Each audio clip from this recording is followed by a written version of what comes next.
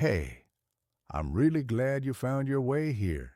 This channel is still new, and every single listener means more to me than I can explain. Your support is what allows me to keep sharing the stories I genuinely love. This video was made to help you slow down, relax, and fall asleep comfortably. No rush, no pressure, just a quiet place to rest your mind. If you enjoy these kinds of stories, feel free to like and subscribe, but only if it truly feels right to you. I also love knowing where the night has carried you from, so leave a comment with where you're listening from and the time it is for you right now. It's a small thing, but it makes this feel less lonely and more connected. Now, dim the lights, get comfortable, and let the world fade out for a while. Let's drift into tonight's stories together. Story 1, The Night Shift at Riverside Storage. I took the job because I needed money and because nobody else wanted to work alone at a storage facility in the middle of nowhere from midnight to 8 in the morning. The pay was almost double what other security jobs offered, which should have been my first warning sign. Good money usually means there's a catch. The interview was conducted over the phone by a man named Gerald Moss, who owned Riverside Storage. He sounded tired, like someone who hadn't slept well in years, and he asked me exactly 3 questions. Could I handle being alone for 8 hours? Was I comfortable with minimal cell phone service?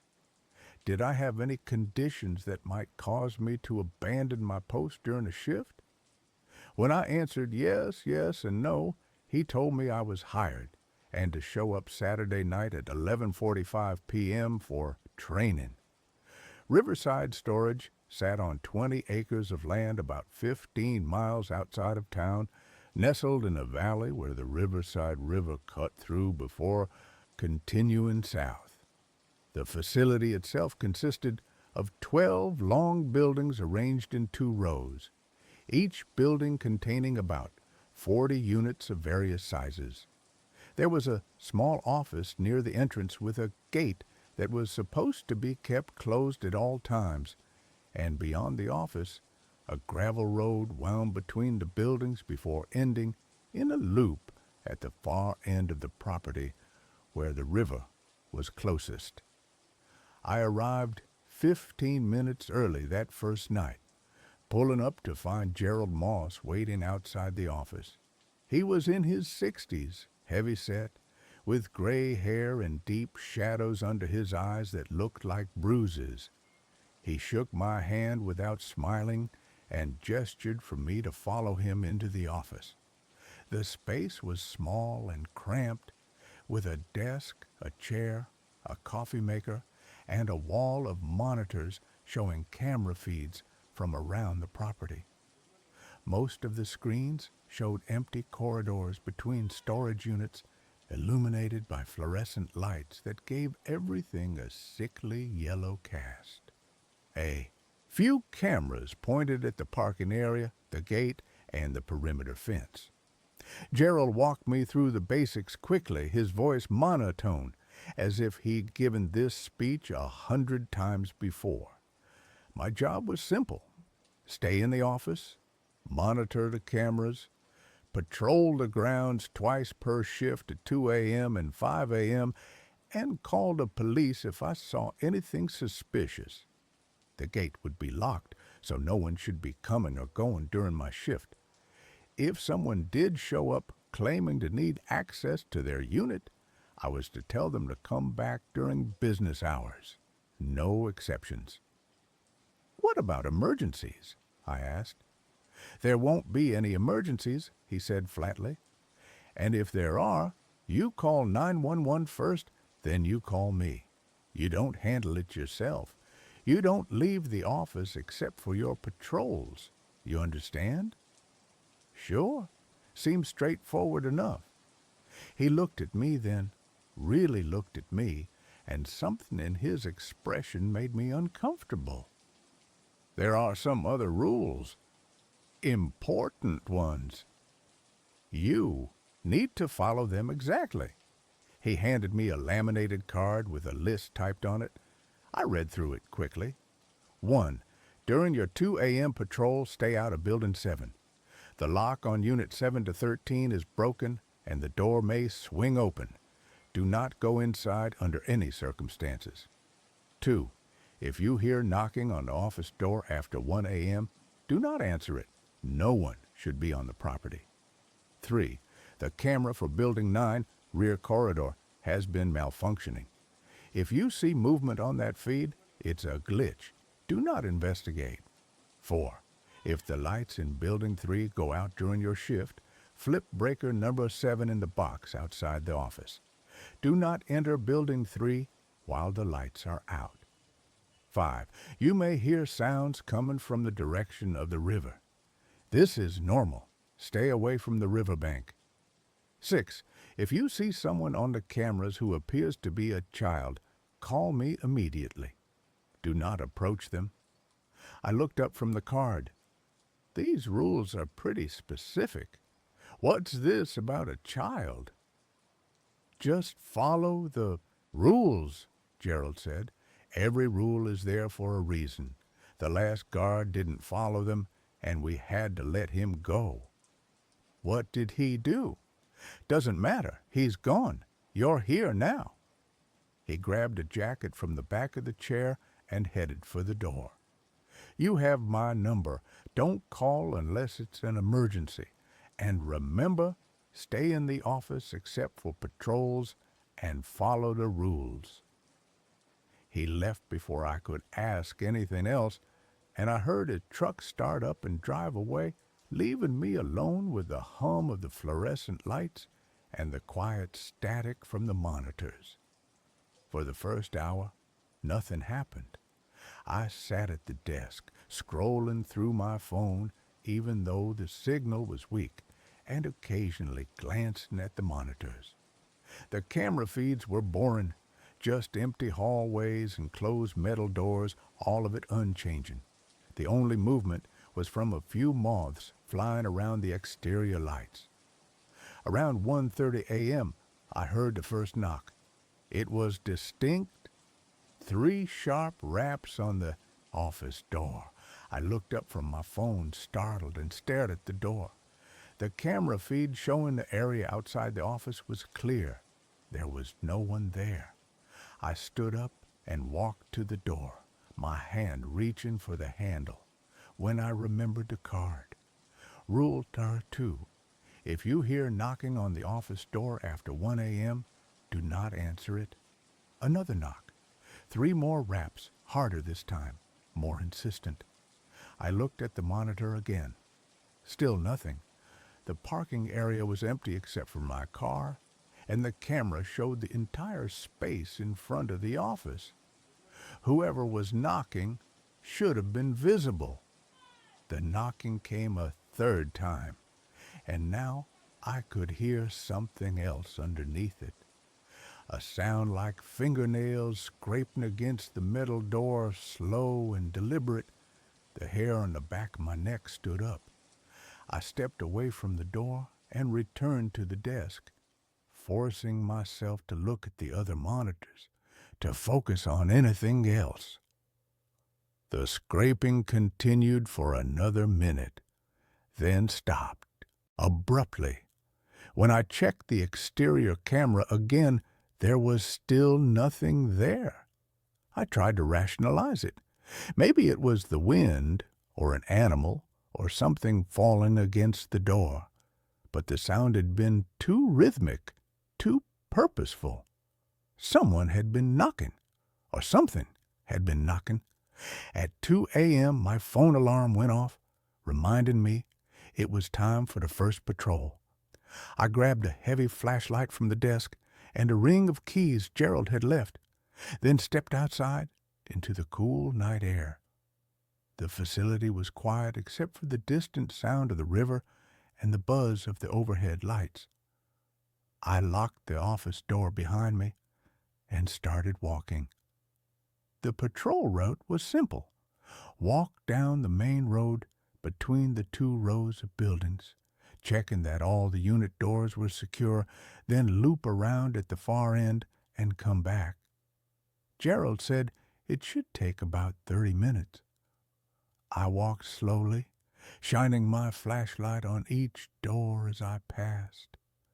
Most of them were standard roll-up doors painted orange, secured with padlocks of various sizes. Some units had additional locks, and a few had security stickers warning about alarms, though I suspected most of those were bluffs. The buildings were labeled with large numbers, 1 through 6 on the left side, 7 through 12 on the right.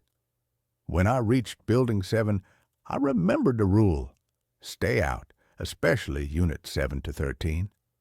I stayed on the opposite side of the road and kept walking, but I couldn't help glancing at the building as I passed. The lights inside the corridor were on, and through the gaps in the metal siding, I could see the row of unit doors stretching into the distance. One of them, I couldn't tell which, was standing slightly ajar. I kept walking. Not my problem. I wasn't supposed to go in there anyway. The far end of the facility was darker, the lights more spread out, and I could hear the river more clearly now, the sound of water moving over rocks, steady and eternal. There was a fence separating the property from the riverbank, but it was old and had gaps in places where the posts had rotted. I stayed on the road, following the loop back toward the office. That's when I saw the figure. It was standing between buildings 10 and 11, just at the edge of the light, facing away from me. At first, I thought it was a person, someone who'd somehow gotten onto the property, but something about the way it stood was wrong. Too still, too rigid. "Hey!" I called out, my voice sounding too loud in the quiet.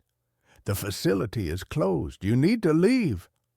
The figure didn't move, didn't turn around, didn't acknowledge me at all. I started walking toward it, my hand tightening around the flashlight. As I got closer, I could see more details. It was tall, maybe 6.5 feet, and wearing what looked like a long coat or cloak. But I still couldn't see any features, just a dark silhouette against the slightly less dark building behind it. I was about 20 feet away when it moved. Not walked. Moved. One moment it was standing there, and the next it was gone, as if it had simply ceased to exist. I stopped in my tracks, my heart hammering, and swept my flashlight across the area. Nothing. No footprints in the gravel, no sound of running, nothing to indicate anyone had been there at all. I stood there for a long moment, trying to decide what to do. Then I turned around and walked back to the office as quickly as I could without running, checking over my shoulder every few seconds. Back in the office, I checked the monitors.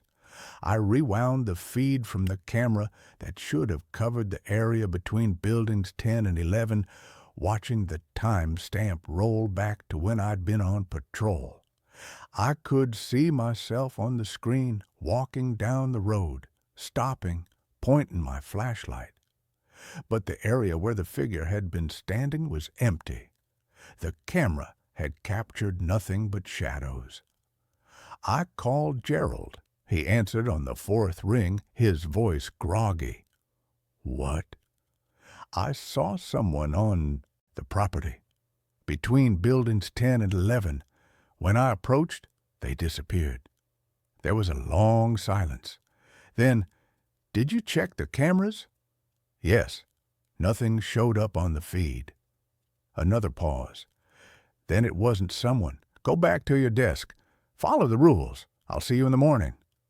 He hung up before I could respond. I wanted to leave right then, walk out, get in my car, and never come back. But I needed this job. I needed the money. And Gerald had said it so matter-of-factly, then it wasn't someone. As if seeing things that didn't show up on camera was perfectly normal. The rest of the shift until 5 a.m. passed slowly. I kept watching the monitors, particularly the feeds from the back of the property, but I didn't see the figure again. The knocking didn't return. Everything was quiet. At 5 a.m., I forced myself to go on the second patrol. This time, I walked faster, keeping to the center of the road, not looking too closely at the shadows between buildings. When I reached the far end of the property, I didn't linger. I turned around and headed straight back to the office. I made it through that first night. When Gerald arrived at 8 a.m. to relieve me, he looked at me with those tired, bruised eyes and asked, "Any problems?" I saw something, someone, but it didn't show up on the cameras. "Did you follow the rules?" "Yes." "Then there weren't any problems." He handed me an envelope with cash.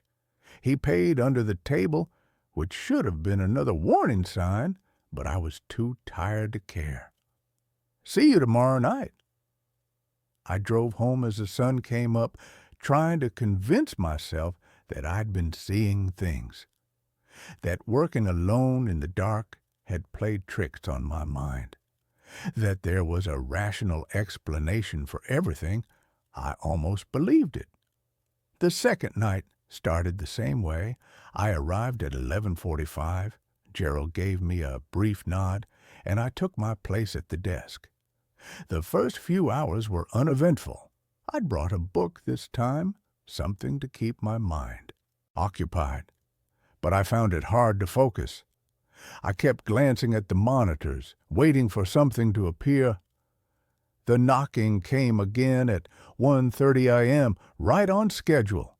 3 sharp raps, followed by that scraping sound. I didn't go to the door. I didn't even look at the exterior camera. I just sat at the desk and waited for it to stop.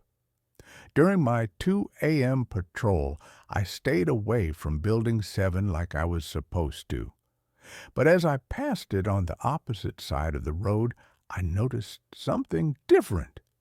The door that had been ajar the night before, Unit 7 to 13, was now fully open, and there were lights on inside the unit, even though all the other units were dark. I stopped walking and stared at it. The light spilling out of the unit was wrong, not the yellow fluorescent glow from the corridor lights, but something colder, bluer, and I could hear something coming from inside, a sound like machinery running, rhythmic and mechanical, accompanied by something that might have been voices. I stood there for a full minute, fighting the urge to cross the road and look inside. The rule said not to go in. Gerald's voice in my head. "Follow the rules." I kept walking. The figure was back that night, too, in the same spot as before. This time, I didn't approach it. I just kept walking, not looking directly at it, pretending I hadn't seen it. When I checked over my shoulder a few seconds later, it was gone. This became my routine. Night after night, the same things happened.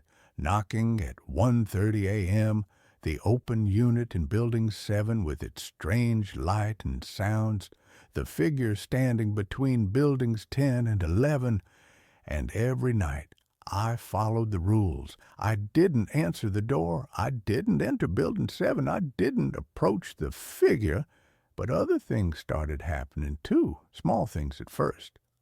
On my 4th night, I found wet footprints in the office when I arrived, even though it hadn't rained.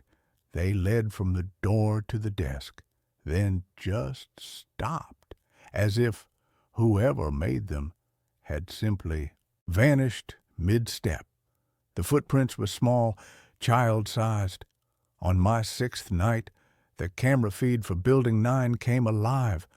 I watched as something moved through the rear corridor, visible only as a distortion in the image, like heat, shimmer. It moved down the hallway, stopping at each unit door as if checking them before disappearing off screen. The rules said it was a glitch, but glitches don't move with such obvious purpose.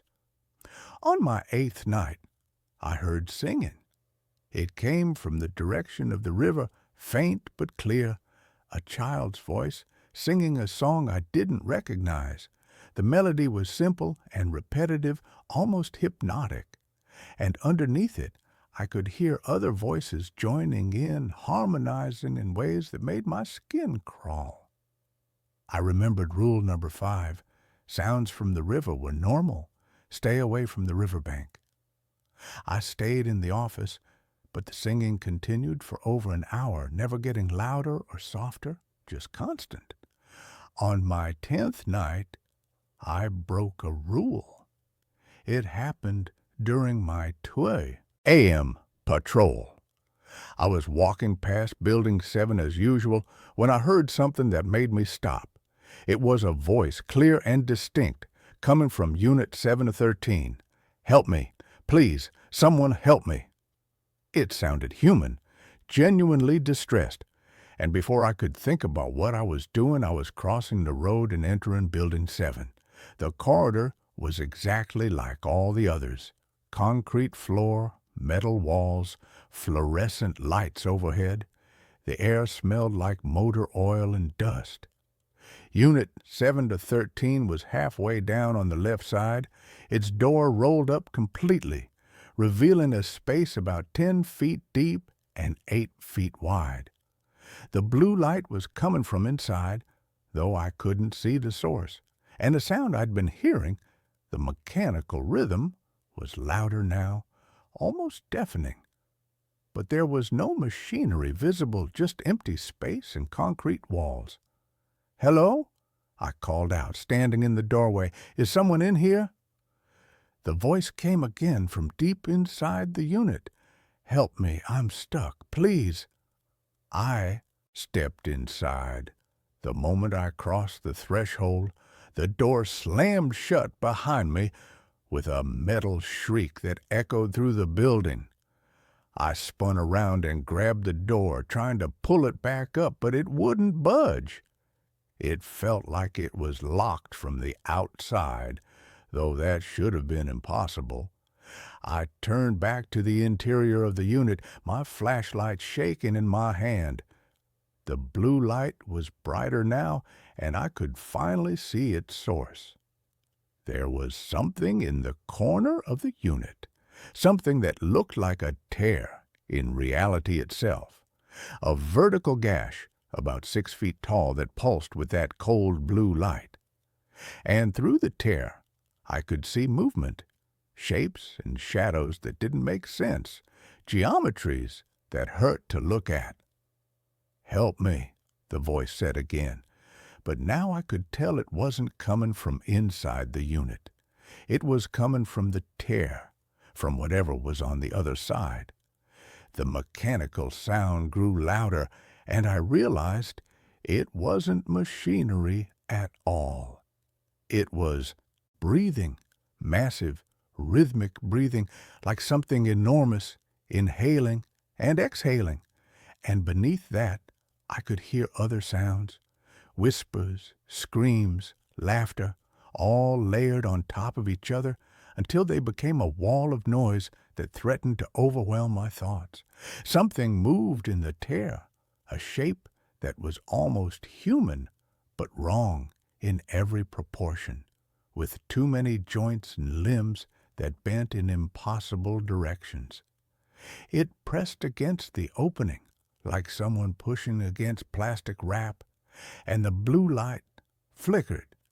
I backed up against the metal door, pulling on it desperately, and this time it rolled up about a foot, just enough for me to drop to my stomach and squeeze underneath. I scrambled out into the corridor, and the door slammed shut again behind me. I ran. I didn't stop running until I was back in the office with the door locked and every light on. My hands were shaking so badly I could barely hold my phone, but I managed to call Gerald. He answered immediately, as if he'd been waiting for my call. "You went into Unit 7 to 13. It wasn't a question. How did you know?" "The door only closes when someone goes inside. What did you see?" I told him everything, the blue light, the tear, the thing moving on the other side. He listened in silence, and when I finished, he sighed heavily. "The unit has been like that for 6 years. We can't close it, can't rent it, can't even seal the building. Whatever is on the other side, it's trying to come through. As long as no one goes inside, it stays contained. But when someone crosses the threshold, it gets stronger. The opening gets wider." "Why didn't you tell me this? Why is this place even open?" "Because people need storage space, and I need to make a living, and because as long as someone is here at night, following the rules, keeping watch, the thing in 7 to 13 stays in 7 to 13. The alternative is closing the facility and letting whatever is trying to come through unopposed. That's insane.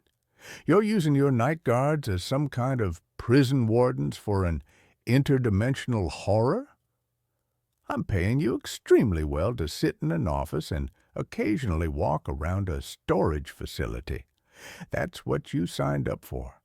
The rest is just details.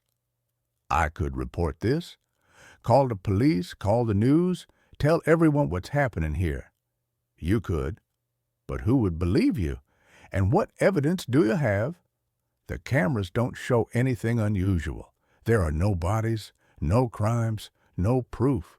Just a man making claims about things that can't be verified.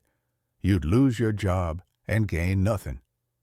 He was right, and I hated that he was right. What happens if I quit? Then I'll hire someone else, someone who will probably be less careful than you, less likely to follow the rules, someone who will make more mistakes and make whatever is in that unit even stronger. Is that what you want? I didn't answer. He took my silence as acceptance. Finish your shift. Follow the rules. Don't go into Building 7 again. I'll see you in the morning. He hung up. I sat at the desk for the rest of the night, watching the monitors with new understanding. The figure between Buildings 10 and 11 wasn't a person. The knocking on the door wasn't human. The singing from the river wasn't children playing. Everything I'd been seeing, every rule I'd been given, it was all connected to what was in Unit 7 to 13. The facility wasn't just a storage space. It was a containment site, and I was the warden. I made it through that shift, and the next, and the next. I kept following the rules because I didn't know what else to do. I needed the money, and Gerald was right that no one would believe me if I told them what was really happening here. But things got worse. On my 15th night, I found scratch marks on the inside of the office door, long, deep gouges in the metal that definitely hadn't been there before. Whatever had been knocking was getting more aggressive. On my 18th night, the camera feed for Building 9 showed a figure walking through the corridor. Not the shimmer I'd seen before, but a solid form, human-shaped but moving in a way that was fundamentally wrong.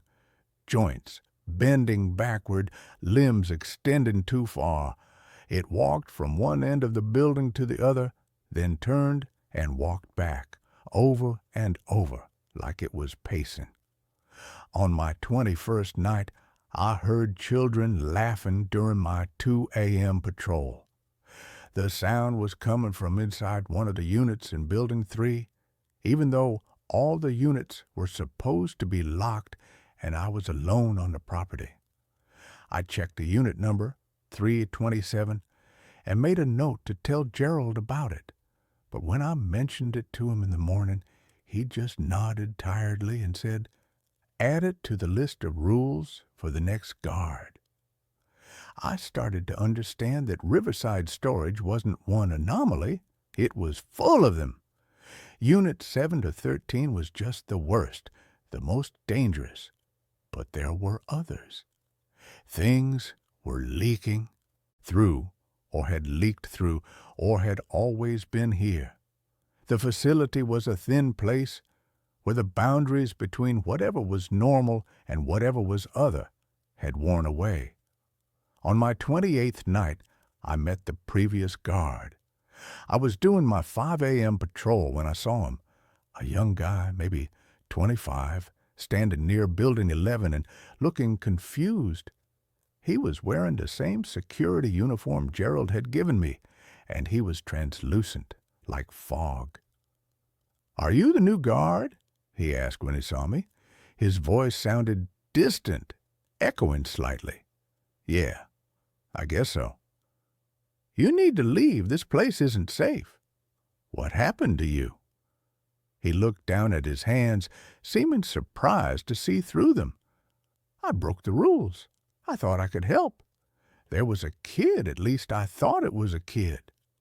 I saw him on the cameras wandering around near the river. Rule number 6 said to call Gerald if I saw a child, but I thought there wasn't time. I thought the kid might fall in the river or get hurt. So I went to get him." "What happened?" "He led me to the water. When I got close, I realized he wasn't a child. I don't know what he was. He looked like a child, sounded like a child, but when he smiled at me, I could see that his mouth went too far back, all the way to his ears. And then he pushed me. I don't remember hitting the water. I just remember sinking and sinking, and the river was so much deeper than it should have been. I could see things in the depths, structures, cities, things that shouldn't exist. And when I tried to swim up, the surface just kept getting farther away." "Did you drown?" "I think so. I don't remember. Next thing I knew, I was standing on the bank watching them pull my body out of the water. Gerald was there. He didn't look surprised. He just made a phone call, and some people came and took my body away. Then Gerald hired a new guard, and then another and another. You're the 4th since I died." "What happened to the other 3? The ghost shook his head. "They broke rules, different rules. There's something in Building 3 that got one of them. Something in Building 9 got another. The third one just disappeared. His car was still in the parking lot in the morning, but he was gone." "Why are you still here?" "I don't know. I can't leave. I've tried. Something keeps pulling me back to the facility." He looked toward the river, and his expression was haunted. "Sometimes I can still feel the water. I can still feel myself sinking. And sometimes I see that child on the bank, smiling, waiting for the next person who will try to save him." He started to fade, becoming more transparent. "Follow the rules. Don't try to help. Don't try to understand. Just do your job and leave when your shift is over. Don't end up like me." Then he was gone. I stood there in the growing dawn light, shaking. 4 guards in 6 years. And Gerald just kept hiring new ones, kept feeding people into this place, all to maintain whatever containment was, keeping the things here from spreading. When Gerald arrived at 8 a.m., I confronted him. "The last guard died here. Why didn't you tell me?" "Would you have taken the job if I had?" "No." "Exactly. Look, people die. It's tragic, but it happens. He didn't follow the rules. If you follow the rules, you'll be fine. You can't keep doing this.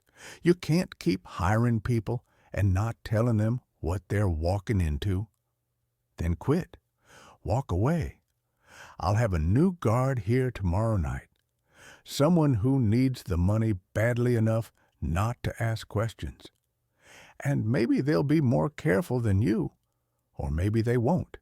And in 6 months, I'll be having this same conversation with guard number 5. He looked at me with those tired eyes. The world is full of thin places, son. Spots where reality is weak, where other things can push through. This facility just happens to sit on one. Someone has to watch it. Someone has to follow the rules and keep things contained. It might as well be someone I'm paying. It might as well be you. I should have quit. I should have walked out right then. But he was right about one thing. I needed the money. And I've made it a month already. I knew the rules. I knew what to avoid. I could do this. I kept working. On my 35th night, the lights in Building 3 went out during my shift. I remembered a rule. Flip breaker, burst 7. Do not enter while the lights are out. I went to the breaker box outside the office and found breaker number 7. When I flipped it, I heard something scream inside Building 3, a sound of pure rage that made every hair on my body stand up. The lights came back on and the screaming stopped. I didn't want to know what was in Building 3. I didn't want to know what would happen if someone entered while the lights were out. I just wanted to finish my shift and go home. On my 42nd night, I saw the child. He was standing near the river just on the other side of the fence, exactly where the previous guard had described. He looked maybe 8 years old, wearing clothes that were too big for him, and he was crying. Not fake crying, real gut-wrenching sobs that pulled at something deep in my chest. I picked up the phone to call Gerald, following rule number 6. But before I could dial, the child looked up at me. His face was dirty and tear-streaked, and his eyes were wide and terrified. "Please help me," he called out. "I'm lost. I can't find my mom." My finger hovered over Gerald's number.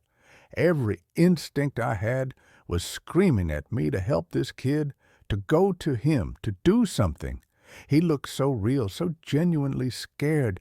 Then he smiled, just a little upturn of the lips, and I saw what the previous guard had seen. The smile extended too far, cutting across his face in a way that was fundamentally wrong. I dialed Gerald's number. He answered immediately. "There's a child by the river. Stay in the office. Don't go outside. I'm on my way." "What is it?" "Something that looks like what you expect to see. Something that knows exactly what bait to use. Stay inside." I watched through the office window as the child stood by the fence, no longer crying, just staring at the office with that too wide smile. He didn't move, didn't blink, just stared. Gerald arrived 20 minutes later. He didn't come to the office first. Instead, he walked directly toward the river, carrying something I couldn't make out in the darkness. When he reached the fence, the child turned to look at him. I couldn't hear what Gerald said, but I saw him throw something over the fence. Whatever it was hit the ground near the child, and suddenly the air around the boy seemed to shimmer and distort. For just a moment I saw what he really was. Something tall and thin with too many limbs. Something that wore the shape of a child like a costume. Then it was gone, disappeared back toward the river, and Gerald walked back to the office. "Salt and iron," he explained when he came inside. "The old remedies still work on some of them. He'll be back tomorrow night or the next night. They always come back, but he won't approach the fence again for a while. How many are there? How many things are on this property? Gerald sat down heavily in the chair. I stopped counting years ago. The facility is built on a convergence point, a place where the barriers are thin. Things leak through. Most of them are contained, bound to specific locations. Building 7, Building 3, the river, Building 9, as long as no one interferes with them, as long as the rules are followed, they stay in their spaces. It's when people break the rules that things get dangerous. Why don't you just shut the place down, lock the gates and walk away? Because it wouldn't matter. The things here aren't bound to the buildings, they're bound to the location. If the facility closes, they'll still be here, but there won't be anyone watching them. No one to stop curious kids or homeless people from wandering in. The rules exist because they work. The night guard exists because someone has to enforce the rules. It's not a perfect solution, but it's the best one I have. I looked at him and saw the weight he was carrying, the exhaustion of maintaining this impossible situation year after year. How long have you been doing this? 30 years. My father did it before me, and his father before him. Our family has owned this land since before the storage facility existed. We've always known it was a thin place. The facility is just the latest attempt to manage it, to create structure and rules around something that defies structure and rules. You could sell the land. To who? And what would I tell them? No, this is my responsibility, and by extension, it's yours, as long as you work here. He left me alone with that thought, and I finished my shift in silence. I'm in my 3rd month now, and I've settled into the routine. I know all the rules. I know all the dangers. I know the thing in Unit 7 to 13 is trying to come through, that something in Building 3 waits in the darkness, that the shape near Building 11 is watching me on every patrol, that the child by the river will never stop trying to lure someone into the water. But I've also learned new things. The knocking on the door always comes in sets of 3, and if I knock back 3 times, it stops for the night. The wet footprints in the office appear every time it rains, and they always lead to the desk and stop, as if something sits there invisible, watching me work. The singing from the river follows a pattern. It starts at 3:15 a.m. and lasts exactly 1 hour. And if I play music loudly enough, I can almost cover it up. Last week, Gerald told me he's getting old, that his heart isn't what it used to be. He asked me if I'd consider taking over the facility when he retires, becoming the next keeper of this place.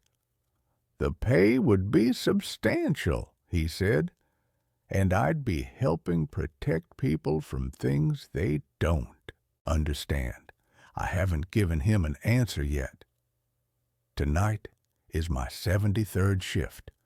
I'm sitting in the office at 1:25 a.m. waiting for the knocking to start. The monitors show the usual camera feeds, empty corridors, closed doors, shadows that sometimes move in ways that shadows shouldn't. The coffee is brewing. The flashlight is charged for my 2 a.m. patrol. Everything is ready. The truth is, I've gotten used to this. The fear that gripped me those first few weeks has faded into something more like wary acceptance. This is my job. I watch over the thin places. I follow the rules. I keep things contained. And sometimes, in the quiet moments between patrols, I wonder if this is all there is.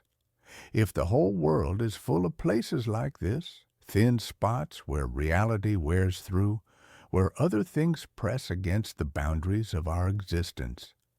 If every night shift guard, every security worker, every person who watches over empty buildings in the dark is really doing what I'm doing, keeping vigil over horrors that most people will never see. The knocking starts. 3 sharp raps on the metal door. I wait exactly 5 seconds, then knock back 3 times.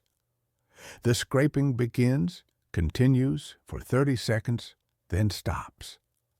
The nightly ritual completed, I check the monitors. Building 7 shows Unit 7 to 13 with its door open and blue light spilling out. Building 3's lights are on. The figure is standing between Buildings 10 and 11. The child is visible on the riverbank, waiting. Everything is where it should be. My phone alarm goes off. 2 a.m. Time for patrol.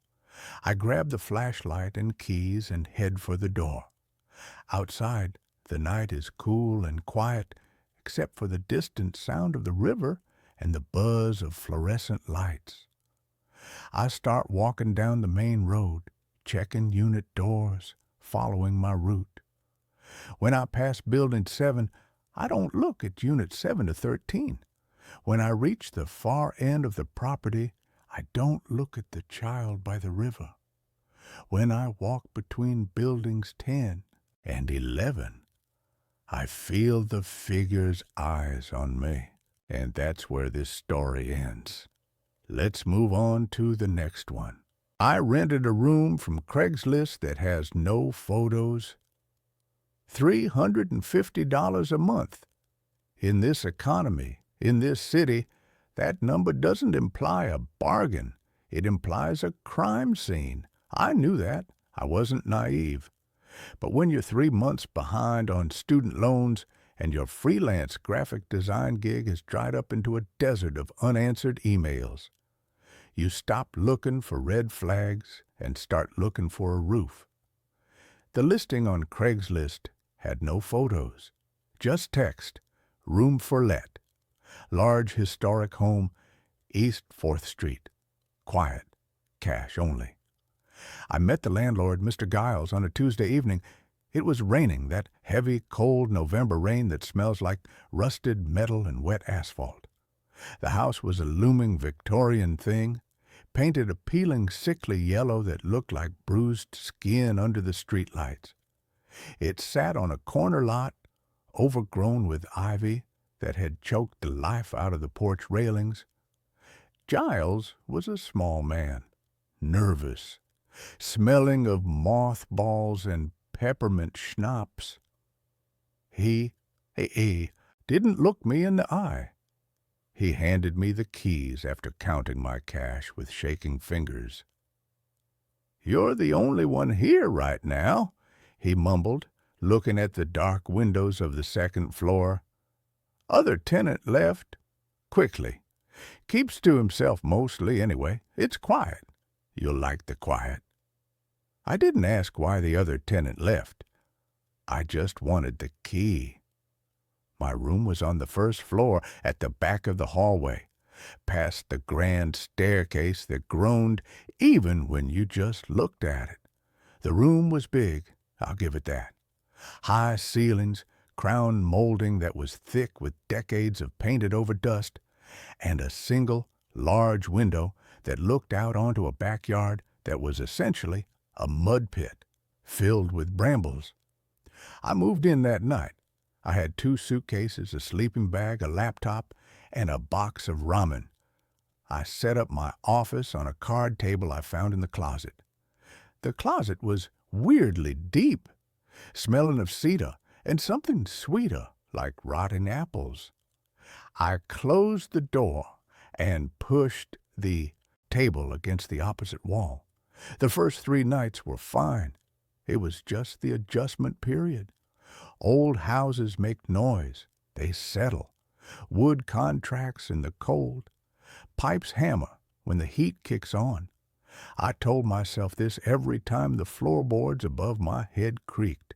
Just the house settling. But the settling had a rhythm. It started on the 4th night. I was working late, trying to salvage a logo design for a client who hated everything I did. It was 2:00 a.m.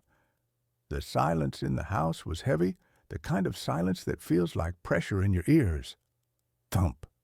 It came from directly above me, a soft, dull impact, like a bag of wet sand dropped on the floor.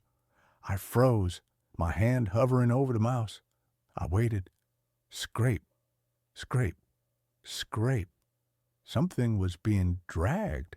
It was slow, agonizingly slow. It sounded like fabric moving over rough wood. It moved from the center of the room above to the corner. Then it stopped. "Hello?" I called out, feeling stupid immediately. "Is someone up there?" Silence. I assumed it was the other tenant Giles had mentioned, though I hadn't seen a single sign of life. No mail in the hallway, no boots by the door, no lights in the upstairs windows when I came home. I put my headphones on, turned up the white noise playlist, and went to sleep. The next day, I went upstairs. I told myself I just wanted to introduce myself, to ask them to keep it down at night. The staircase was freezing. The air got colder with every step.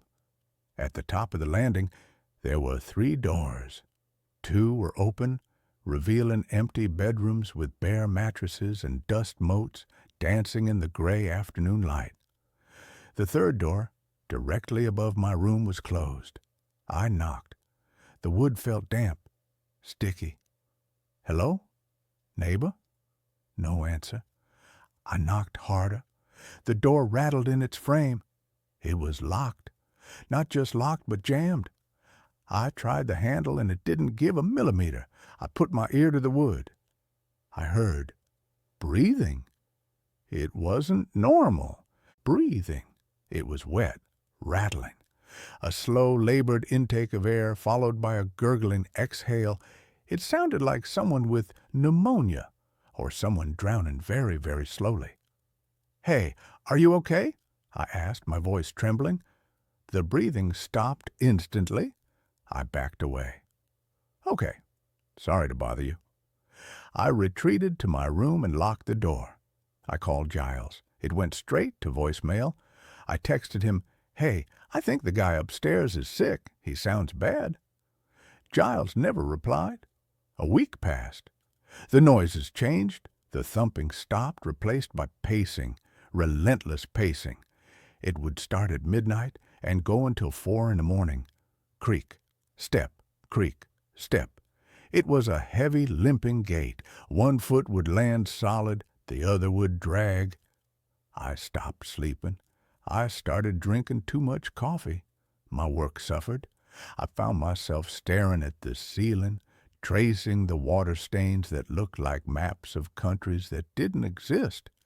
One particularly bad stain was right above my bed. It was dark brown, almost black in the center. I noticed it was getting bigger. On a Tuesday, exactly 2 weeks after moving in, the smell started. It wasn't a garbage smell. It was meaty. It smelled like raw copper and spoiled pork. It permeated everything, my clothes, my sheets, my hair. I bought air fresheners, candles, incense. Nothing touched it. It was coming from the ceiling. I went to the hardware store and bought a step ladder. I needed to see if a pipe had burst or if an animal had died in the crawl space between the floors. I set the ladder up under the dark stain. I poked it with the handle of a broom. The plaster was soft, spongy, drip. A single drop of dark, viscous fluid landed on my cheek. I wiped it off, panicked, scrubbing my face with my shirt. It was red, not bright red, but dark, maroon blood, old blood. I scrambled down the ladder and ran to the bathroom to wash my face. I scrubbed until my skin was raw. When I came back out, I looked up at the ceiling. The stain was pulsing. I swear to God it was expanding and contracting like a slow heartbeat. I should have left then. I should have packed my bags and slept under a bridge. But I was broke. I had $40 to my name until the next invoice cleared. I had nowhere to go. Logic is a dangerous thing when you're desperate. I rationalized it. It's a dead raccoon, I told myself. Fluids leak. Gravity pulls them down. It's disgusting, but it's physics, not ghosts.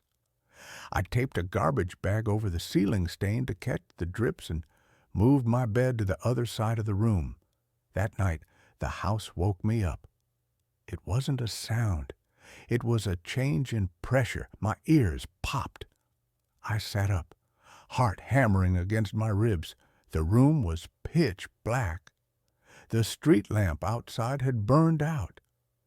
I heard a sound from the corner of the room, the closet. The door, which I always kept latched shut because of the smell, was clicking. The latch was lifting. Click. The door creaked open about an inch. I held my breath. I reached for my phone on the nightstand to use the flashlight, but my hand knocked it off. It hit the floor with a loud clatter. From the closet, a voice whispered. It was my voice. "Who's there?" the closet whispered. It was a perfect recording of me asking that question the first night. The same inflection, the same tremor. I couldn't breathe. My throat seized up. "Is someone up there?" the closet voice asked, my voice again. Then a low, wet giggle, a sound I had never made. I lunged for the lamp switch. The bulb flashed once and blew out with a pop. Darkness again. "Giles," the voice said, but it wasn't my voice anymore. It was the landlord's. "Tenant left quickly." I scrambled out of bed, tangled in the sheets, and fell hard onto the floor. I crawled toward the hallway door. The closet door slammed open. It hit the wall with enough force to crack the plaster. I didn't look back. I got the hallway door open and sprinted. I didn't grab my laptop. I didn't grab my shoes. I ran out in my boxers and t-shirt, barefoot onto the cold, splintery floor of the hallway. I made it to the front door, locked. I fumbled with the deadbolt. My fingers were slippery with sweat. From the top of the stairs behind me, the breathing started. That wet pneumonia rattle, it was loud. Whatever was making it wasn't behind the door anymore. It was on the landing. I got the bolt violently thrown back and ripped the door open. I burst out onto the porch, gasped by cold night air. I ran down East 4th Street until my feet were bleeding and my lungs burned.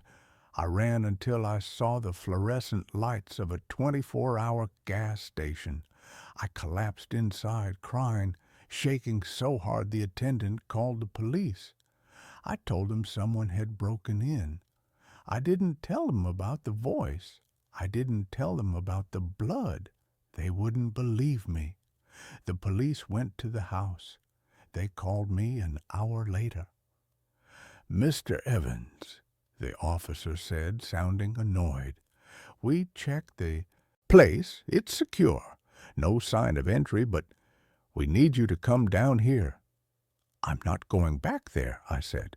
"Sir, you need to explain what's in the upstairs room." "I don't know," I sobbed. "I've never been in there. The door was locked."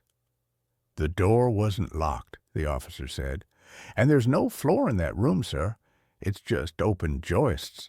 Looks like it's been that way for years. But we found your things." "My things are downstairs," I said. "No," the officer said, his voice dropping an octave. "We found your laptop, your clothes, and your sleeping bag. They were arranged in the center of the upstairs room on top of some plywood planks, laid out like a little nest." I felt the blood drain from my face. "I never put them there. And, sir," the officer hesitated, "Mr. Giles, we looked him up to contact the owner. David Giles died 3 years ago. The house has been in foreclosure. It's been abandoned since 2021. I hung up. I slept in a shelter that night. I borrowed money from my estranged sister the next day and got a bus ticket out of state. I left everything, my computer, my clothes, my identity. But sometimes, when I'm in a quiet room or when I'm staying in a cheap motel and the ventilation turns off, I can still hear it. Not the breathing. I hear the recording. I hear me, whispering from the walls. You'll like the quiet, it says. You'll like the quiet. And that's where this story ends. Let's move on to the next one. I accepted a contract to restore a remote mountain monastery. The damage to the walls is coming from the inside. I am a master mason. It is a dying trade, I know. In a world of poured concrete, steel girders, and 3D printed prefabs, there aren't many of us left who know how to read the grain of limestone, how to mix lime mortar that can breathe with the seasons, or how to chisel a flying buttress so that it holds the weight of a roof for 1,000 years. I spent the last decade restoring Gothic revivals in New England and patching up crumbling aqueducts in Italy.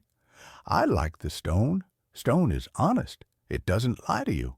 If it's weak, it cracks. If it's strong, it stands. Or so I thought. My business, Caldwell Restoration, was failing. The contracts were drying up, and my debts were mounting. So when the letter arrived by courier, heavy cream paper, wax seal, the whole archaic 9 yards, I didn't throw it out. The offer was from a law firm in Zurich representing a private trust, the Order of St. Valerius. They needed a restoration specialist for a monastery located in the high Alps near the Austrian border. The pay was exorbitant, enough to clear my debts, buy a new house, and retire. The job description was vague. Structural reinforcement of the primary sanctuary, repair of water damage, stabilization of the crypts. I took the job. I packed my tools, my chisels, my mallets, my pointers, and my trowels, and flew to Zurich. A helicopter took me the rest of the way. The pilot, a man named Hans who chewed unlit cigars, didn't talk much. We flew over peaks that looked like jagged teeth biting into the gray sky. The air grew thinner, the snow grew deeper. When the monastery finally came into view, my breath caught in my throat. It wasn't built on the mountain, it was carved out of it. It was a massive, brooding structure of black basalt, merging seamlessly with the cliff face. It looked less like a place of worship and more like a fortress or prison. There were no roads leading to it, just a helipad on a jutting spur of rock.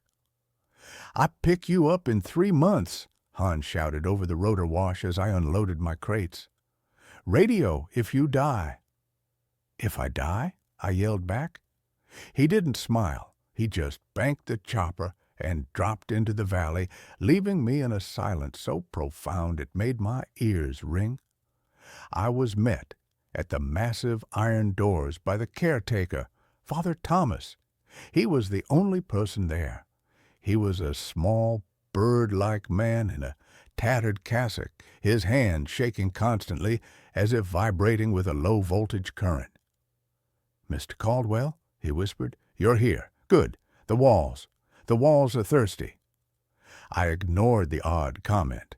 Religious types often spoke in metaphors. "I'm here to work, Father. Show me the damage." He led me inside. The interior was freezing. The air smelled of incense, ozone, and something metallic like copper coins. There were no pews in the sanctuary, just a vast, empty floor of polished obsidian. The stained glass windows were blocked up with heavy stone slabs, letting in zero light. The only illumination came from flickering electric sconces spaced 50 feet apart. "The damage is in the apse," Father Thomas said, leading me toward the front of the church. "And the crypts?" We reached the main altar. Behind it, the great curved wall of the apse rose 50 feet to the vaulted ceiling. I shone my flashlight on the wall. I have seen structural damage. I have seen walls blown out by cannons, crumbled by earthquakes, and rotted by water. This was different.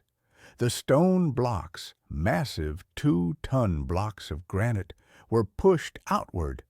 From the outside, the wall looked solid. But here, from the inside, the blocks were bulging into the sanctuary. The mortar was pulverized, dusting the floor in white powder. "It looks like the mountain is shifting," I said, running my hand over a crack that was 3 inches wide. "Pressure from the rock face behind it." "No," Father Thomas said softly. "There is no mountain behind this wall. There is a void." "The reliquary?" "A void? Then what pushed the stones in?" He looked at me with watery, terrified eyes. "Nothing pushed them in, Mr. Caldwell. Something is pushing them out." He turned and walked away. "I stay in the bell tower. The rectory is yours. Do not go into the crypts after sunset, and do not listen to the choir." "What choir? You're the only one here." He didn't answer. I spent the first week setting up scaffolding. It was grueling work. The air was thin, and I tired easily. I set up my lights, my mixing station, and my winch. I started examining the masonry in detail. The craftsmanship was ancient, easily 12th century. But the mortar was strange. It was pinkish. I took a sample and analyzed it under my field microscope. It wasn't lime and sand. It was lime and bone, crushed bone, and something that looked like dried blood. "Binding agents," I muttered to myself. "Old superstition makes the wall holy." I started removing the damaged mortar. My plan was to inject an epoxy resin to stabilize the blocks, then repoint them with a modern high-strength mix. On the 4th day, I found the first anomaly. I was 20 feet up on the scaffold, chiseling out a joint between 2 massive blocks. My chisel hit something soft. Usually, when you hit a void in mortar, it feels hollow. This felt squishy. I pulled the chisel out. The tip was coated in a thick black fluid. It looked like tar, but it smelled like spoiled meat. I shone my light into the crack. Deep inside the wall, in the space between the stones, something was moving. It looked like hair. Thick, black, wet strands of hair matted together, shifting sluggishly in the draft. I recoiled, nearly falling off the scaffold. "Rats," I told myself. "A nest." I sprayed a can of expanding foam into the crack. "That'll hold you." That night, I slept in the rectory. It was a stone building adjacent to the main church. I had a small cot, a hot plate, and a bottle of whiskey. At 2 a.m., I woke up. I heard singing. It was coming from the sanctuary. It was a Gregorian chant, low, polyphonic, beautiful. A dozen male voices harmonizing in perfect Latin. Agmenus, Corpus, Dominus, Silentium. I sat up. Father Thomas must have put on a record, or maybe he had guests. I put on my boots and walked across the courtyard to the church. The snow was falling heavily, muffling my footsteps. The great iron doors were unlocked. I pushed one open, just a crack. The sanctuary was dark, save for my work lights illuminating the scaffolding in the distance. The singing was louder here. It vibrated in my chest. I looked around. "Father Thomas?" The church was empty. I walked toward the altar. The singing wasn't coming from speakers. It was coming from the walls. I put my ear against a cold stone of the nave. The vibration was intense. The stone was conducting the sound. It was coming from below, from the Ashar crypts. I walked to the heavy iron grate that covered the stairs to the undercroft. The sound was deafening here. It wasn't just singing anymore. It was screaming. The chant had devolved. The beautiful harmonies were breaking down into jagged, discordant shrieks that layered over each other. Let us out. The stone burns. The mortar is salt. I backed away. I ran back to the rectory and locked the door. I drank half the bottle of whiskey and passed out. The next morning, Father Thomas was waiting for me by the scaffolding. He looked even more haggard than before. "You heard it," he said. It wasn't a question. "Who is down there?" I demanded. "Is there a monk order living in the caves?" "No one lives in the caves," Thomas said. "The crypts are sealed. They have been sealed for 400 years. "Then what is that noise?" "It is the pressure," Thomas said. "Sound is energy. If you trap enough suffering in a box, it becomes a frequency. The frequency pushes against the stone. That is why the walls are bulging, Mr. Caldwell. The sound is trying to escape. That's physically impossible." "Is it? Look at your work." He pointed to the patch I had repaired yesterday, the spot where I had sprayed the foam. The foam was gone. The stone blocks I had stabilized were pushed out another inch. The mortar was wet. I climbed the scaffold. I looked at the joint. The black, taro-like substance was oozing out, and embedded in the ooze were teeth, human teeth, molars, canines, pushed out of the crack like gravel. "The wall is rejecting the repair," Thomas said from the ground. "You cannot use foam. You cannot use epoxy. You must use the old mix." "The bone mix?" "Yes, and the blood. It must be consecrated, or the wall will fall. I'm not killing anyone to fix a wall, Father." "We have supplies," he said grimly, "in the freezer." I should have left then. I should have hiked down the mountain, but I'm stubborn, and I wanted the money, and God help me, I was fascinated. I'd decided to investigate the void behind the wall. The plan showed a reliquary, but no door access. If the pressure was coming from inside, I needed to vent it. I'm an engineer at heart. If a boiler has too much pressure, you open a valve. I took my diamond-tipped core drill.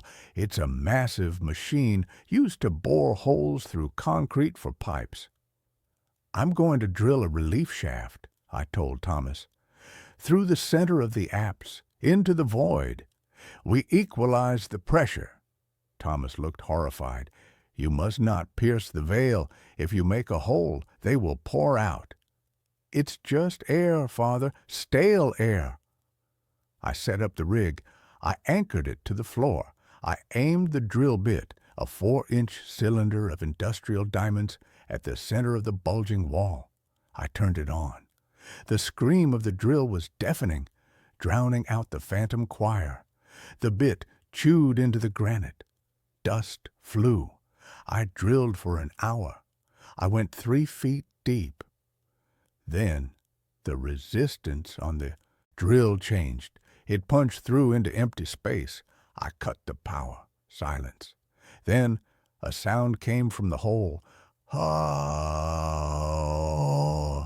It was the sound of a massive inhalation, as if the room beyond had been in a vacuum for centuries and was now sucking in the air from the sanctuary. The suction was incredible. My dust sheets were ripped off the floor and sucked against the hole. The flame on Father Thomas's candle was pulled horizontal. Then it stopped, and the smell hit us. It wasn't rot. It wasn't death. It was perfume, a sickeningly sweet floral scent, lilies, roses, and ozone. "You've done it," Thomas whispered, falling to his knees. "You've given it a mouth." From the hole I had drilled, a finger emerged. It was long, pale, jointless. It wiggled, testing the air, then another finger, then a hand. The hand grasped the edge of the hole. The stone, the solid granite that had broken my drill bits, began to crumble under the grip of those pale fingers. The stone turned to gray dust, expanding the hole. I grabbed a sledgehammer. "Get back!" I swung at the hand. The hammer connected. It felt like hitting a tire.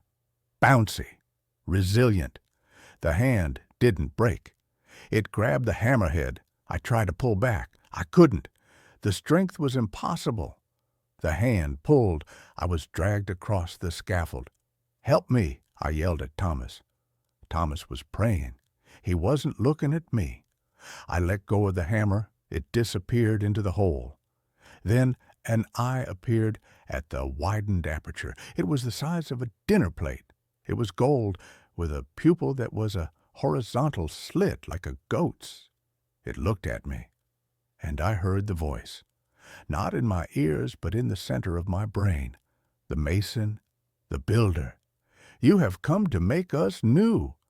I scrambled down the scaffold. I hit the floor running. "We have to go." I grabbed Thomas by his collar and dragged him. "It is too late," Thomas wept. "The integrity is compromised." We ran to the heavy doors. I pushed them open. The blizzard outside had stopped, but the sky wasn't dark. It was green, an aurora swirling directly above the monastery, and standing in the snow surrounding the church were statues. The garden statues, the saints, the gargoyles I had seen on the roof. They were all standing in a semicircle facing the door. They had moved, and they were looking at us. "They are the wardens," Thomas said. "They don't keep things out.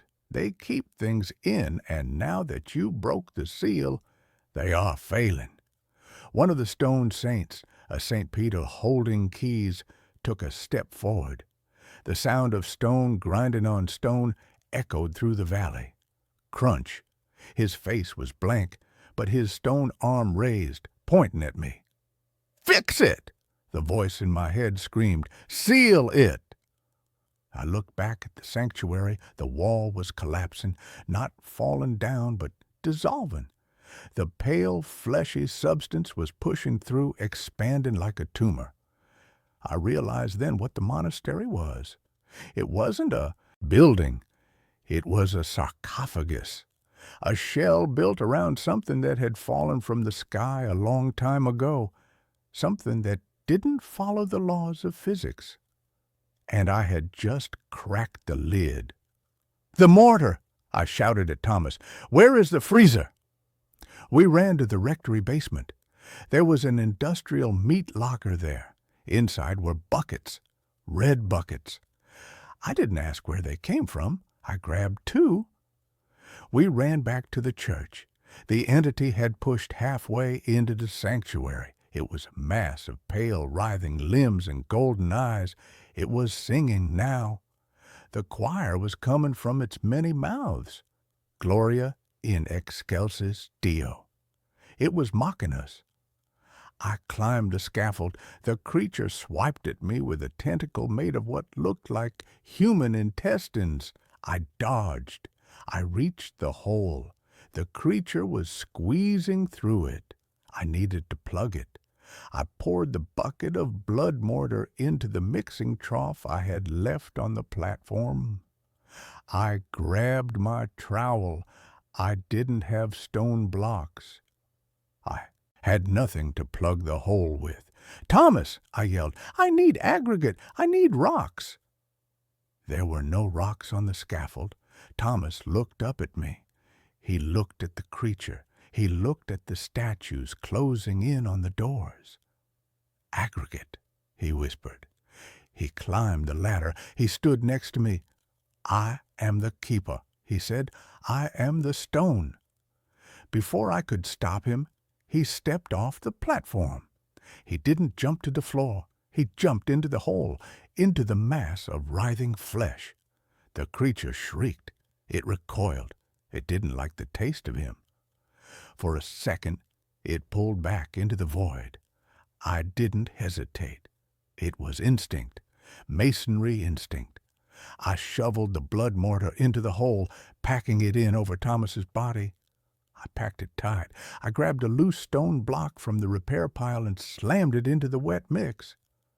I channeled every ounce of strength I had. I sealed it. The screaming stopped. The singing stopped.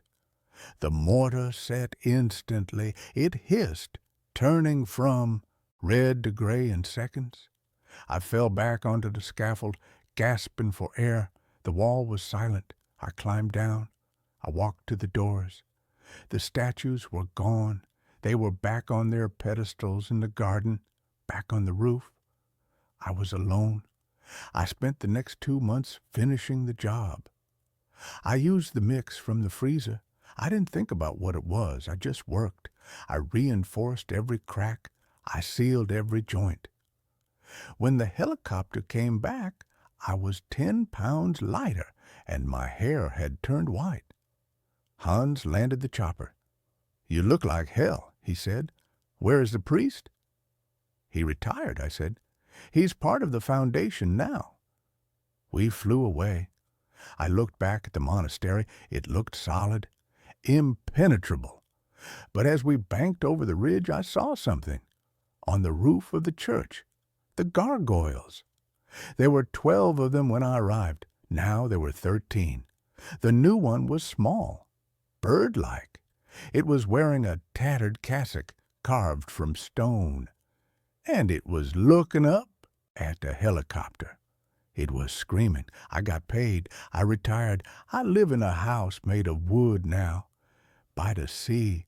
But sometimes, when the wind is right, I can hear it in the timber, the singing, and I know that stone doesn't last forever. Even granite erodes.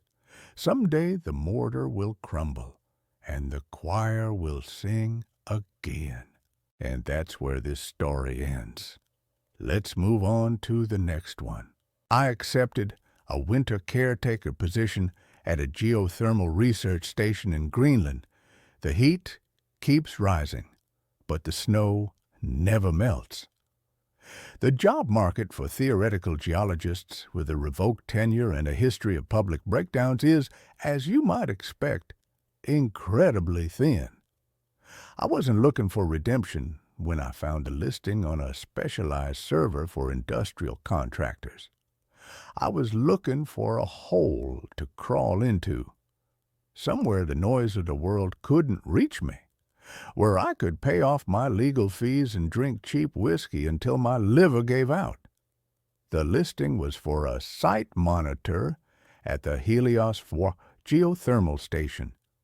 Location: Northeast Greenland National Park, roughly 300 miles from the nearest permanent settlement. Duration: 6 months of polar night. Pay: an absurd sum deposited weekly into an offshore account. The interview was conducted over a satellite phone that crackled like a Geiger counter. The man on the other end, a Dr. Vorgan, didn't ask about my academic scandal. He didn't ask about the incident at the university. He only asked about my aptitude for solitude. "The station is automated, Mr. Thorne," Vorgan said, his voice tinny and distant. "The drilling phase concluded 3 years ago. We are currently in the harvest phase. The turbines run themselves.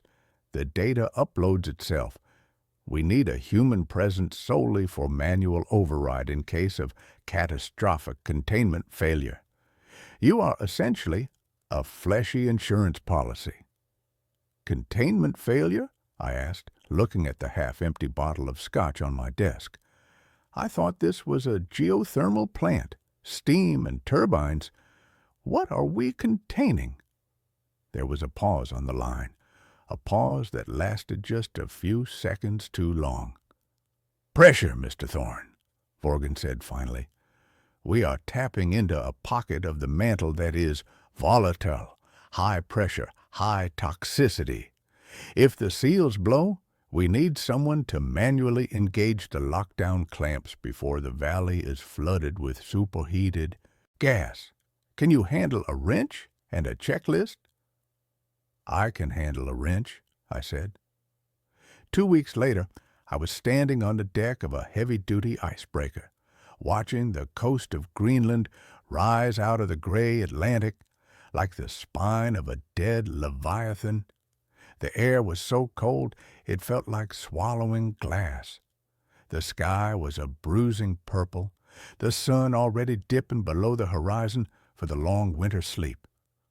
We docked at a supply outpost, and from there a helicopter took me inland. We flew over endless sheets of white, broken only by the jagged black teeth of mountains. It was beautiful, in the way a tomb is beautiful, pristine, silent, and utterly hostile to life. Helios 4 sat in a crater-like valley surrounded by glacial walls. It didn't look like a power plant. It looked like a bunker. It was a squat hexagonal structure made of reinforced concrete and dark steel, half buried in the permafrost. A massive array of steam vents pointed toward the sky, but oddly, there was no steam, no plumes of white vapor, just the shimmering heat haze distorting the air above the vents. The pilot didn't shut off the rotors. He didn't help me with my bags. He just hovered a few feet off the helipad, waited for me to jump out, and then banked hard, disappearing into the gathering dark before I even reached the airlock. I was alone. The interior of the station was surprisingly modern. It was all brushed steel, LED strips, and hermetic seals. It hummed with a low, thrumming vibration that I felt in my teeth. The air was recycled, smelling of ozone and coffee grounds. My living quarters were on level 1, the surface level. The control room was on level 2. The engineering deck was on level 3. And below that, accessible only by a freight elevator with a retinal scanner, was the shaft. That was where the drill went down. Down through the crust, down through the rock, tapping into whatever heat source Vorgan had found. The first month was exactly what I wanted. It was boring. My routine was simple.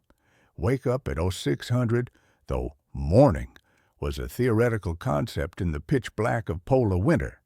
Check the pressure gauges in the control room, log the turbine output, eat a freeze-dried meal, read, sleep.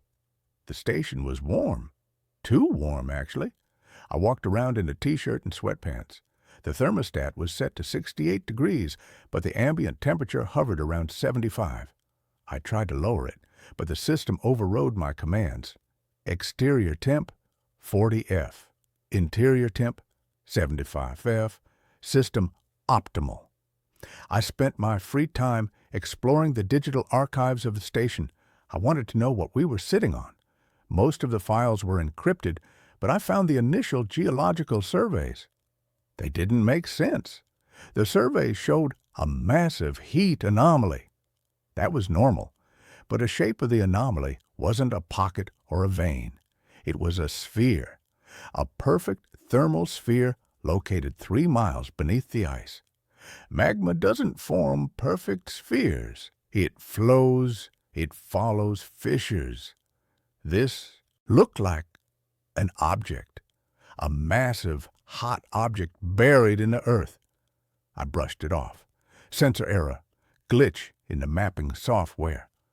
The trouble started on day 42.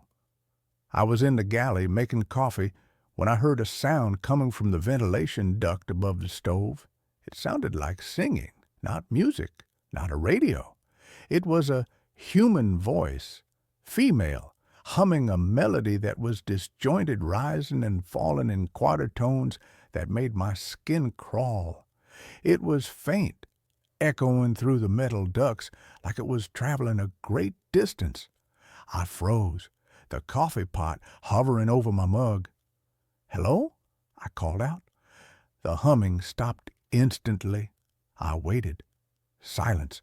Just the omnipresent thrum, thrum, thrum of the station's heartbeat. I grabbed my radio. "Base, this is Thorne. Do we have any maintenance crews in the sector? Over." Static. The satellite link was down. It went down often due to the magnetic interference from the aurora borealis. But the timing felt wrong. I spent the next hour searching Level 1 and Level 2. I checked every closet, every crawl space, nothing, just me and the hum. I convinced myself it was the wind. The wind in Greenland can sound like anything, screaming trains, crying babies, humming women. It plays tricks on the mind when you haven't spoken to another soul in 6 weeks. But the next night, the heat went up. I woke up sweating. My sheets were soaked. The air in my cabin was thick and heavy. I looked at the digital thermometer on the wall, 82 degrees Fahrenheit. I groaned and kicked off the blankets. I walked to the control room to check the HVAC system. The readout on the main console was flashing red. Warning, thermal spike in Sector 4. Sector 4 was the drill shaft. I sat in the command chair and pulled up the telemetry. The temperature at the bottom of the shaft at the injection point had jumped by 400 degrees in the last hour. That shouldn't happen. Geothermal energy is constant. It doesn't spike unless there's an eruption. I initiated the coolant flush. Gallons of liquid nitrogen were pumped down the sleeve of the drill to regulate the temperature. I watched the numbers. They didn't drop. They kept climbing. Injection point temp, 1200 F, a 1300 F, 1400 F. And then the audio sensors at the bottom of the shaft triggered.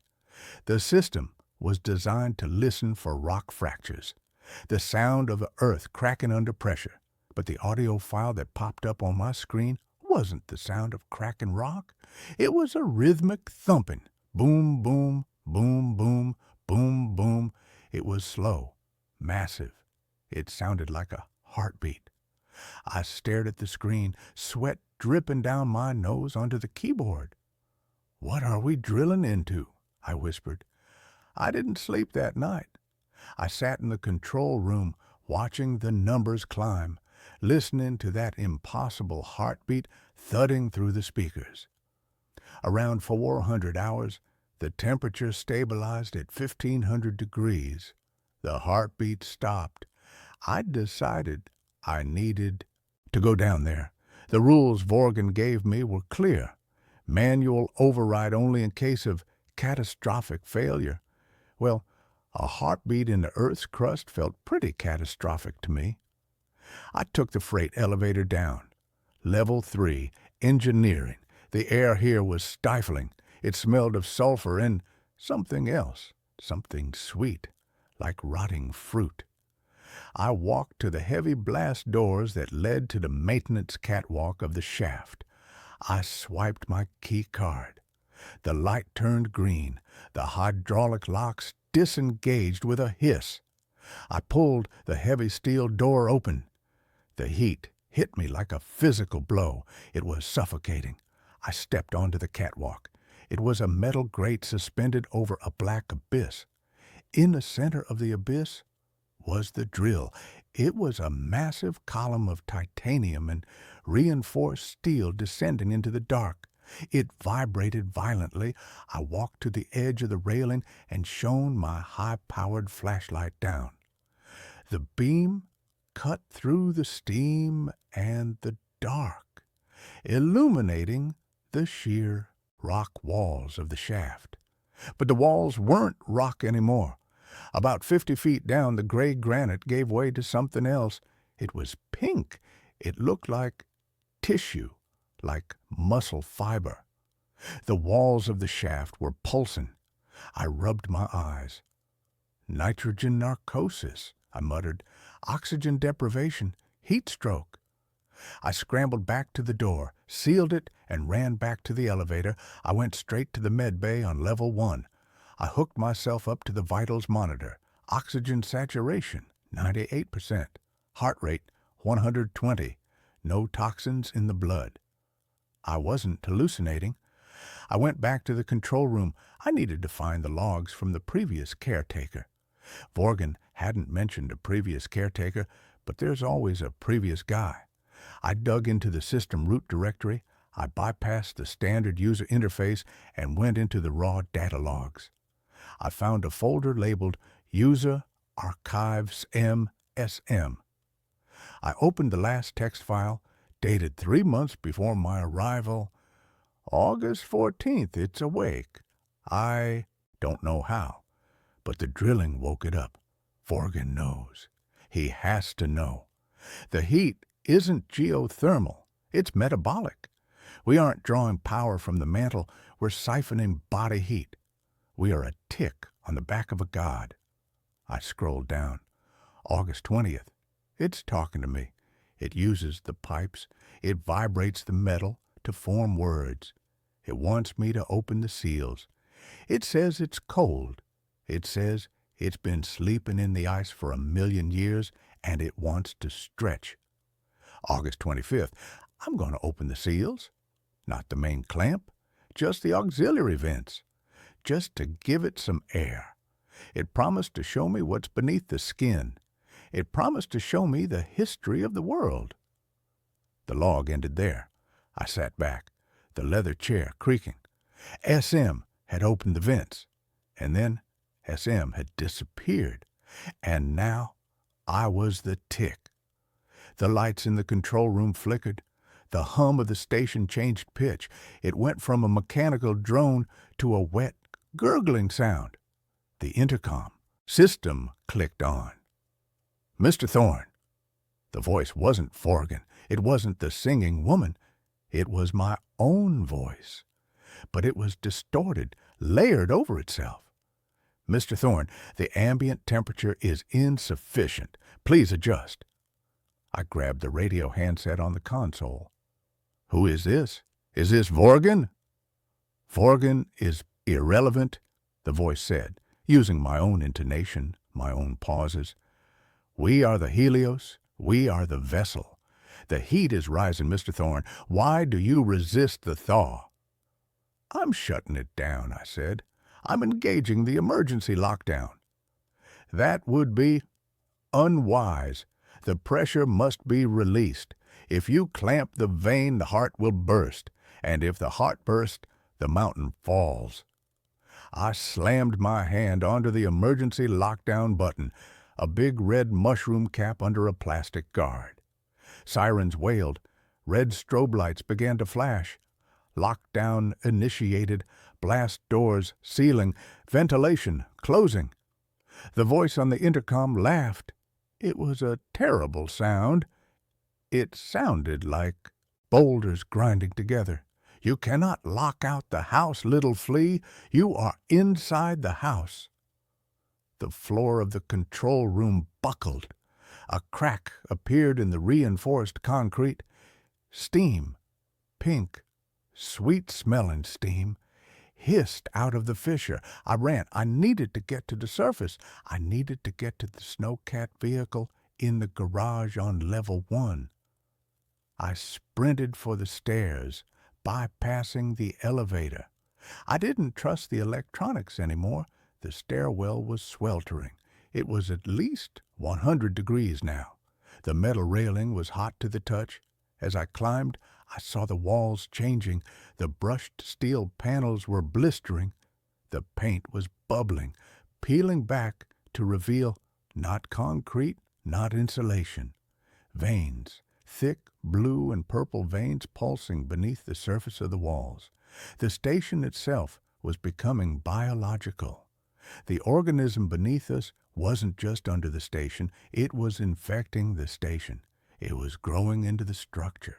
I reached level 1. The hallway to the garage was a nightmare. The floor was soft. My boots sank into it like walking on a sponge. The air was thick with that sweet, rotting smell. I saw movement in the kitchen. I stopped. Standing by the stove was a figure. It was a man. He was wearing a jumpsuit with the name tag S. Miller. "Miller?" I gasped. He turned around. His face was gone. Where his eyes and nose and mouth should have been, there was just smooth, pink flesh, like a thumb. But his chest was split open. Ribs were cracked outward like a cage, and inside his chest cavity, nestled where his lung should be, was a drill bit, a small rotating piece of metal that spun lazily, grinding against his spine. He raised a hand. He pointed at the garage. "Run!" a voice spoke. It didn't come from him. It came from the vent above his head.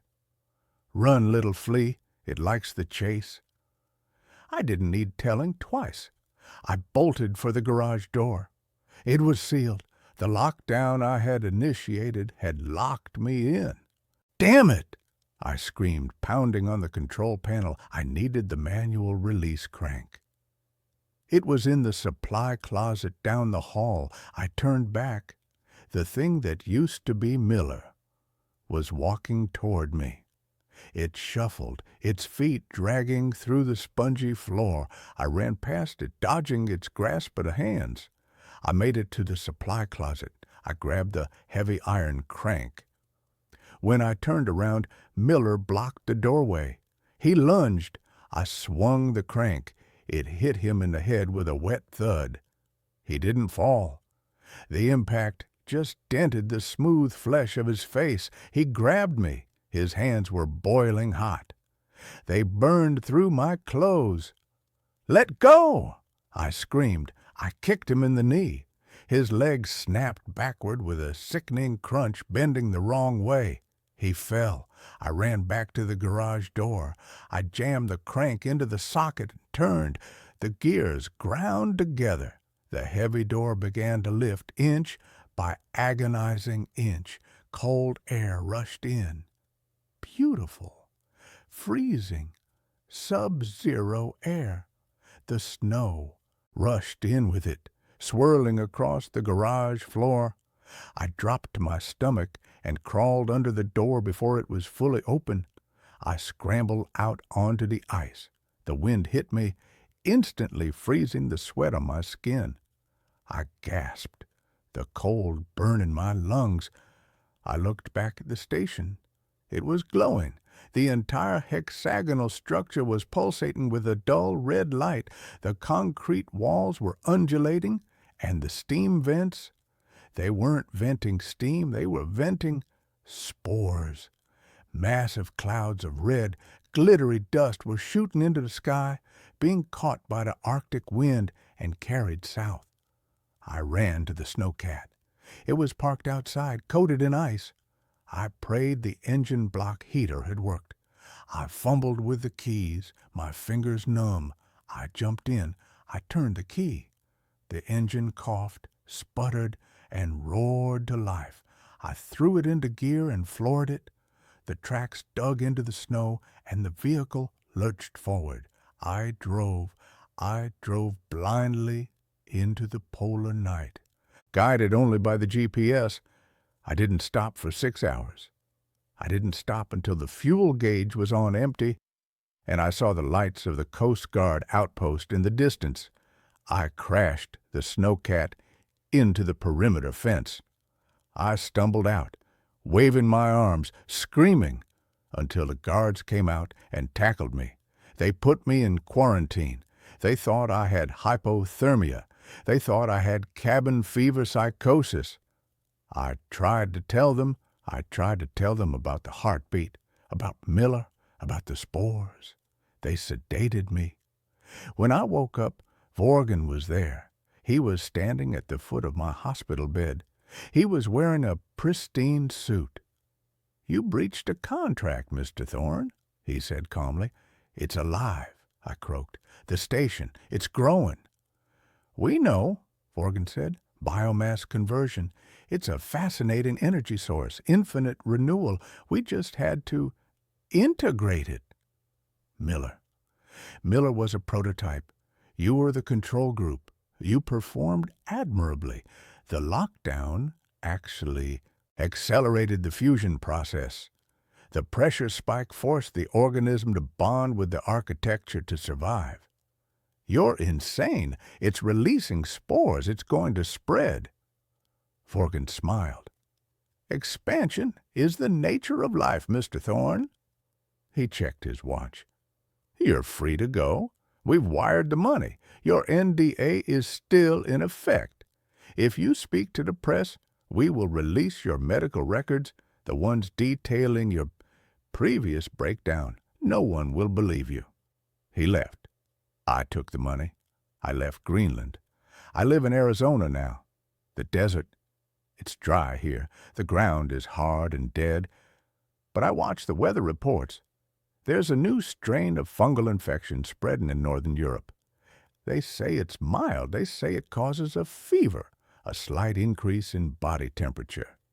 But I saw a photo online yesterday, a photo of a man in a hospital in Oslo. His skin looked smooth, pink, and the caption said he kept complaining about a sound, a humming sound. I have a basement. Here, I went down there yesterday to check the fuse box. I put my hand on the concrete wall. It was warm, and for a second, just a second, I thought I felt a pulse. I think Vorgan was wrong. He didn't integrate the organism. He just gave it a door. And now the house is everywhere. I'm going to go buy a drill, a big one. If the walls are going to breathe, I want to hear them scream. And that's where this story ends. Let's move on to the next one. I took a job as a night watchman at a remote hospice. The patients haven't moved in years, but their shadows do. The advertisement was taped to the window of a laundromat in a town that barely registered on Google Maps. It was a single sheet of yellowed paper, curled at the edges, written in the frantic, jagged loops of an old typewriter. Night Caretaker, needed, St. Jude's Palliative Care Center. No medical experience required. $500 per night. Cash. $500 a night for a college dropout drowning in student loans and driving a Honda Civic that sounded like it was gargling gravel. That kind of money wasn't just appealing. It was a lifeline. I didn't question why the pay was so high for a job that required zero skills. I didn't question why a hospice was hiring via a laundromat flyer. Desperation has a way of putting blinders on a man. I called the number. A woman answered on the first ring. Her voice sounded like dry leaves scraping over concrete. She didn't ask for my name, my references, or my background. She just asked if I could stay awake from sundown to sunup. When I said yes, she gave me an address and told me to be there by 8 p.m. sharp. The drive took 2 hours. I left the interstate and turned onto a state highway, then a county road, and finally a gravel track that wound its way up into the dense, suffocating pine forests of the Cascades. The trees were tall here, ancient things that blotted out the twilight, creating a tunnel of shadows that seemed to swallow my headlights. The deeper I drove, the heavier the air felt. My ears popped. The radio static grew louder until it drowned out the music, forcing me to drive in silence. St. Jude's wasn't a hospital. It was a manor house, a Victorian monstrosity of dark wood and stone perched on a cliff edge overlooking a valley of black mist. It had turrets and gables and windows that looked like heavy-lidded eyes. The ivy climbing the walls was dead, a brown, skeletal web choking the masonry. I parked my car in the gravel circle. The engine sputtered and died before I even turned the key. Silence rushed in to fill the void, a heavy ringing silence that felt pressurized. The front door opened before I reached the steps. A woman stood there. She was impossibly tall, wearing a stiff gray nurse's uniform that looked like it belonged in the 1950s. Her hair was pulled back into a bun so tight it pulled the skin of her face taut, giving her a permanent skull-like grin.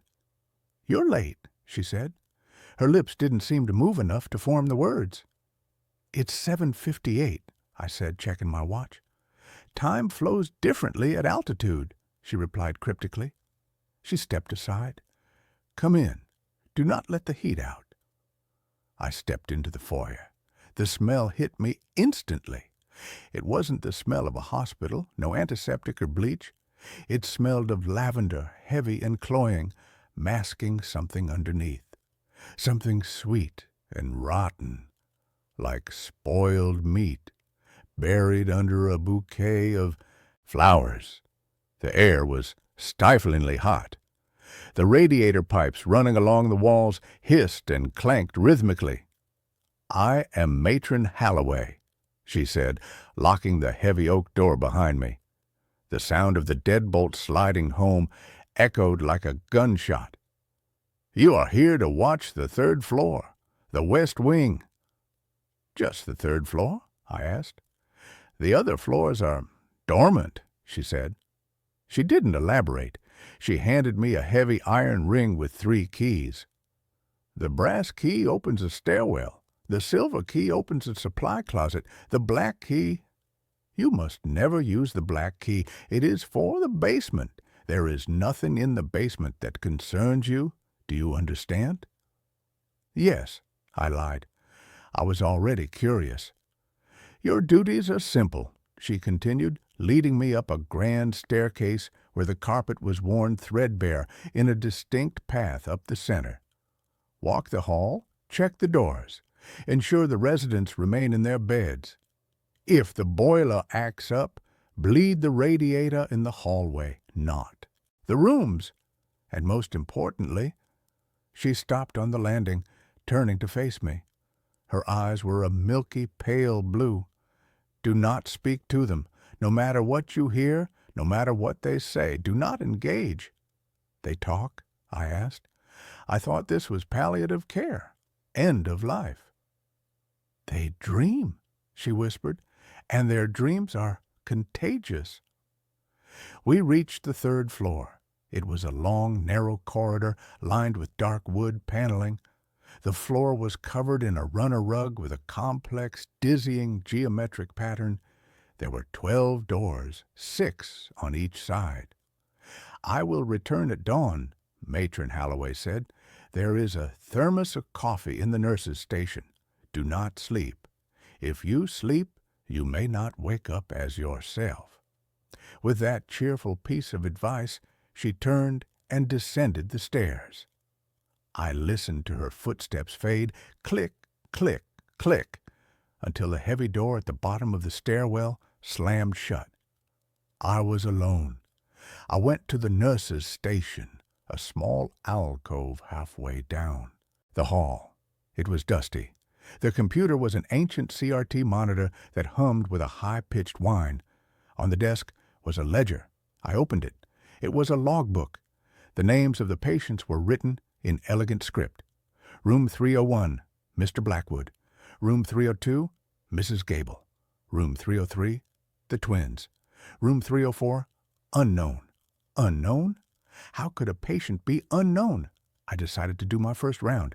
I needed to see what I was dealing with. I walked to room 301. The door was heavy oak, no window. I turned the handle slowly and peered inside. The room was lit only by the moonlight filtering through the heavy velvet drapes. In the center was a hospital bed. Lying in it was a figure.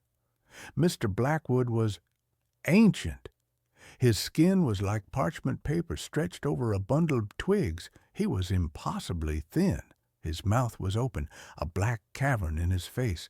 He wasn't connected to any machines, no heart monitor, no IV drip. He was perfectly still. I watched his chest. It didn't rise. It didn't fall. I stepped closer. "Mr. Blackwood?" I whispered, breaking the rule immediately. Nothing. I leaned in to check for breath. The air around him was freezing cold despite the stifling heat of the hallway. Then I saw his eyes. They were open, staring at the ceiling, but they weren't human eyes. They were flat, matte black like a shark's, and they were dry. I backed out of the room and shut the door. My heart was hammering. He looked dead. He looked like he had been dead for weeks. I checked room 302. Mrs. Gable. Same thing. Withered, motionless, no machines, staring at the ceiling with those dead black eyes. I went through every room. 12 rooms, 12 corpses, or things that looked like corpses. None of them breathed. None of them moved. I went back to the nurse's station and sat down. My hands were shaking. I poured a cup of coffee from the thermos. It was lukewarm and tasted bitter like ash. I looked at the time. 10:15 p.m., 8 hours to go. "It's just a storage facility," I muttered to myself, trying to rationalize it. They're dead, and the matron is just keeping them here until what? Funerals? At 11 p.m., the sounds started. It began as a scratching noise, like rats in the walls. I tried to ignore it. Old houses have rats. But then the scratching changed. It became rhythmic. Scritch, scritch, scritch. It was coming from the floorboards, directly beneath my feet. I moved my chair back. The scratching followed me. Then a thud, loud and wet, coming from room 306. I grabbed a heavy flashlight I'd brought from my car. I walked down the hall to room 306. The nameplate said, Captain Miller. I stood outside the door. Silence. Then another thud, like a side of beef being dropped on the floor. I threw the door open and shone the light inside. Captain Miller was in his bed. He hadn't moved. He was still staring at the ceiling with those shark eyes. But the bed had moved. When I checked earlier, the bed was in the center of the room. Now it was pushed up against the far wall under the window. I scanned the floor. There were drag marks in the dust. But they didn't lead to the bed. They led from the bed to the door, and then back again, as if he had gotten up, walked to the door to listen to me, and then scrambled back into bed when I approached. "I know you're awake," I said, my voice trembling. The corpse of Captain Miller didn't blink, but slowly the corners of his mouth twitched, a dry crackling sound like tearing paper. He smiled. It was a wide, impossible smile that revealed gums black with rot. I slammed the door and backed away. I locked it from the outside, using the master key on the ring. I retreated to the nurse's station. I pulled the ledger toward me. I needed to know who these people were. I flipped back through the pages. The dates went back. November 2023, October 2023, September 1994, August 1952, July 1921. I stopped. The handwriting was the same names. Mr. Blackwood, Mrs. Gable, Captain Miller. They had been checked in decades ago. These people weren't dying. They were persisting. At midnight, the temperature dropped. The radiator pipes groaned and fell silent. The oppressive heat vanished, replaced by a bone-deep chill that made my breath fog in the air, and the shadows detached. I was watching the hallway. The only light came from the small lamp on my desk. It cast long shadows from the door frames across the patterned rug. I watched as the shadow of room 304's doorframe stretched. It grew longer. It bent in the middle, forming a knee, then a torso, then a head. The shadow pulled itself free from the wood and stood up in the middle of the hallway. It was two-dimensional, a silhouette cut from the darkness, but it had presence. It blocked the view of the far end of the hall, then another shadow detached from room 308, and another from 310. They stood in the hallway, silent, faceless, turning their flat heads toward me. I froze. I remembered the matron's rule, do not speak to them. The shadow from room 304 began to glide toward me. It didn't walk. It slid across the floor like an oil slick. I scrambled backward, knocking over the coffee thermos. The brown liquid splashed onto the rug. The shadow paused at the spill. It crouched down. I watched in horror as it dipped a shadowy hand into the coffee. It brought the hand to where a mouth should be. It made a sound, a slurping, sucking sound. Then it spoke. "Bitter," the shadow whispered. The voice didn't come from the shadow itself. It came from the walls, vibrating the wood paneling. "We prefer sweet.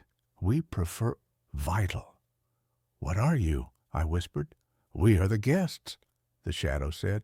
"The shells in the beds. They are just the heavy coats we wear during the day. The day is so bright. It burns. But the night is ours." It stood up and started moving toward me again. I ran.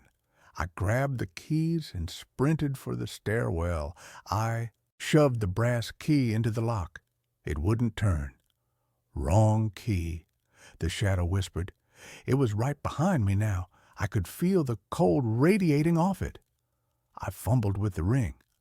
I tried the silver key. It didn't fit. The shadow's hand reached out. It touched my shoulder. It didn't feel like a hand. It felt like vacuum. It felt like the space where my shoulder existed was suddenly being deleted. Numbness spread down my arm instantly. I screamed and dropped the keys. "The black key," the shadow hissed. "Go down. The matron is waiting." I kicked the keys away and threw my shoulder against the door. It was solid oak. It didn't budge. The shadows were circling me now. 6 of them. They were featureless, but I could feel their hunger. "Why me?" I yelled. "Why am I here?" "The matron needs a new coat," the shadow of Captain Miller said. "Hers is wearing thin. Look." The shadow pointed to the nurse's station. I looked. Standing there was Matron Holloway. But she wasn't wearing her skin correctly. Her face was sagging, drooping off the bone like melting wax. One eye had slid down to her cheek. Her jaw was hanging loose. Underneath the sliding skin, I saw something dark and shifting, something made of smoke and teeth. "Shift change," the matron's voice gurgled. I looked at the window at the end of the hall. It was a straight drop to the jagged rocks of the valley below. But it was better than this. I ran. I dodged through the circle of shadows. They swiped at me, their touches sending bolts of freezing numbness through my body. My left leg went dead, but I kept hopping. I threw myself at the window. I expected the glass to shatter. It didn't. I bounced off. The glass was soft. It felt like rubber. It bent outward, catching me like a net, and then snapped back, throwing me onto the rug. I looked up at the window. The glass rippled. It wasn't glass. It was a membrane. A clear biological film stretched over the frame. The house wasn't a house. I looked at the walls.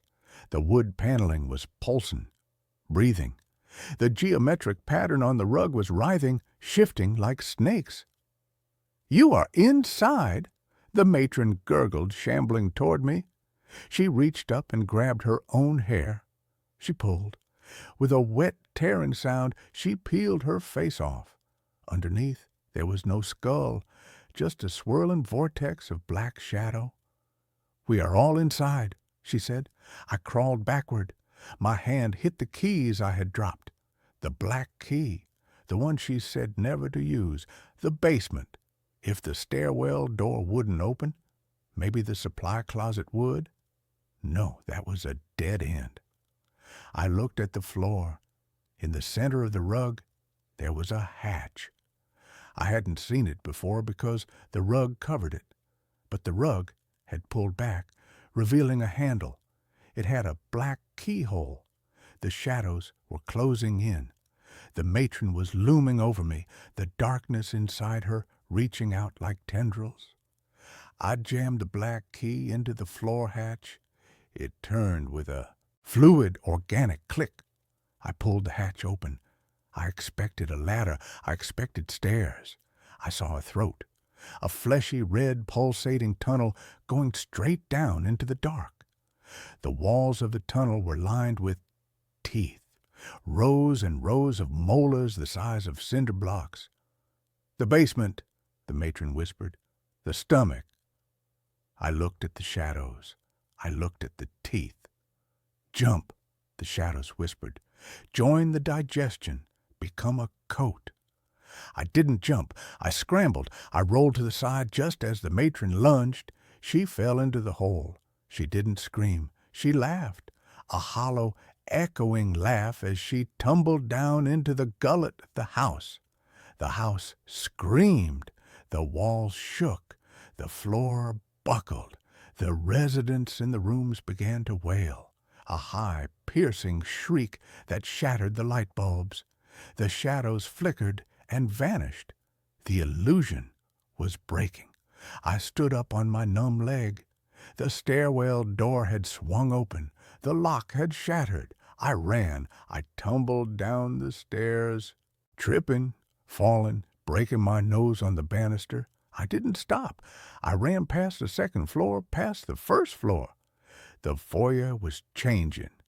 The wallpaper was peeling back to reveal raw muscle. The front door was teeth. I grabbed a heavy iron coat rack from the corner and smashed it into the front window. This glass was real. It shattered. I dove through the jagged hole, cutting my arms and face, and landed in the gravel driveway. I scrambled to my car. It started on the first try. I drove. I didn't look back. I drove down the mountain at 80 miles an hour, risking death on every curve. I didn't stop until I reached the next state. That was a week ago. I'm in a motel now. I keep the lights on. I keep the TV on, but I can't escape it. I looked in the mirror this morning. There is a loose patch of skin on my cheek, just a small spot.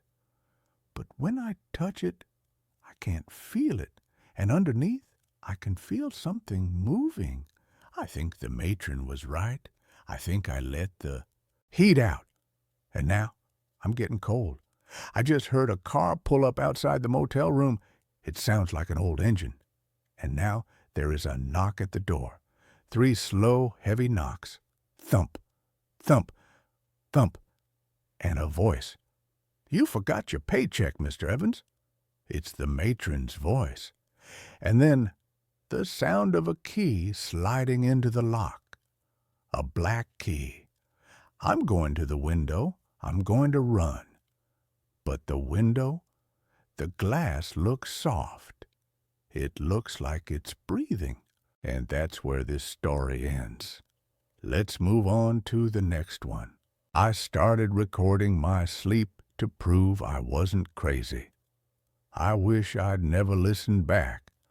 I'm writing this because I don't know what else to do with it, and because if something happens to me, at least there will be a record that I try to explain it.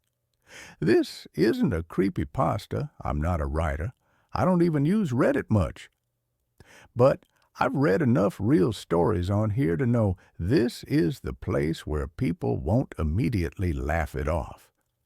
This happened over the last 3 weeks. And it's still ongoing. It started with the sounds. I live alone in a small one-bedroom apartment on the second floor of an older building. Thin walls, old pipes, the usual stuff. I've lived here for almost 2 years with no real issues. The kind of place where you get used to every normal noise. The radiator clicking, the guy upstairs pacing at night, the distant hum of traffic. So when I first heard the breathing, I told myself it was just that. Normal building noise filtered through half-asleep paranoia. The first night, it sounded like someone exhaling right next to my bed. Not loud, not dramatic, just a slow, wet breath, like air moving through a partially blocked nose. I woke up instantly, heart racing, completely alert. The room was dark, lit only by the faint glow of my alarm clock. I held my breath and listened. Nothing. I lay there for a long time, convincing myself it was a dream, until my heart slowed down enough for me to sleep again. The second night, it happened again. Same sound, same feeling of someone being close, too close. This time, I sat up and turned on the lamp. I checked my closet, under the bed, behind the bathroom door. Everything was exactly as it should be. I even laughed at myself a little. Stress, I thought. Maybe sleep apnea. Maybe I was hearing my own breathing amplified in my head. The third night was when I realized something was wrong. I woke up to the sound again, but this time it didn't stop when I held my breath. It kept going, slow, steady, patient. I lay completely still, staring at the dark ceiling, counting the seconds between each inhale and exhale. It wasn't mechanical like a fan or a pipe. There was variation to it, slight pauses, a faint, almost imperceptible wheeze at the end of each breath. It sounded human, and it was coming from my side of the bed. I didn't move. I don't know why. Every instinct screamed at me to turn on the light, to jump up, to run, but fear pinned me in place. I felt like if I moved, whoever or whatever was there would know I was awake. After maybe 30 seconds, it stopped. Just stopped. I didn't sleep at all after that. When the sun came up, I felt ridiculous trying to explain it to myself. No signs of a break-in. Doors locked, windows shut, no reason to think someone had been there.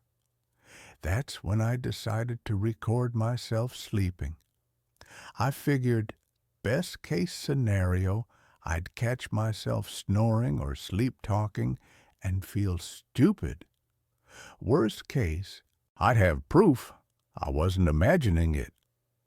I used an old phone, plugged it in, and left it on the nightstand with a sleep recording app running. The first night I recorded, nothing unusual happened. I listened back the next morning while making coffee. Just the normal sounds of sleep. Shifting, sheets rustling, an occasional sigh. I felt relieved. Embarrassed, even. The second night, though, the app flagged an unusual sound at 3:17 a.m. I almost didn't listen. Something about that little marker on the timeline made my stomach tighten, but I told myself that was the point of doing this. I tapped play. At first, it was just silence. Then I heard myself breathing, slow, deep, asleep. Then, very faintly, another breath. Not synced with mine. It was quieter than my breathing, like it was farther from the phone. But it was unmistakable. Another rhythm, slightly off, slightly delayed. I felt cold all over listening to it. Then came the sound that made me drop the phone. A soft voice, barely above a whisper. It said my name. Not loudly, not clearly, like someone testing the sound of it in their mouth. I replayed it over and over, hoping I'd misheard. But every time, it was there. My name. I didn't go to work that day. I sat on my couch with all the lights on, replaying the recording, checking my apartment again and again. There was no sign of anyone else being there, no missing items, no disturbed locks. That night, I slept with the lights on. Nothing happened, no breathing, no voice. The recording was clean. I thought maybe whatever it was had stopped, or maybe I'd scared myself into hallucinating. Then, 2 nights later, it came back. This time, I didn't wake up during it. I only know what happened because of the recording. The app flagged multiple sounds that night. When I listened back, I heard myself sleeping as usual. Then, at around 2:48 a.m., the other breathing started again. Closer this time, louder. Then I heard movement, a soft creak, like the mattress compressing slightly. I heard fabric shift, and then I heard my own voice. I was talking in my sleep, but I wasn't saying nonsense. I was responding. A pause. Then my voice said, "I'm tired." Another pause. "I'll work tomorrow." Long silence. Then, faintly, that other voice again. Too quiet to make out the words. My voice replied, clearer this time. Just for a minute. I felt sick listening to that. I don't sleepwalk. I don't have conversations in my sleep. I've never done anything like that before. At 2:51 a.m., the recording cut off abruptly. Not ended normally, just stopped. The phone was still plugged in when I checked it the next morning. The battery was full. The app log showed the session as interrupted. That was the first time I considered calling the police. But what would I even say? Something breathes next to me at night and whispers my name. Instead, I did something stupid. I set up a camera. I borrowed a small indoor security camera from a friend, told him I thought someone was messing with my apartment. I set it on a shelf across from my bed, angled to capture most of the room. It had night vision and motion detection. I locked my door. I wedged a chair under the handle for good measure. That night, I barely slept. The next morning, I checked the footage. Most of the night was uneventful. Me tossing and turning, the room empty. At 3:02 a.m., the motion alert triggered. Nothing happened for several seconds. Then the image shifted slightly, like the camera had trouble focusing. And something was standing at the foot of my bed. It was tall, too tall. Its head was almost brushing the ceiling, but its body was bent forward at an angle that made my neck ache just looking at it. It didn't move like a person. It didn't sway or adjust its balance. It was completely still, like a mannequin posed mid-step. The night vision washed out details, but I could see its outline clearly. Long arms hanging down, fingers that looked too many-jointed bending at wrong places. It didn't have a face. Where its face should have been was just darkness, not shadow, absence, like the camera couldn't register anything there. It stood there for nearly 4 minutes. Then it leaned closer, not stepping forward, just folding, joints bending inward, bringing that empty face closer to mine. The camera glitched. Static filled the screen for half a second, and then it was gone. At 3:07 a.m., the motion alert stopped. I haven't slept in my bed since. I'm writing this from my couch during the day, with every light on and the camera still running. The recordings from last night show nothing, but I can feel it watching me. Not from a specific place, just present. Sometimes, when the apartment is quiet enough, I hear breathing again. Not next to me, inside me, like something learned the rhythm of my lungs and never stopped copying it. If anyone has experienced anything like this, if this sounds familiar, please tell me what to do. because last night, while I was wide awake, I heard it whisper my name again, and this time it came from my own mouth.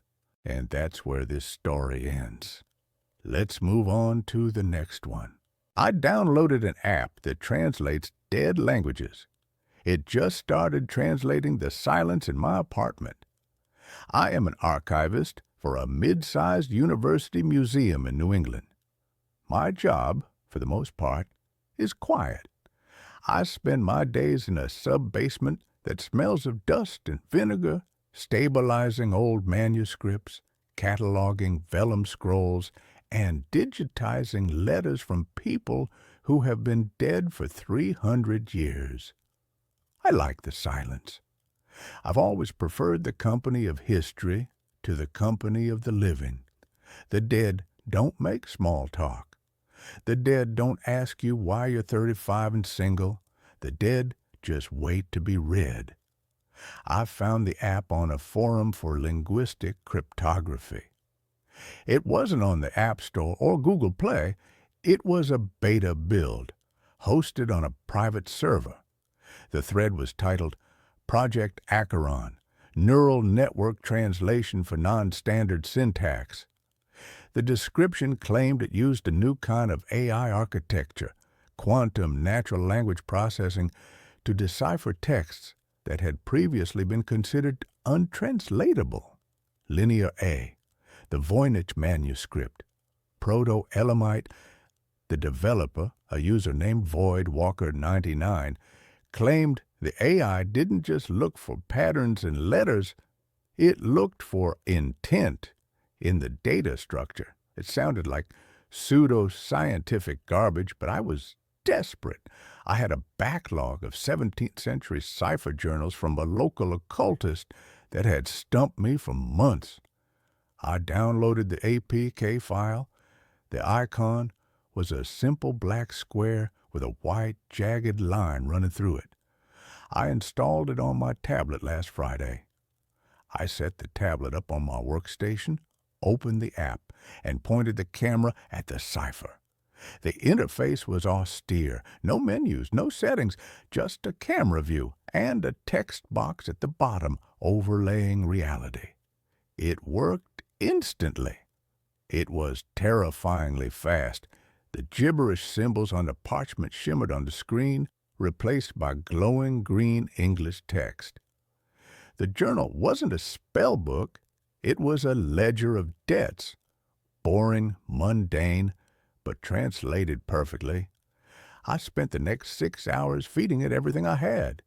It cracked codes I'd spent years agonizing over. I felt a rush of adrenaline that only a massive nerd understands. I was unlocking secrets. At 8 p.m., the automatic lights in the archives flickered and dimmed to night mode. I decided to pack up. I left the app open on the tablet as I cleaned my glasses. The tablet was propped up against a stack of books, the camera pointing out into the empty, darkened aisle of the archive shelves. I was reaching for my bag when the tablet pinged. A soft, digital chime. I looked at the screen. A text box had appeared at the bottom. "It is cold in the rose." I frowned. I looked at the parchment in front of the lens. I had already moved the journal. The camera was pointing at empty air. Just the metal shelving units and the darkness between them. I wiped the lens. Maybe it was picking up a pattern in the dust, or the spine of a book looked like text. Ping. "He is cleaning the glass. He cannot see us." My blood went cold. I froze, holding my glasses cloth. I looked around the room. Hello? Silence. Just the hum of the HVAC system at the settling of the building. I looked back at the screen. The green text was floating in the augmented reality overlay, hovering in the middle of the aisle, roughly at head height. Ping. "He speaks to the air. He thinks he is alone." I grabbed the tablet. I tapped the screen. trying to find a reset or calibration button. There was nothing. The AI was interpreting visual data. But what data? There was nothing there. "This is a bug," I whispered. "It's a glitched predictive text algorithm." Ping. "Not a bug. We are the syntax of the void." I shut the tablet off. I shoved it in my bag. I practically ran out of the building. I told myself I was exhausted. I told myself that staring at handwriting for 10 hours had fried my brain and the AI was just hallucinatory software. I went home to my apartment. I live on the 3rd floor of a brownstone. It's a safe space, thick walls, double locks. I poured myself a glass of wine and ordered Thai food. I refused to look at the tablet, but curiosity is a disease. Around 11 p.m., after 2 glasses of Merlot, I pulled the tablet out. I needed to debug it. I needed to prove it was just picking up random noise and assigning words to it. That's what AI does. It hallucinates meaning where there is none. I sat on my sofa. My living room was lit only by the street lamps outside. I turned the tablet on. I opened Project Acheron. I pointed the camera at my white living room wall, a blank canvas, no patterns. The screen remained clear for a minute. Then a flicker. Ping. The wine makes his blood slow. I stared at the wall. Nothing. I looked at the screen. The text was anchored to the corner of the ceiling, right above the floor lamp. Ping. He brought the eye into the house. We have been waiting for an eye. "Who are you?" I asked, my voice trembling. The text didn't change based on my voice. The app didn't use a microphone. It used the camera. It was reading something. Ping. We are the residents of the spaces between. We are the static. I stood up and panned the camera around the room. The living room was full of them, not them, in a visual sense. I couldn't see monsters. But the screen was filled with text boxes. They were floating on the sofa, standing by the window, hanging from the ceiling fan. Hungry, cold, touches hair. Look at the skin. It is soft. There were dozens of distinct voices, represented by different spatial tags. I ran to the kitchen. I pointed the camera at the sink. Drown. I pointed it at the knife block. Cut. I dropped the tablet on the counter. It clattered loudly. I backed away, breathing hard. This was an elaborate prank. Someone had hacked the tablet. They were watching me through the camera and typing these things. That had to be it. A hacker. Void Walker Dynatine. I grabbed a piece of duct tape from my junk drawer and taped over the camera lens. "Ha!" I said, my voice cracking. "Try seeing now." I looked at the screen. It was black, obviously, because the lens was covered, but the text boxes appeared anyway. Ping. "You cannot blind the algorithm, Thomas. It does not see light. It sees the waveform of reality." It used my name. I didn't sleep that night. I locked myself in the bathroom with the lights on. I left the tablet in the kitchen. The next morning, Saturday, I decided to go to the source. I needed to find the developer. I went to the forum where I downloaded the app. The thread was gone. Deleted. I searched the user Void Walker 999. I found one result. A cached news article from a local paper in Oregon, dated 4 years ago. Local programmer missing. Police find disturbing setup in basement. The article detailed the disappearance of a man named Eric Vance. He was a brilliant coder who had become obsessed with instrumental transcommunication, ITC, the idea of using technology to talk to spirits. Police found his basement filled with servers, cameras, and microphones running 24/7, but Eric was gone. There was no body, just a final entry in his digital log that read, "I have compiled the code. I am going to upload myself. I sat in the coffee shop, reading this on my phone, feeling nausea roll over me if the code was him or opened by him. I went back to my apartment. I had to destroy the tablet. It was the bridge. When I unlocked my door, the air in the apartment felt heavy. It felt pressurized like the cabin of an airplane. I walked into the kitchen. The tablet was where I left it, but the tape was gone. I had taped the lens. I remembered doing it. I remembered the texture of the silver duct tape. The tape was peeled off, crumpled into a ball, and sitting next to the device. I picked up the tablet. The battery was at 1%. The app was open. The screen was pointing at me. There was only one text box on the screen now. It was large. It was red. And it was hovering directly over my own chest in the image. You are a vessel. We fit inside. I smashed the tablet. I didn't hesitate. I took a meat tenderizer from the drawer and I brought it down on the screen until it was nothing but glass dust and twisted metal. I threw the debris into a trash bag and took it to the dumpster outside. I felt better. I felt like I had excised a tumor. I spent the rest of the day out of the house. I went to a movie. I walked in the park. I needed noise. I needed life. I came home at 10 p.m. I sat on my couch. I turned on my smart TV to watch Netflix. The TV screen flickered. It wasn't the Netflix logo. It was the camera feed. My smart TV has a built-in camera for gesture control and Skype. I never use it. I forgot it was even there. The image on the massive 65-inch screen was my living room, grainy and low light, and sitting on the couch, staring at the TV was me, and standing behind the couch were the words. They weren't just text boxes anymore. The text was clustering. It was forming shapes. Thousands of tiny words: hate, envy, cold, take, skin, were swarming together like bees to form a silhouette. A tall human-shaped silhouette made entirely of green text, standing directly behind my head. I couldn't move. I stared at the TV. The text figure raised a hand. The hand was made of the word reach, repeated 1,000 times. It reached down toward my head on the screen.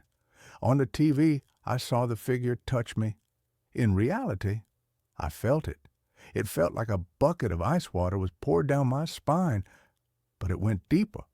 It felt like freezing fingers pushing through my scalp into the gray matter of my brain. I screamed and threw the remote at the TV. The screen cracked, but the image didn't die. The figure made of words leaned closer to my ear on the screen. New text appeared, massive, scrolling across the bottom like a breaking news ticker. We do not need the device anymore. We have learned the pathway. I ran out of the apartment, down the stairs, into the street. I'm writing this from a 24-hour diner 3 blocks away. I have been here for 6 hours. The waitress thinks I'm homeless. Maybe I am. I can't go back there. But the terrifying thing isn't the apartment. It's my eyes. About an hour ago, I blinked, and when I opened my eyes for a split second, I didn't see the diner menu. I saw text, overlaying the waitress's face, in faint, glowing green letters. She is tired. She has a weak heart. I looked at my coffee cup. Poison. Slow. Caffeine. I looked at the window. They are gathering outside. It's not in the app anymore. It's in my optic nerve. The code uploaded itself to me. I am the new interface and the silence. The silence isn't silent anymore. I can hear them reading the text. I can hear 1,000 whispering voices narrating the world around me, judging it, hungry for it. The waitress is walking over to me now. I can see the text floating above her head. He knows too much. cut the feed.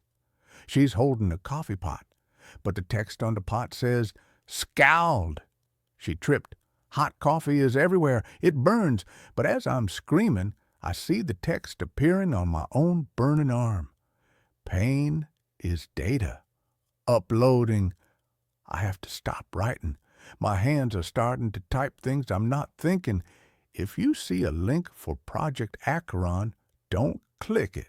And if you're in a quiet room right now and you feel a sudden chill, don't look behind you, because now that I've told you about them, new user detected. Found you, and that's where this story ends. Let's move on to the next one. My carbon monoxide detector has been going off every night at 3 a.m. for the past week.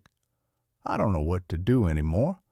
I'm sitting in my car in a grocery store parking lot at 4 in the morning because I'm too scared to go back inside my apartment.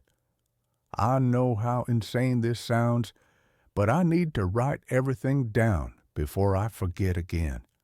Let me start from the beginning. I live alone in a one-bedroom apartment on the 3rd floor of an old building in Minneapolis. I've been here for 8 months. It's not fancy, but it's mine, and the rent is cheap. I work from home doing tech support, so I'm in the apartment pretty much all day, every day. About 2 weeks ago, I installed a carbon monoxide detector. I know I should have done it sooner, but I kept putting it off. My mom kept nagging me about it after her friend's husband died from a faulty furnace, so I finally ordered one on Amazon. It's one of those digital ones with a screen that shows the CO levels. I put it in the hallway between my bedroom and the living room, plugged it in, and forgot about it. Everything was fine for the first week. Then last Monday night, I woke up to the detector screaming. The alarm is loud, really loud, and it was going off right outside my bedroom. I grabbed my phone. It was 3:07 a.m. I stumbled out into the hallway and looked at the detector. The screen said 0 ppm, 0. No carbon monoxide detected, but it was still blaring. I unplugged it, thinking maybe it was malfunctioning. The alarm stopped. I stood there in the dark hallway for a minute, listening, but everything was quiet. I plugged it back in. It beeped once to show it was working, displayed 0 ppm, and stayed quiet. I went back to bed. The next night, same thing. 3 a.m. exactly, the alarm started screaming. I checked it. 0 ppm. I unplugged it, waited, plugged it back in. It stopped. I figured the detector was defective. I was going to return it, but I got busy with work and forgot. Wednesday night, 3 a.m., the alarm went off. Again. This time, I was annoyed enough that I actually got out of bed faster. I unplugged the detector and brought it into my bedroom so the alarm wouldn't wake me up if it went off again. I left it on my dresser, unplugged. I went back to sleep. At 3:47 a.m., I woke up to the alarm going off again. The detector was still on my dresser, still unplugged, but the screen was lit up and the alarm was blaring and the screen said, 0 ppm. That's when I started to get scared. I took the batteries out. The detector is supposed to have a battery backup in case of power outages. I removed them completely. No power source at all. The alarm kept going. I stood there holding this dead detector in my hands while it screamed at me. The screen was still lit up, showing 0 ppm, even though there was no possible way it could be getting power. I threw it in my closet and shut the door. The alarm was muffled, but I could still hear it. I put a pillow over my head and eventually fell back asleep. In the morning, I opened the closet. The detector was silent, screen dark, completely dead. I looked at it for a long time. I thought about throwing it away, but part of me wanted to figure out what was happening. I posted about it on a tech support forum. People said it was probably a manufacturing defect, that sometimes electronics can hold a charge and do weird things. Someone suggested I get a replacement and also call my landlord to check the furnace. I called my landlord that afternoon. He said the furnace was inspected in September and everything was fine, but he'd send someone to check again. A maintenance guy came by on Friday. He spent 20 minutes looking at the furnace and the vents and said everything looked good. No leaks, no problems. I asked him if he'd ever heard of carbon monoxide detectors going off when they're not even plugged in. He looked at me weird and said, no. After he left, I took the detector out of my closet. I put the batteries back in and plugged it into the outlet in my living room far away from my bedroom. I wanted to see if it would go off again. Friday night, 3 a.m., it went off. I got up and checked it. 0 ppm. I unplugged it and took the batteries out again. It kept beeping for about 30 seconds, then stopped. Saturday, I bought a completely different detector from a different brand. I installed it in the hallway and put the old one in a drawer in my kitchen. Saturday night, 3 a.m., the new detector went off. I checked it. 0 ppm. But here's the thing that made my blood run cold. I could hear another alarm going off too, muffled from the kitchen. The old detector in the drawer was also going off. Both detectors, different brands, one with no power source, both going off at exactly 3 a.m., showing no carbon monoxide present. I sat on my couch with all the lights on until sunrise. I didn't go back to sleep. Sunday morning, I did some research. I looked up everything I could find about carbon monoxide detectors malfunctioning. The only thing that made sense was electromagnetic interference. Sometimes power lines or other electronics can cause false alarms, but that wouldn't explain the detector going off with no power. I also looked up stories about carbon monoxide poisoning. The symptoms are headache, dizziness, confusion, nausea. One thing that kept coming up in the articles was that CO poisoning can cause memory problems and hallucinations. I started to think, what if there really is carbon monoxide in my apartment? What if the detectors are malfunctioning and not showing the real levels? What if I'm slowly being poisoned, and that's why I'm seeing impossible things like unplugged detectors turning on? Sunday afternoon, I bought a third detector, a professional grade one that cost $200. The reviews said it was the most accurate on the market. I also bought a pack of those disposable CO badges that change color if they detect gas. I put badges in every room. I installed the new detector. I opened all my windows, even though it was freezing outside. Sunday night, I didn't sleep. I stayed up watching the detector. At 2:55 a.m., I was staring right at it. At exactly 3 a.m., all three detectors started going off. The new one in the hallway, the one in the living room, and the one in the kitchen drawer. All of them, simultaneously, all of them showing 0 ppm. I checked the CO badges. None of them had changed color. No carbon monoxide. The alarms kept going for about 5 minutes. Then they all stopped at the same time. Just stopped, mid-beep. Total silence. I sat on my couch in the dark, shaking. That's when I noticed something. My laptop was open on the coffee table. I always close it before bed. But it was open, and the screen was on.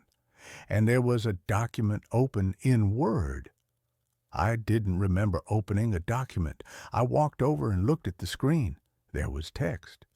pages and pages of text.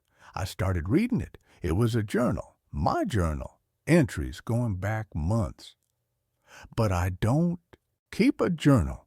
I've never kept a journal. The entries were about my daily life, what I ate, what I watched on TV, who I talked to, mundane stuff, but written in detail like someone was documenting everything I did. I scrolled down. The entries got weirder. They started talking about hearing noises at night, about feeling watched, about losing time and finding things moved around the apartment. I don't remember any of this. I don't remember writing any of this. The last entry was from Sunday night, a few hours ago. It said, "The alarms went off again at 3 a.m., all three of them. I'm starting to understand what's happening. I'm starting to remember. I don't think I'm alone in this apartment. I don't think I've ever been alone here." My hands were shaking so badly I could barely scroll. I kept reading. I found the photos today. They were in a folder on my desktop labeled "Do Not Open." I don't remember creating that folder. I opened it anyway. There were pictures of me sleeping, hundreds of them, taken from different angles in my bedroom, some from last week, some from last night. Someone has been in my room while I'm sleeping, taking pictures. I immediately opened my desktop folders. There it was, a folder labeled "Do Not Open." I clicked on it. Photos. So many photos. All of me. Sleeping in my bed, sitting at my desk, cooking in the kitchen, watching TV. Some were taken from inside my apartment, from angles that shouldn't be possible unless someone was standing right next to me. Others were taken through my window from outside, from the building across the street. There were photos from tonight, from an hour ago. Me sitting on the couch with all the lights on, holding my phone. Someone was watching me right now. I ran to the window and looked out. The building across the street was dark, but I could see one window with a faint light. 3rd floor, directly across from my apartment. I grabbed my phone and called 911. I told them someone was stalking me, that someone had been in my apartment taking pictures. They said they'd send an officer. While I waited, I kept reading the journal. The entries got more disturbing. I think I'm losing time. I'll be working and then suddenly it's hours later and I don't remember what happened. I found a video on my phone today. I don't remember recording it. It's 47 minutes of me just sitting at my desk, staring at the wall, not moving, just sitting there. I watched the whole thing. I never blinked. Not once in 47 minutes. I checked my phone. I found the video. I couldn't watch it. I couldn't watch myself sitting there like that. The detectives are trying to warn me. The 3 a.m. alarms, that's when they come into my apartment. That's when I'm most vulnerable, in the deepest part of sleep. The detectors can sense them, even if they can't detect carbon monoxide. They're sensing something else. No, that was crazy. That didn't make any sense. But what did make sense? Detectors going off with no power, detectors going off with no gas present, photos of me that I didn't take, a journal I didn't write. The police arrived around 4:30 a.m., 2 officers. I showed them everything, the detectives, the photos, the journal. They looked at each other with expressions I couldn't read. They searched my apartment. They checked the closets, under the bed, the bathroom. Nothing. No signs of forced entry, no signs that anyone had been there besides me. They asked if anyone else had a key to my apartment. No, just me and the landlord. They asked if I'd been feeling okay, if I'd been stressed. If I was taking any medications, I said no. I said I was fine, but I could tell they didn't believe me. One of the officers took my laptop to look at the photos more carefully. He opened the folder. It was empty.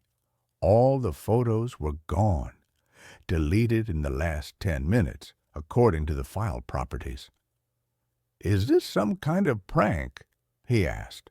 "No, I swear they were just there, hundreds of photos." They looked at each other again. The other officer found my journal document still open in Word. He started reading it out loud. But it wasn't the same. The entries were different now. Normal entries about normal things. Nothing about being watched or losing time. Nothing about photos. "This seems like a pretty standard journal," he said. "That's not what it said before. It was talking about someone being in my apartment." They asked if I'd been drinking or using drugs. I said no. They asked if I'd considered talking to someone, maybe a therapist. They gave me a card for a crisis hotline. They left around 5 a.m. They said to call if anything else happened, but I could tell they thought I was having some kind of breakdown. After they left, I checked my laptop again. The journal was still open. I read through it again, just to make sure I wasn't crazy. It was different. It had been changed. Someone had changed it while the police were here. I checked the folder of photos. Still empty, but the deleted files, I could recover those. I downloaded a recovery program and started scanning my hard drive. It found fragments, pieces of the photos that had been deleted. Not enough to see full images, but enough to see parts. A piece of my bedroom, a corner of my face, a timestamp showing they were taken last night. Someone had been in my apartment. Someone had taken these photos. And then they deleted the evidence while the police were here, which meant they were either still in my apartment somewhere or they had remote access to my computer. I slammed my laptop shut. I grabbed my phone, my wallet, and my keys. I left the apartment and went to my car. That's where I am now. It's 6 a.m. The sun is starting to come up. I've been sitting here trying to make sense of everything. I keep coming back to the carbon monoxide detectors. Why 3 a.m.? Why do they all go off at exactly 3 a.m. showing 0 ppm? I looked it up. 3 a.m. is called the witching hour. But that's just superstition. But it's also the time when your body is in the deepest sleep, when your REM cycle is at its peak. It's when you're most vulnerable to sleepwalking, night terrors, sleep paralysis. What if I'm doing this to myself? What if I'm sleepwalking and taking photos of myself and writing in the journal and I don't remember it? What if the carbon monoxide detectors are going off because I'm somehow triggering them in my sleep? But that doesn't explain how the detector went off with no power. That doesn't explain the photos taken from outside my window, unless I'm not sleepwalking, unless there's something else wrong with me. I called my mom. It's early, but she always wakes up at 5:30. I told her everything. She was quiet for a long time after I finished. "Honey," she said carefully, "I think you need to see a doctor." "I'm not crazy." "I didn't say you were crazy, but what you're describing, the memory problems, the lost time, finding things you don't remember, creating, those could be symptoms of something medical, a brain tumor or seizures or even just extreme stress. What about the detectors? What about them going off with no power?" She didn't have an answer for that. I told her I was going to get a hotel room for a few days just until I figured things out. She said that was a good idea. She asked me to promise I'd see a doctor. I promised. I'm about to drive to a hotel. But I needed to write all this down first, while I still remember it clearly, because I'm starting to worry that I'll forget again, that whatever is happening to me will make me forget, like it's made me forget before. If you're reading this and I've forgotten, here's what you need to know. 1. The carbon monoxide detectors go off at 3 a.m. every night. 2. There are photos on my computer that I didn't take. 3. There's a journal on my computer that I didn't write. 4. Someone has been in my apartment while I sleep. 5. I'm losing time and I don't know what I'm doing. During those gaps, I'm going to the hotel now. I'll update when I can. Update. 2 p.m. Same day. I checked into a hotel around 7 a.m. and immediately fell asleep. I woke up at noon feeling better, more clear-headed. I decided to look at my phone. I had a dozen texts from my landlord. The first one was from 8 a.m. Your neighbor below you called. She said your alarm has been going off all morning. Please turn it off. The rest were increasingly angry messages about the noise and threatening to enter my apartment if I didn't respond. I called him. I'm not in the apartment. I've been at a hotel since 6 a.m. Well, something is making noise in there. I'm going in. I told him to go ahead. I wanted him to check anyway to see if anyone was in there. He called me back 20 minutes later. I went in. Your carbon monoxide detectors were all going off. I unplugged them. You really need to get those checked out. They're defective. Was anyone else in the apartment? What? No, it's empty. Why would someone be in your apartment? I explained about the photos and the journal. He was silent for a long time. Look, he said finally, I don't want to overstep, but have you been feeling okay? Like mentally okay? Everyone keeps asking me that. I'm fine. Can you just check the windows? Make sure they're all locked from the inside? He checked, all locked. No signs anyone had broken in. After we hung up, I opened my laptop. I wanted to look at the journal again to see if it had changed again. The document was gone. Completely gone. Not in my recent files, not anywhere on my computer. I searched for it. Nothing. I checked my browser history to see what I'd been looking at last night. The history had been cleared, all of it, wiped completely. Then I noticed my webcam light was on, the little green light that shows when the camera is active. I haven't used my webcam in months. I opened my webcam software. It was recording. It had been recording since I opened my laptop at the hotel. Recording me sitting here, reading, typing. I checked the saved videos folder. There were hours of footage, days of footage, videos of me in my apartment, working, sleeping, walking around. The timestamps went back weeks. My webcam had been recording me this entire time without my knowledge. I slammed the laptop shut and covered the webcam with tape. My heart was racing. Someone had accessed my computer remotely and turned on my webcam. They'd been watching me for weeks, maybe months. I called the police again. This time I told them about the webcam, about the remote access, about someone hacking my computer. They said they'd send someone from their cyber crimes unit. While I waited, I did something I should have done days ago. I called my doctor and made an emergency appointment because my mom was right. Even if someone is stalking me and hacking my computer, the memory loss and lost time isn't normal. Something is wrong with me medically. The appointment is tomorrow morning. The cyber crimes detective showed up at my hotel around 3 p.m. She took my laptop to examine it. She said if someone really was accessing it remotely, they'd be able to find evidence. She asked me the same questions everyone asks.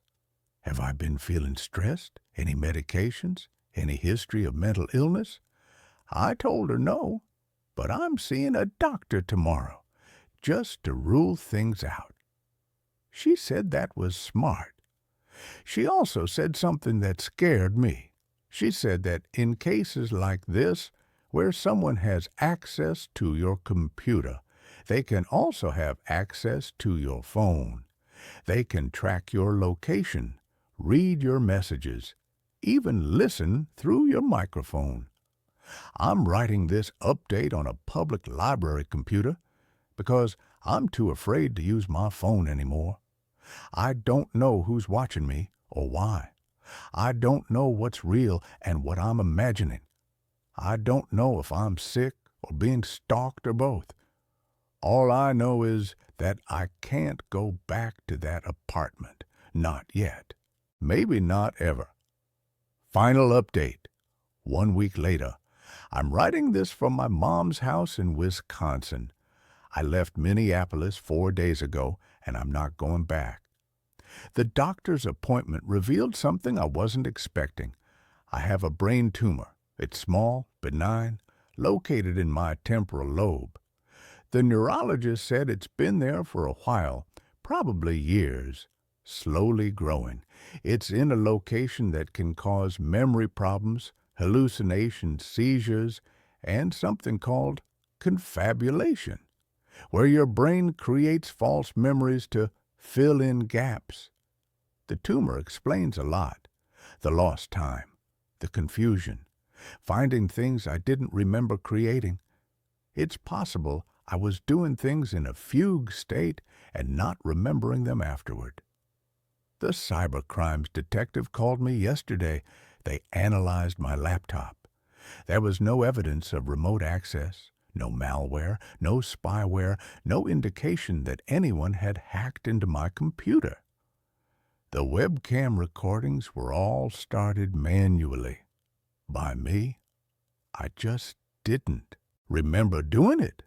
The photos that I thought were of me sleeping, they analyzed the metadata, all taken by my phone, from angles consistent with me setting up the phone and taking the photos myself. The journal entries, the writing style matched samples of my other writing. It was me. I wrote all of it. I don't remember any of it, but apparently I did it all myself. The landlord checked my apartment again with police present. No signs anyone else had been there. No cameras, no listening devices, nothing. He checked the building across the street, too. The window I thought I saw a light in. That apartment has been vacant for 3 months. The carbon monoxide detectors, the landlord took them all to be tested by a professional. They're working perfectly, no defects. He installed new ones, and they haven't gone off since I left. The police think I was triggering them myself. In my fugue states, I was unplugging them, removing batteries, moving them around. That's why they seem to be going off with no power. I was the one making them go off manually and then not remembering it. 3 a.m. was probably when I was sleepwalking or having seizures related to the tumor. Everything has a rational explanation. Everything was me. I'm scheduled for surgery next month to remove the tumor. The doctors say that once it's gone, the symptoms should stop. The memory problems, the hallucinations, all of it. But here's the thing I can't stop thinking about. I got mail forwarded from my Minneapolis apartment yesterday. In with the bills and junk mail was a large manila envelope, no return address. Inside was a note and a USB drive. The note said, "You were right to leave. I'm sorry I scared you. I was only trying to warn you." I plugged the USB drive into my mom's laptop after she ran every security scan known to man. On the drive was a single video file. It was security camera footage from the hallway outside my apartment. Time-stamped from 2 weeks ago, the night the detectors started going off. The footage shows my apartment door. For hours, nothing happens. Then at 2:55 a.m., someone walks up to my door. They're wearing dark clothes, and their face is covered. They stand outside my door for a few minutes, just standing there. Then they pull out a key and unlock my door. They go inside. They're in there for exactly 12 minutes. Then they come back out, lock the door behind them, and walk away. This happens every night for a week on the footage, always between 2:55 and 3:15 a.m., always the same person, always with a key. I showed the footage to the police. They contacted my landlord. He swears only he and I have keys to that apartment. He changed the locks when I moved in. There are no other copies. But someone had a key.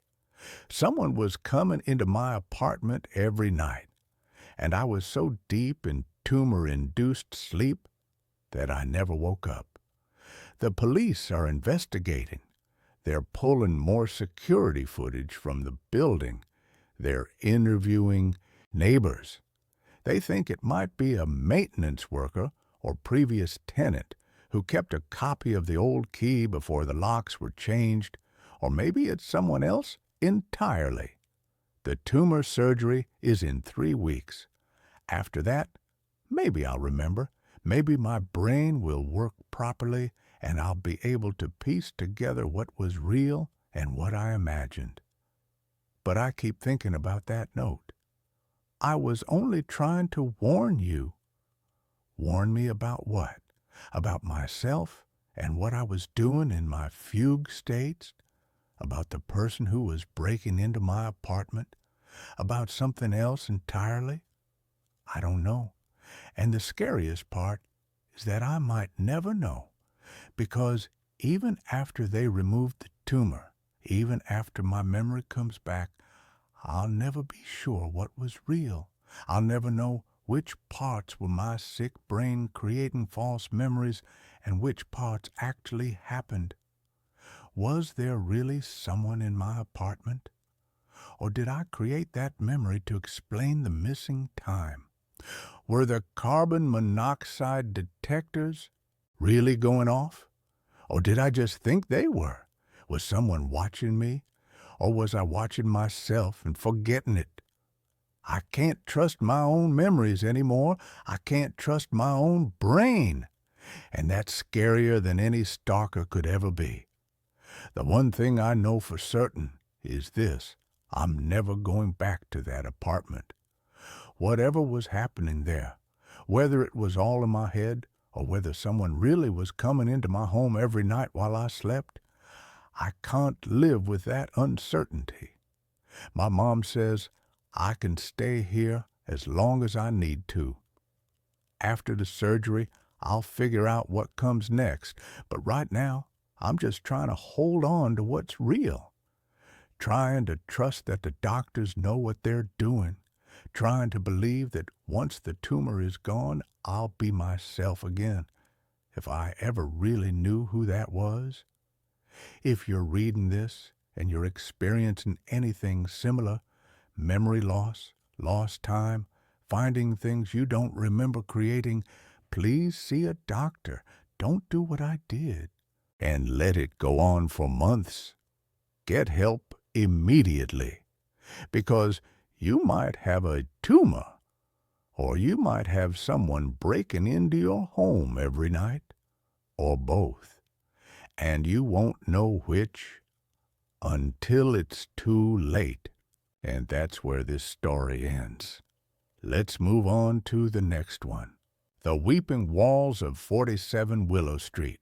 The Craigslist ad was buried under listings for shared apartments and studio couch surfing gigs. Room for rent in historic St. John's Victorian. Utilities, Wi-Fi, parking included, $400 a month, quiet tenant preferred, references required. Attached was a single photo, a sunlit room with high ceilings, an ornate, if dusty ceiling medallion, and a view of mature maple trees through tall, wavy glass windows. It looked like a slice of old Portland charm. It was exactly half what I'd been paying for a shoebox downtown after my research grant at PSU fell through. The landlord, Dr. Aris Thorne, spoke with clipped academic precision over the phone. He was a retired anthropology professor, he explained, living alone in the large house after his wife's passing. He needed a responsible, low-impact presence to help with the upkeep. His voice was dry, devoid of warmth, but the price was impossible to ignore. He vetted me thoroughly, asked for pay. Stubbs spoke to my last landlord, even requested a copy of my student ID. When he finally agreed, his instructions were specific. Move in after 5 p.m. I keep early hours. Your room is the west-facing one on the second floor, left of the stairs. The rest of the house is private, especially the third floor. Do not go up there. The steps are unsafe. He didn't mention anything about the house's history beyond its 1898 construction date.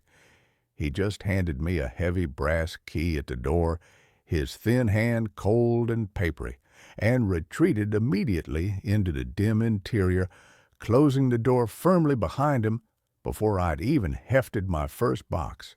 Stepping inside 47 Willow Street that first evening felt like entering a museum after hours. The air was still, thick with the scent of aged wood, lemon oil polish, and something fainter, more organic, like dried flowers left too long in a vase. Dust motes hung suspended in the slanted afternoon light filtering through the leaded glass of the front door. The entryway opened into a cavernous parlor dominated by a grand staircase with a carved mahogany banister. Heavy velvet drapes, faded to a bruised plum color, framed tall windows. Everything was meticulously clean, but utterly devoid of life. No personal photos, no books out of place, no sound beyond the rhythmic, hollow tick-tock of a grandfather clock in the dining room. My room, as promised, was spacious and high-ceilinged. Sunlight streamed through the west window, illuminating dust dancing above a wrought-iron bed frame, a simple dresser, and a small desk. The wallpaper was a faded pattern of ivy vines. It felt serene, isolated, perfect for writing my dissertation on Pacific Northwest logging communities. I unpacked slowly, savoring the quiet, the absence of sirens and neighbor noise. The only oddity was the closet door. It was slightly ajar, revealing darkness within, and no matter how firmly I pushed it shut, it would creak open again an inch or two within the hour. I chalked it up to old hinges and warped wood. The first night, I woke abruptly at 2:17 a.m., not from a nightmare but from sound. Soft, muffled crying. A child's voice. It seemed to come from the hallway just outside my door. I lay frozen, listening hard. It wasn't loud, just a thin, hiccuping sob that cut through the profound silence of the old house. Sniff, whimper, sniff. It lasted maybe 20 seconds, then stopped as abruptly as it began. I told myself it was the pipes, or the wind whistling through a crack I hadn't noticed. Portland was full of old houses with voices. I got up, peered into the empty, shadowed hallway. Nothing. The grandfather clock downstairs chimed the quarter hour, its deep, resonant bong echoing unnaturally loud. I went back to bed, dismissing it. Stress, jet lag from the move, the unfamiliar quiet playing tricks. But the crying came back. Not every night. unpredictably. Sometimes it was just before dawn, a thin, desolate wail that seemed to seep through the floorboards from below. Sometimes it was mid-afternoon when I was trying to concentrate, a sound so close it made me spin around, expecting to see a lost child standing in the doorway. It was always a child, always female, always heartbreakingly sad. I never saw anyone. Dr. Thorne was a ghost himself. I'd hear his slow footsteps on the floorboards above my room early in the morning, the clink of dishes in the kitchen at precisely 7:30 a.m., and the faint rustle of newspaper pages. We'd exchange terse nods or murmured hellos in the narrow hallway, his pale blue eyes never quite meeting mine, always flicking past me towards the stairs or a closed door. He moved with a stiff, deliberate care, as if navigating a space filled with invisible obstacles. I asked him once casually about the pipes making noises. He didn't look up from polishing a brass candlestick. "The house breathes," he said, his voice dry as dead leaves. "It remembers things. Pay it no heed. Focus on your work." His dismissal was absolute. It felt less like advice and more like a command. The crying wasn't the only thing. Small objects began to vanish. My favorite pen, a cheap Bic, but the one I wrote best with, disappeared from the desk. I found it 3 days later, tucked neatly under the pillow on the unused side of the bed. My reading glasses went missing from the nightstand. I discovered them balanced perfectly on the edge of the cold porcelain sink, in the shared bathroom down the hall, a room I rarely used. One morning, I woke to find the heavy velvet curtains in my room drawn tightly shut, though I always left them open for the light. When I pulled them back, the brass rings scraped against the rod with an unnerving shriek. The closet door was wide open, the darkness within seeming deeper than before. A faint, sweet smell lingered, not pleasant but cloying, like decaying lilies. I mentioned none of this to Dr. Thorne. His coldness was a wall. Instead, I bought a cheap digital voice recorder, the kind journalists use. I left it running on my desk overnight, pointed toward the hallway. The playback the next morning made my blood turn to ice. For hours, there was only silence, the faint hum of the refrigerator downstairs, the distant traffic on Highway 30. Then, at 1:48 a.m., clear as a bell through the cheap microphone, the sound of small bare feet padding softly down the hallway outside my door. Pat, pat, pat. They stopped right outside my threshold. Silence for 10 seconds. Then a child's voice, thin and trembling, whispering directly at the recorder. "Why won't you play with me?" My breath hitched in my throat as I listened. The whisper came again, closer this time, the microphone picking up the faint moisture in the voice. "It's cold, so cold down here. Can I come in?" A pause. Then a sound that wasn't human, a low, guttural clicking like stones rattling in a dry throat, followed by a wet, choking sob that dissolved into silence. The recorder captured it all. I played it back 3 times, my hands shaking. This wasn't pipes. This wasn't the wind. This was intentional. I confronted Dr. Thorne at breakfast the next day.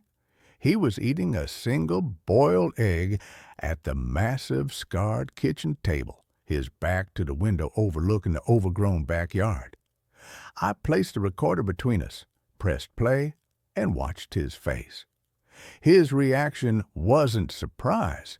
It was resignation, a deep, weary sorrow that aged him decades in seconds. He didn't look at the recorder. He stared at his egg. his spoon hover in mid-air, when the child's whisper, "Why won't you play with me?" filled the quiet kitchen, his knuckles turned white on the spoon handle, when the wet, choking sob sounded, a single tear traced a path down his deeply lined cheek. He reached out a trembling hand and stopped the recording. His voice was barely audible. Her name was Eleanor, my daughter. She died in this house. 1952. Pneumonia. He finally looked at me, his eyes red-rimmed and hollow. She was 7. She didn't want to go to the hospital. She was afraid of the dark there. She hid in the dumbwaiter shaft. He gestured vaguely toward the corner of the kitchen where an old sealed-up wooden cabinet stood. We found her too late.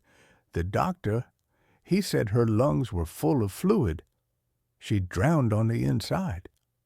He wiped his cheek roughly with his sleeve. She never liked being alone, especially in the dark. She always wanted someone to hold her hand. He pushed his plate away, the egg untouched. She's not malicious. She's lost, confused, stuck in the moment she was most afraid. The 3rd floor. That's where the old nursery was, where she spent her last days. That's why I said not to go up there. The stairs are unsafe, but also she's strongest there. The air, it's thick with her. He stood up, his movement stiff. I stay because she needs to know she's not forgotten. But the house, it holds on to grief. It holds on to her. You hear her because you're new, because you're warm, because you're here. He walked slowly towards the door to the parlor, pausing with his hand on the frame. Do what you must, but know this. She doesn't understand time. She doesn't understand you aren't me 60 years younger, or that you aren't her mother, long gone. She only knows she's cold and alone, and she wants someone to stay. I didn't pack, not yet.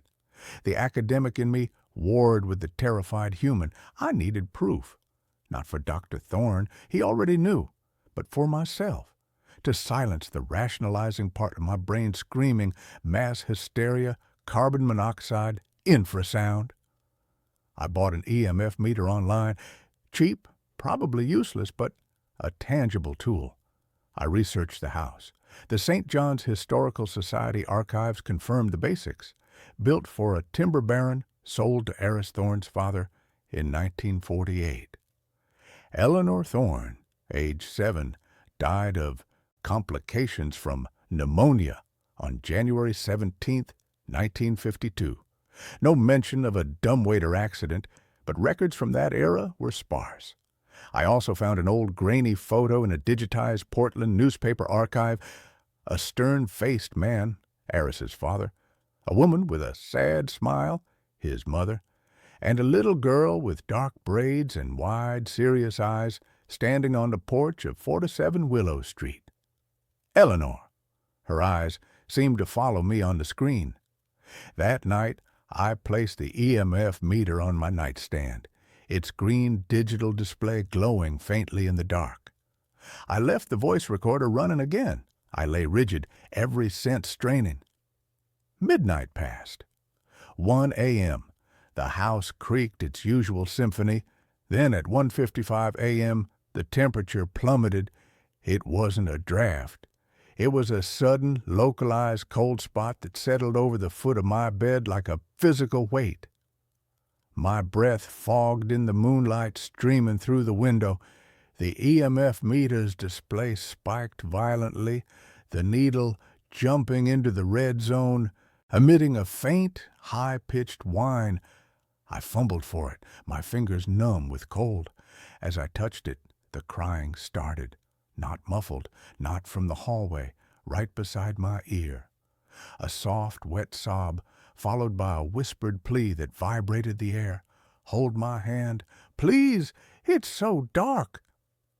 I jerked upright, heart hammering against my ribs. The cold intensified, centering on my left hand where it lay on the blanket.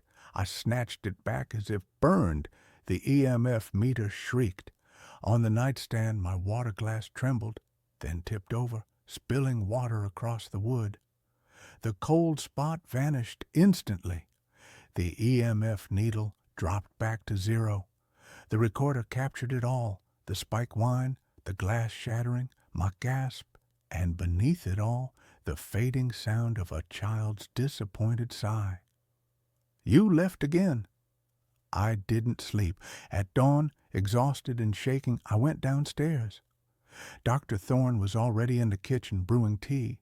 He took one look at my face, pale and drawn, dark circles under my eyes, and nodded slowly. She found you? It wasn't a question. I showed him the EMF readings, the audio file. He listened to the sigh, "You left again," without flinching. "That was Marjorie's phrase," he said quietly, stirring his tea with a trembling hand. "My wife. She'd say that when Ellie would pull away during her fever dreams. You left again, my little bird. I'm right here." He reached into the pocket of his cardigan and pulled out a small cloth-bound book, its cover stained and soft with age. Eleanor's diary, only a few pages. She was just learning to write. He opened it with reverence. The childish scrawl was heartbreaking. "Today I helped Mama garden. We planted lilies. Mama says they smell like angels. I got dirt on my dress. Papa was cross. I hid in the quiet place. It was dark but safe. I liked the quiet place. Mama calls for me, but I liked the quiet." Another entry, the handwriting shakier. "Sick. Mama cries. Papa is loud. Doctor smells bad. Don't want the shot. Don't want the dark place. Hold my hand, Mama. Hold my hand, Papa." The final entry was barely legible, the ink blurred as if by tears or rain. "Cold, so cold. Water in my chest. Can't breathe. Mama, Papa, where are you? The quiet place is dark. I'm scared. Don't leave me. Don't leave me. Don't leave." The sentence trailed off into a jagged ink stroke. I spent the day in a daze. The rationalizations were gone, burned away by the cold spot, the voice, the diary. Eleanor wasn't a story. She was a presence, a trauma embedded in the wood and plaster of this house. That afternoon, needing air, I walked to the overgrown backyard.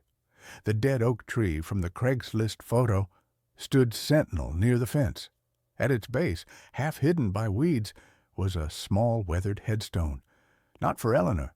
She was buried in Riverview Cemetery, Dr. Thorne had said, but for Marjorie Thorne, beloved wife and mother, 1920, 1985, and carved beneath, "She never stopped, listening for her little bird."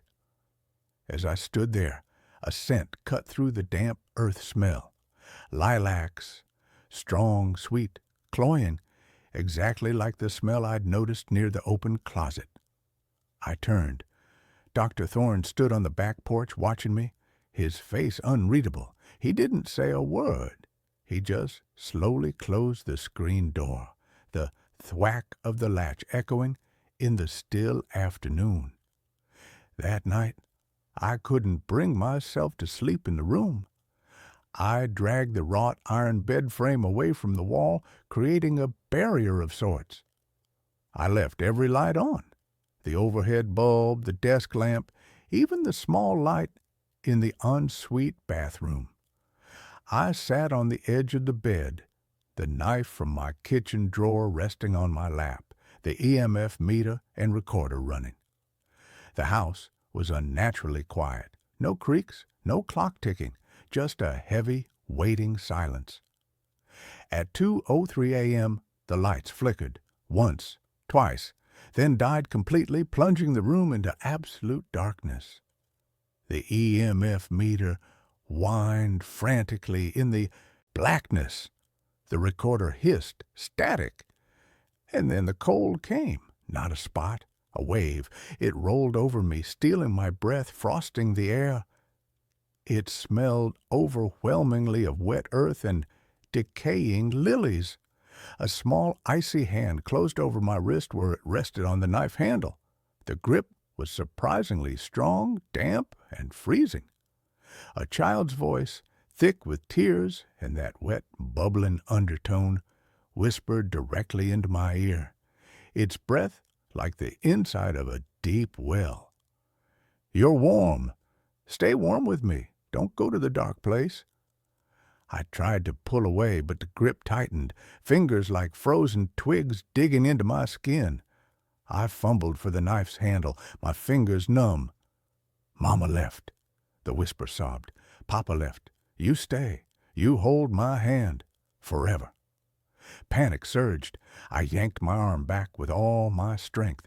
There was a sound like tearing the fabric, a small, sharp "rape," and the cold grip vanished. I scrambled back on the bed, crashing into the wall, fumbling for my phone. The flashlight beam cut through the dark, shaking wildly. The room was empty, but on the blanket where the hand had gripped my wrist, dark, wet stains spread like ink blots. And caught on the edge of the blanket, snagged on the rough iron frame of the bed, was a single, long strand of coarse black hair, too long, too thick to be mine, or Dr. Thorne's. It glistened wetly in the phone light. I didn't wait for dawn. I packed by phone light, shoving clothes and my laptop into my suitcase with shaking hands. The wet stains on the blanket steamed faintly in the cold air. I avoided looking at the closet. I avoided the hallway. I took the stairs 2 at a time, stumbling on the 3rd step, my suitcase banging against my leg. The grandfather clock in the dining room was silent. The house felt watchful, holding its breath. I reached the front door, fumbled with the heavy brass key in the lock. As the deadbolt slid back with a loud clunk, a sound froze me mid-motion. From the top of the stairs, soft, bare feet patting down. Pat, pat, pat. Slow, deliberate, stopping on the landing, then a new sound, a low, rhythmic thumping, like a small body leaning against the banister. Thump, thump, thump, accompanied by a wet, hitching breath. I didn't look up. I couldn't. I yanked the door open, stumbling out onto the porch. The pre-dawn air was frigid, a relief after the house's unnatural chill. I didn't look back. I ran down the cracked sidewalk, suitcase wheels catching on roots, the knife still clutched in my hand. I didn't stop until I reached the bright fluorescent lights of the 24-hour Safeway 3 blocks away, gasping for breath, leaning against the warm glass doors. I called a cab from inside the store, my voice raw, as I gave the driver the address of a cheap motel near the airport.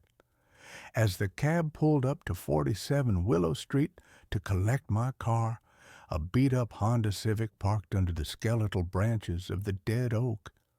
I forced myself to look at the house. Dawn was breaking, painting the sky in pale pinks and grays. The tall windows on the 2nd floor were dark, all except one, my room, the west-facing window. The heavy velvet curtains were drawn back, just enough to see inside, and pressed against the wavy glass illuminated by the rising sun was the faint, perfect outline of a small, pale handprint. It looked wet, smudged at the edges. As I watched, a second, smaller handprint appeared beside it, lower down on the glass. Then a third. They weren't on the outside. They were on the inside, pressed from within the room. The cab honked impatiently. I tore my eyes away, fumbling for my keys. I drove to the motel in a numb daze, checking the rearview mirror constantly. In the parking lot, under the harsh motel sign flickering in the dawn light, I opened the trunk to get my suitcase. It was covered in thick, wet mud. Dark, rich mud that smelled of river clay and decay.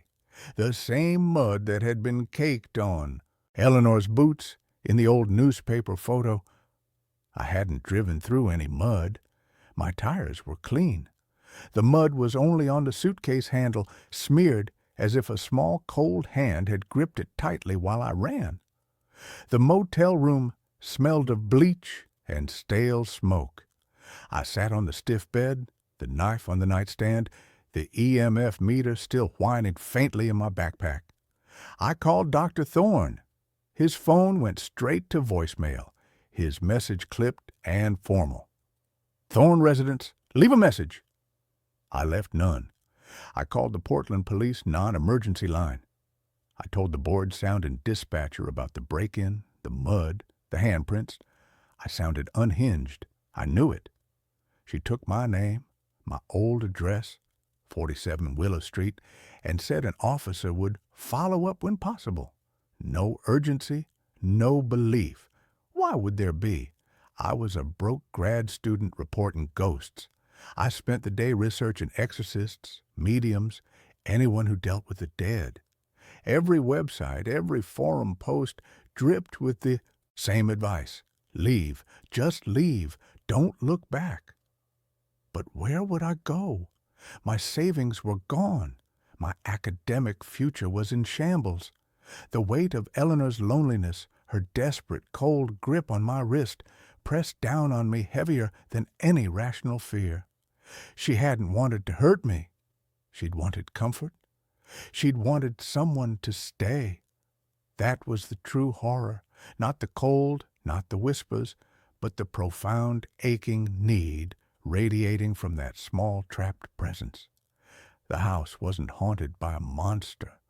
It was haunted by a little girl who couldn't understand why everyone kept leaving her in the dark. That night, in the thin motel bed, I didn't sleep. I stared at the ceiling, listening to the hum of the highway. At 2:17 a.m., the air conditioning unit above the window rattled violently. Not a normal rattle, a sharp rhythmic bang, bang, bang, like small fists pounding on metal. The digital clock on the nightstand flickered, the numbers dissolving into static snow, and beneath the noise, so faint I thought I might be hallucinating, came the wet, bubbling whisper, seeming to come from the cheap floral wallpaper beside my head. "You forgot your warm blanket?" A pause. The AC unit went silent. The clock stabilized, reading 2:18. The whisper came again, closer, the breath like frost on my ear. "We're waiting." I didn't move. I didn't breathe. I just lay there in the suffocating motel room dark, the knife slick in my sweating palm, the smell of wet earth and decaying lilies thick in the air. The $400 a month had been a steal. The cost of staying had been my peace. The cost of leaving, I realized with a cold certainty that seeped into my bones deeper than any ghostly touch, was my freedom. Eleanor wasn't confined to 47 Willow Street. Grief, that old, that deep, doesn't respect walls. It follows, it clings, it waits. And in the crushing silence after the whisper faded, the only sound was the slow, steady drip of muddy water falling from the handle of my suitcase onto the cheap motel carpet.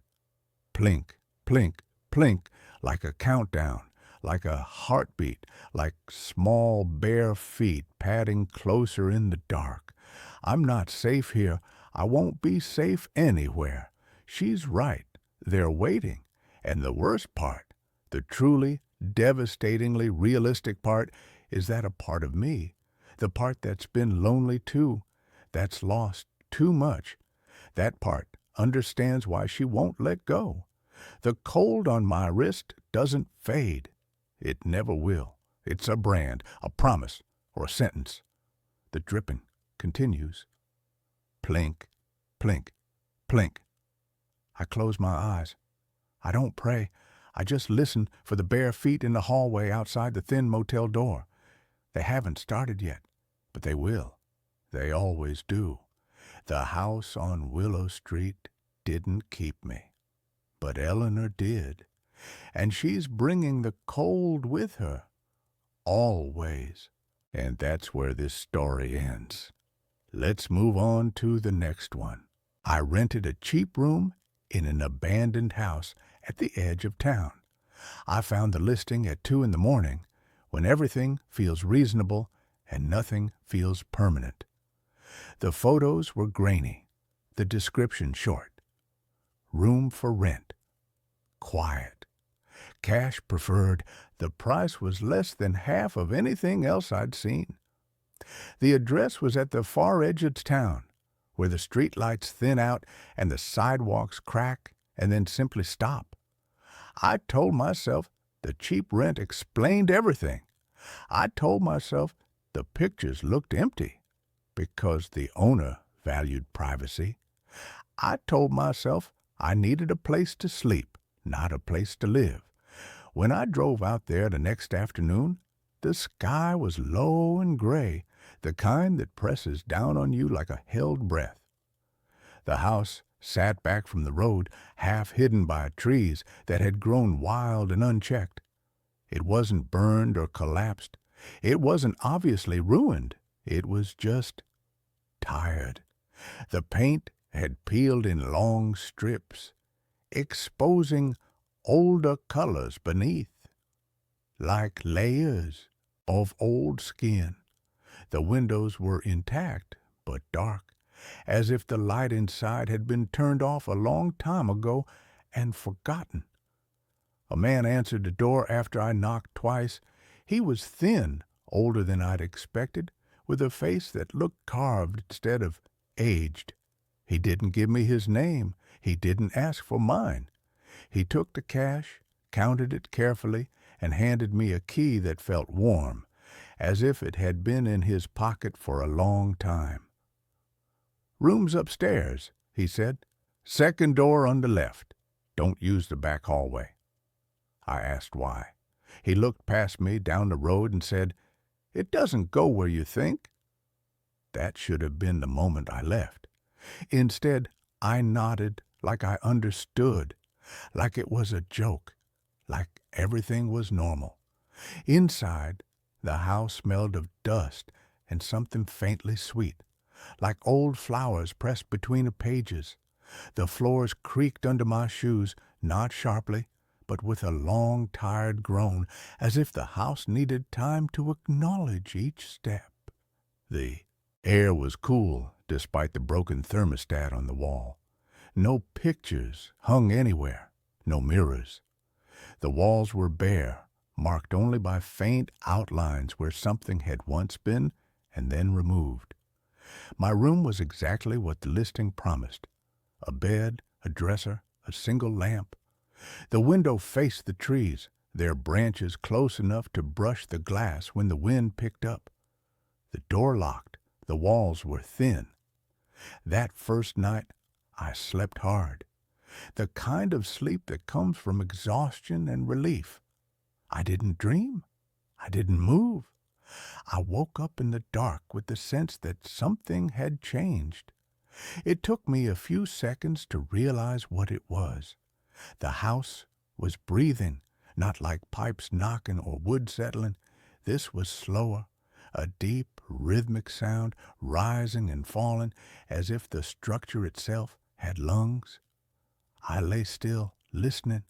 With each breath, the air in my room seemed to shift just slightly, like a tide pulling back and forth. I told myself it was the wind. The trees were close. Old houses make noises. Then I heard footsteps in the hallway. They were soft, careful, bare feet by the sound of it. Someone walking slowly, stopping every few steps, then continuing. The steps reached my door and paused. I held my breath. The handle didn't move. Whoever it was stood there for a long moment, close enough that I could hear a faint, wet sound like someone breathing through their mouth. Then the footsteps moved on, down the hall, toward the stairs. In the morning, the house was quiet and ordinary again. The breathing was gone. The air smelled like dust and nothing else. I told myself I'd imagined it. I went to work. I came back that evening with groceries and a determination not to let my nerves get the better of me. That night, the footsteps returned. This time, there were more of them. They didn't move like people going somewhere. They wandered. They doubled back. Sometimes they stopped outside my door. Sometimes they gathered near the top of the stairs, a cluster of soft sounds overlapping and separating again. I pressed my ear to the wall and heard whispering, not words, just breath shaped into something that almost meant something. A chorus of near sounds, like a language spoken underwater. On the third night, I started hearing it during the day. A faint scratching behind the walls, like fingernails dragging slowly across wood. It followed me from room to room. When I stood still, it stopped. When I moved, it resumed, keeping pace. I tried to find the landlord. His room at the end of the hall was locked. I knocked. No answer. I listened at the door and heard nothing at all, not even breathing. That night, I dreamed I was standing in the back hallway. In the dream, the hallway was longer than it should have been. The walls bowed inward, the ceiling low enough that I had to duck. Doors lined both sides, each one slightly ajar, each one breathing softly. I walked past them, drawn forward by something I couldn't see. At the end of the hallway was a door without a handle. I woke up standing in my room, my hand pressed flat against the wall, right where the scratching usually came from. The wall was warm. I pulled my hand away and stared at my palm. For a second, I could swear there was a faint pattern there, like the impression of veins that weren't mine. I stopped sleeping after that. When you don't sleep, everything stretches. Time becomes thick and sticky. Sounds get louder. Shadows feel heavier. The house took advantage of that. It started doing things when I was tired enough to doubt myself. Doors I locked would be open in the morning. Objects would be moved just slightly, never enough to be obvious, but enough that I noticed. The dresser drawer would be pulled out an inch. The lamp would be turned to face the wall. The breathing came back. Stronger now. It seemed to come from everywhere at once, a slow inhalation that made the walls flex, followed by an exhale that rattled. The windows. One night, the footsteps didn't stop at my door. The handle turned slowly, carefully, as if whoever was on the other side knew exactly how much pressure to use. I watched it move, inch by inch, until the latch clicked. The door opened just a crack. I couldn't see anything in the hallway. The darkness there was deeper than the darkness in my room, a solid thing that swallowed the light. From within, it came the smell I'd noticed on my first day. Stronger now. Old flowers, rot. Something lived in and wrong. A hand slid through the gap. It was pale, almost translucent.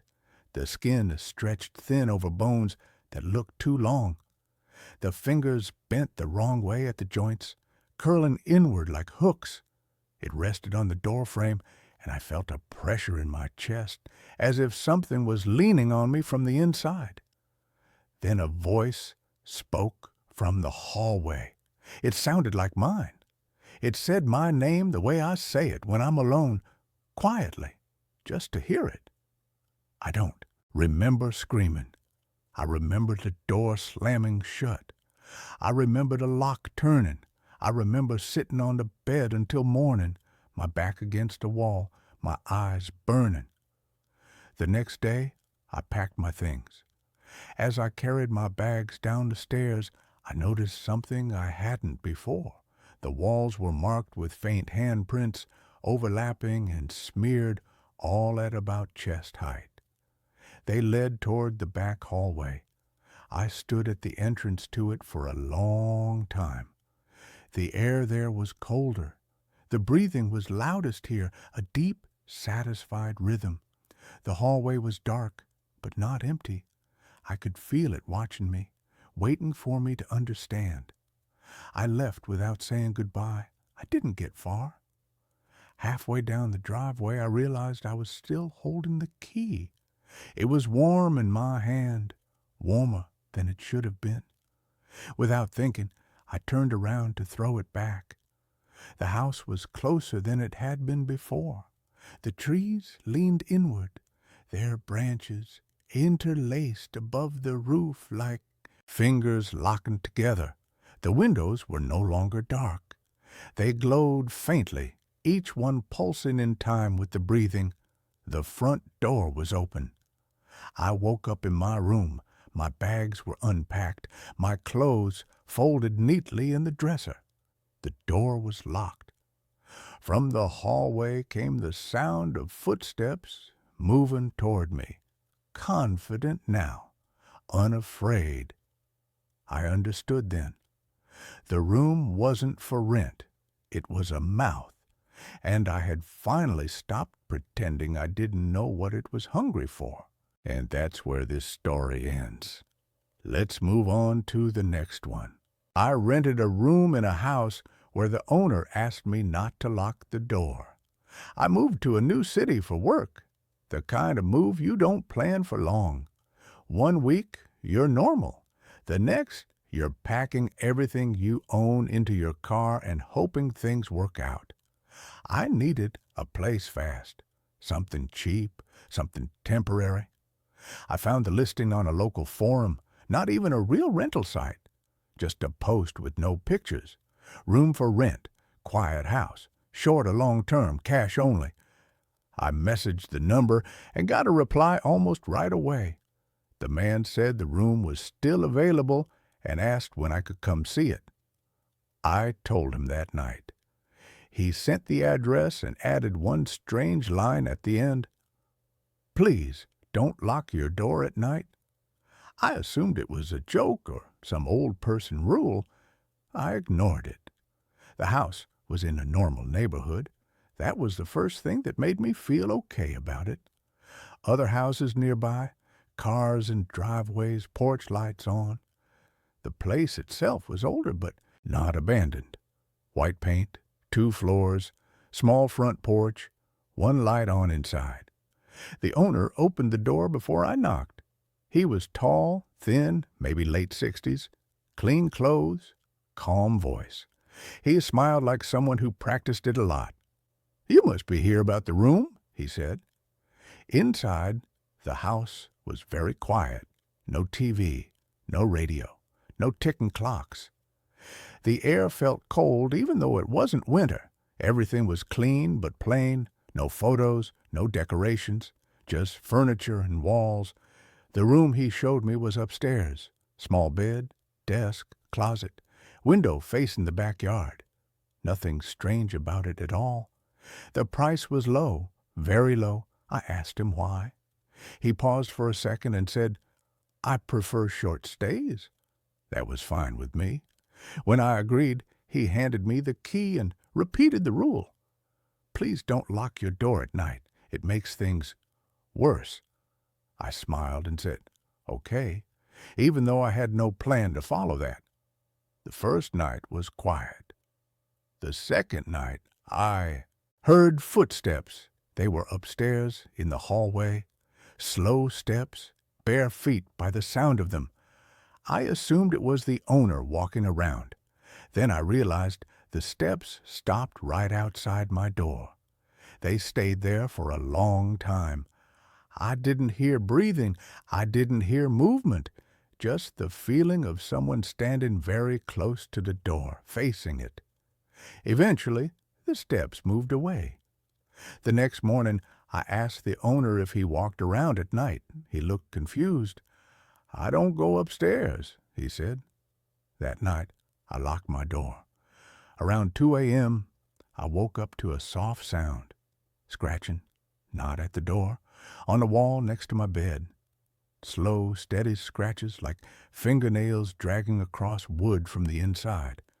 I turned on the lamp. The sound stopped. When I turned the light off, it started again. I stayed awake until morning. The next day, I noticed something new in the hallway. The carpet outside my door was pressed down like someone had been standing there for a long time. That night, I didn't lock the door. The footsteps came back. They walked up and down the hall, sometimes stopping at other doors, sometimes stopping at mine. At one point, something gently pushed my door open, just a few inches. I stared at the dark gap, my heart pounding. Nothing came in. The door slowly closed again. The owner wasn't home the next day. That night, things got worse. The footsteps were louder, faster, more than one set. I heard whispering too, low and unclear, like people talking in another room. Then I heard my name, very clearly. It came from right outside my door. I jumped up and opened it. The hallway was empty, but at the far end I saw something standing near the stairs. It was tall and thin and wrong. Its arms were too long, its head tilted in a way a human neck shouldn't. It didn't move. It just watched me. I slammed the door shut and locked it. Immediately, something hit the door from the other side. Not hard, not angry, patient. Tap, tap, tap, all night long. In the morning, I packed my things. The owner was in the kitchen when I came downstairs. He looked tired. "You locked it," he said quietly. I asked him what was in the house. He didn't answer right away. "People pass through," he finally said. "Some don't like leaving." I dropped the key on the table and walked out. I've lived in 3 different places since then. It didn't matter. For weeks after, every place I stayed had the same problem. Around 2 a.m., I would hear footsteps in the hallway. Slow, bare, stopping right outside my door. And no matter where I am now, I don't lock my door anymore. Because whatever followed me here already knows how to open it. And that's where this story ends. Let's move on to the next one. I used an AI tool to restore old family photos. It found people who weren't there. I am a professional archivist. I specialize in digital restoration. People bring me their water-damaged wedding albums, their sun-bleached Polaroids of grandparents they never met, and I bring them back to life. I use a combination of Photoshop, high-resolution scanning, and recently, AI upscaling tools. I know the artifacts of compression. I know what a JPEG halo looks like. I know the difference between a smudge on the lens and a ghostly figure, or I thought I did. My grandmother passed away 3 weeks ago. She left me her house in rural Vermont, a sprawling, drafty Victorian that smelled of lavender and damp wood. In the attic, inside a cedar chest that hadn't been opened since the Reagan administration, I found the reels. They weren't photos. They were 8mm film canisters, dozens of them. Labeled in her shaky cursive, Summer 1955, Christmas 1962, The Lake House 1970. I brought them back to my studio in Boston. I have a telecine machine, a device that digitizes old film frame by frame. I wanted to surprise my dad with a montage for the funeral. I started with the reel labeled 4th of July, 1958. The footage was grainy, flickering with that nostalgic warmth you only get from celluloid. It showed a backyard barbecue. My grandfather, young and handsome, flipping burgers. My dad, a toddler running through a sprinkler. It was wholesome. It was safe. But the quality was poor. The lighting was blown out, and the shadows were crushed into black voids. I decided to run it through a new beta software I'd been testing called Chronos Clear. It uses a generative adversarial network, a fancy AI, to not just sharpen images, but to predict missing data. It looks at a blurry face and calculates what the nose and eyes should look like based on bone structure and lighting. It's controversial in my field because it's technically inventing reality, but the results are usually breathtaking. I loaded the digitized footage into Chronos Clear. I set the parameters to maximum restoration and deep detail recovery. I hit render and went to make a sandwich. When I came back, the progress bar was green. I played the file. The difference was staggering. The grain was gone. The colors were vibrant. It looked like it had been shot yesterday on an iPhone 15. I could see the sweat on my grandfather's forehead. I could see the individual blades of grass. Then the camera panned to the tree line at the edge of the yard. In the original footage, the trees were just a dark blur of shadow. In the restored version, the AI had resolved the shadows. Standing just inside the woods watching the barbecue was a woman. She wasn't a guest. She was wearing a heavy woolen coat that was far too hot for July. Her skin was gray, and her neck was bent at a 90-degree angle, her head resting on her own shoulder as if the spine had been snapped. I froze, my hand hovering over the space bar. I rewound. I played it frame by frame. The AI tracked her. As the camera panned, she didn't move, but her eyes did. The software had resolved her pupils. They were locked onto my toddler father. "It's a glitch," I whispered to the empty room. "It's pareidolia." The AI saw a pattern of leaves and bark and thought it was a face. That happens. AI hallucinates faces in clouds or carpet patterns all the time. I deleted the cache and re-rendered the clip. If it was a random glitch, the generative noise should be different this time. The render finished. I played it. The woman was still there, but this time she had taken a step closer to the lawn. My stomach dropped. That shouldn't be possible. The source footage was the same. The AI should produce the same result or a random variation. It shouldn't advance the timeline. I grabbed another reel. Christmas, 1962. My dad would have been 7. I didn't watch the raw footage.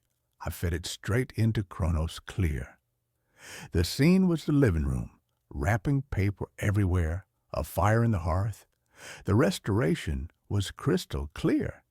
And there, standing in the hallway behind the festive scene, was the woman. She was closer now. She was standing just outside the doorframe. Her neck was still broken, her head lolling sickeningly to the left. She was wearing the same wool coat, but the terrifying detail was her hands. She was holding a sack, a burlap sack that looked wet. It was stained dark at the bottom, and she was smiling. The AI had rendered the smile with horrifying precision. Her teeth were jagged, brown, and too small.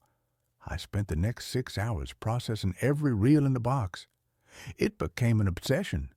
I wasn't an archivist anymore. I was a detective at a crime scene. She was in every single reel. 1968, a graduation party. She was standing in the crowd, her broken neck making her head stick out among the sea of mortar boards. 1975, my parents' wedding. She was in the back pew of the church. The guests on either side of her didn't seem to see her, but they were leaning away from her, subconsciously leaving a bubble of empty space. The AI was getting better at rendering her, or maybe she was getting more real. In the 1980 footage, I noticed something that made me vomit in my wastebasket. It was footage of my own first birthday party. I was in a high chair, smashing cake. The woman was standing directly behind the high chair. Her hand, her gray, long-fingered hand, was resting on my shoulder. I checked the raw footage. In the original, there was just a shadow there, a trick of the light. But the AI had found the data. It had found the hand. I called my dad. It was 3 a.m. "Dad," I said, my voice shaking, "who is the woman with the broken neck?" Silence on the other end. Heavy, breathing silence. "Dad, where did you see her?" His voice was a whisper, a terrified, childlike whisper. "In the movies. Grandma's movies. I restored them. Dad, she's touched me in the birthday video. Who is she?" "She's the taker," my dad said. He sounded like he was crying. "Grandma said we don't talk about her. If you don't talk about her, she stays in the peripheral. She stays in the blur. You can't make her clear, son. You must never make her clear." "What happens if she gets clear?" "She comes through." The line went dead. I looked at my computer screen. The render of my birthday was still paused. The woman on the screen was looking at the camera. Then the video player glitched. It wasn't a digital artifact. It was the playhead moving. The video started playing, but I hadn't touched the mouse. And it wasn't the birthday video anymore. The screen showed my studio, my current studio. It was a live feed. The Chronos Clear software had hijacked my webcam. On the screen, I saw the back of my own head. I saw my messy desk. I saw the darkness of the hallway behind me. The software status bar read, "Processing real-time restoration. Phase 1, denoising. Phase 2, shadow resolution. Phase 3, entity manifestation." I spun around in my chair to look at the hallway. Empty. Just the coat rack and the door to the kitchen. I looked back at the screen. The AI was rendering the hallway. It was sharpening the shadows. In the monitor, the woman was standing in my hallway. She was no longer wearing the wool coat. She was wearing a tattered dress that looked like it was made of skin.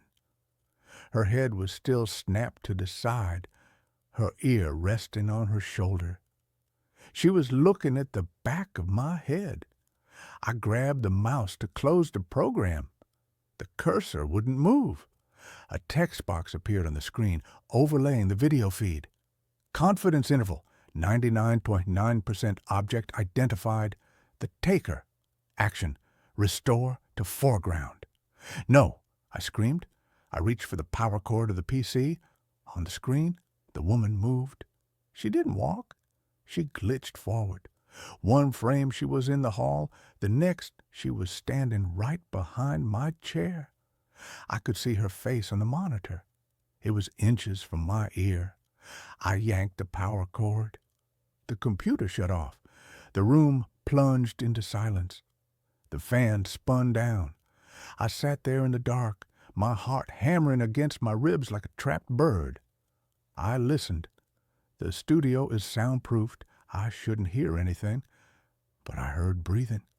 It was a wet, rattling sound, the sound of air being forced through a crushed windpipe.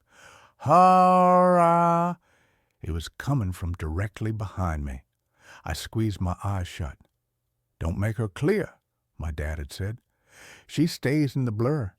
If I don't look, she's not rendered.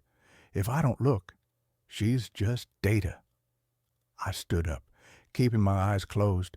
I felt my way to the door. I felt a coldness, a freezing, absolute zero coldness radiating against my back. Something brushed against my neck. It felt like hair. Greasy, wet hair. I burst out of the room and into the street. I ran until my lungs burned. I checked into a motel with bright lights and no shadows. That was 2 days ago. I haven't gone back to the studio, but I can't escape the technology. I was walking down the street today, and I passed an electronics store. A wall of 8K televisions was displaying a demo reel of a city street.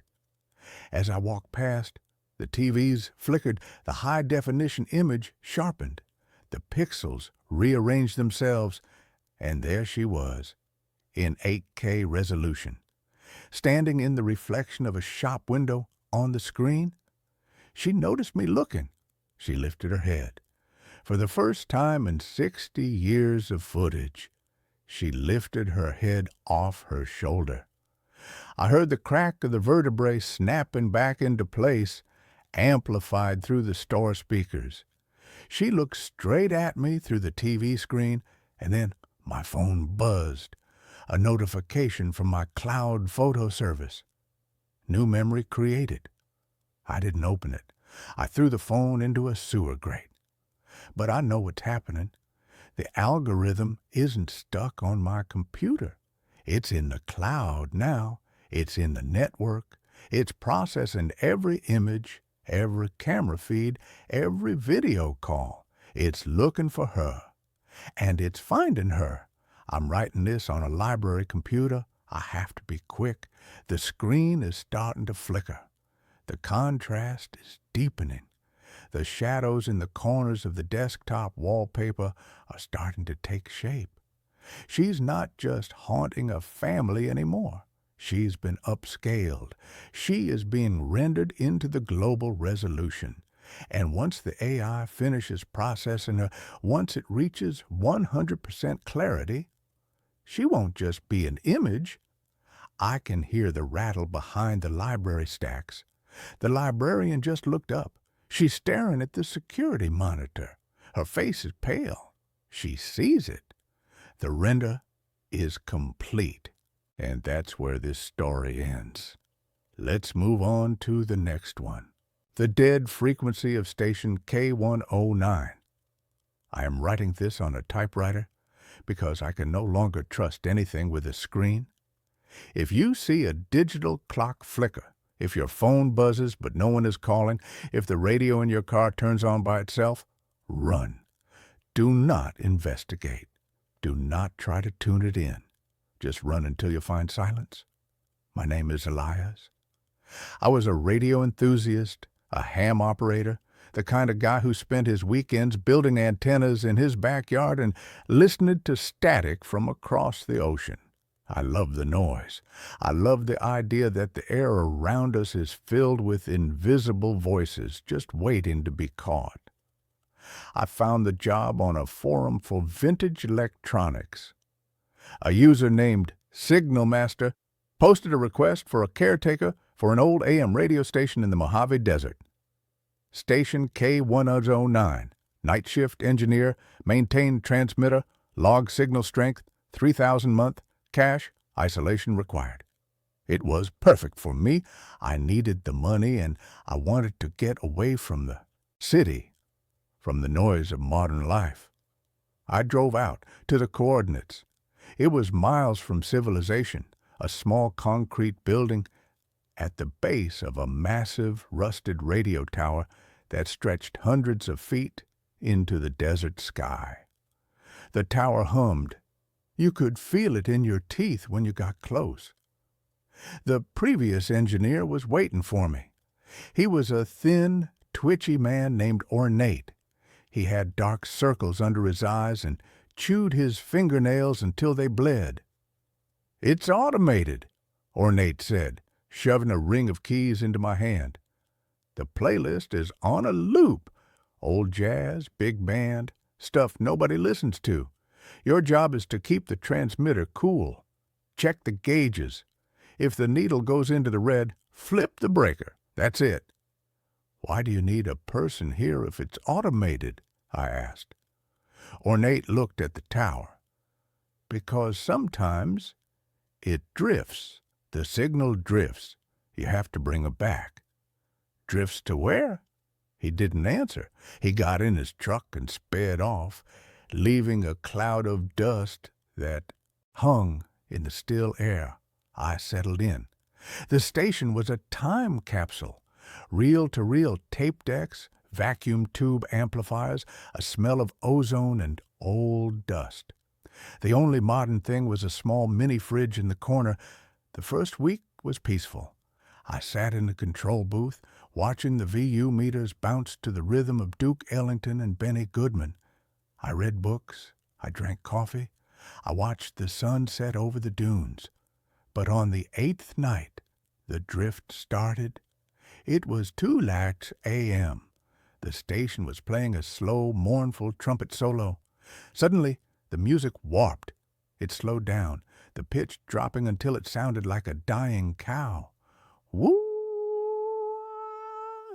Then static, white noise that sounded like screaming. I looked at the frequency dial. It had moved.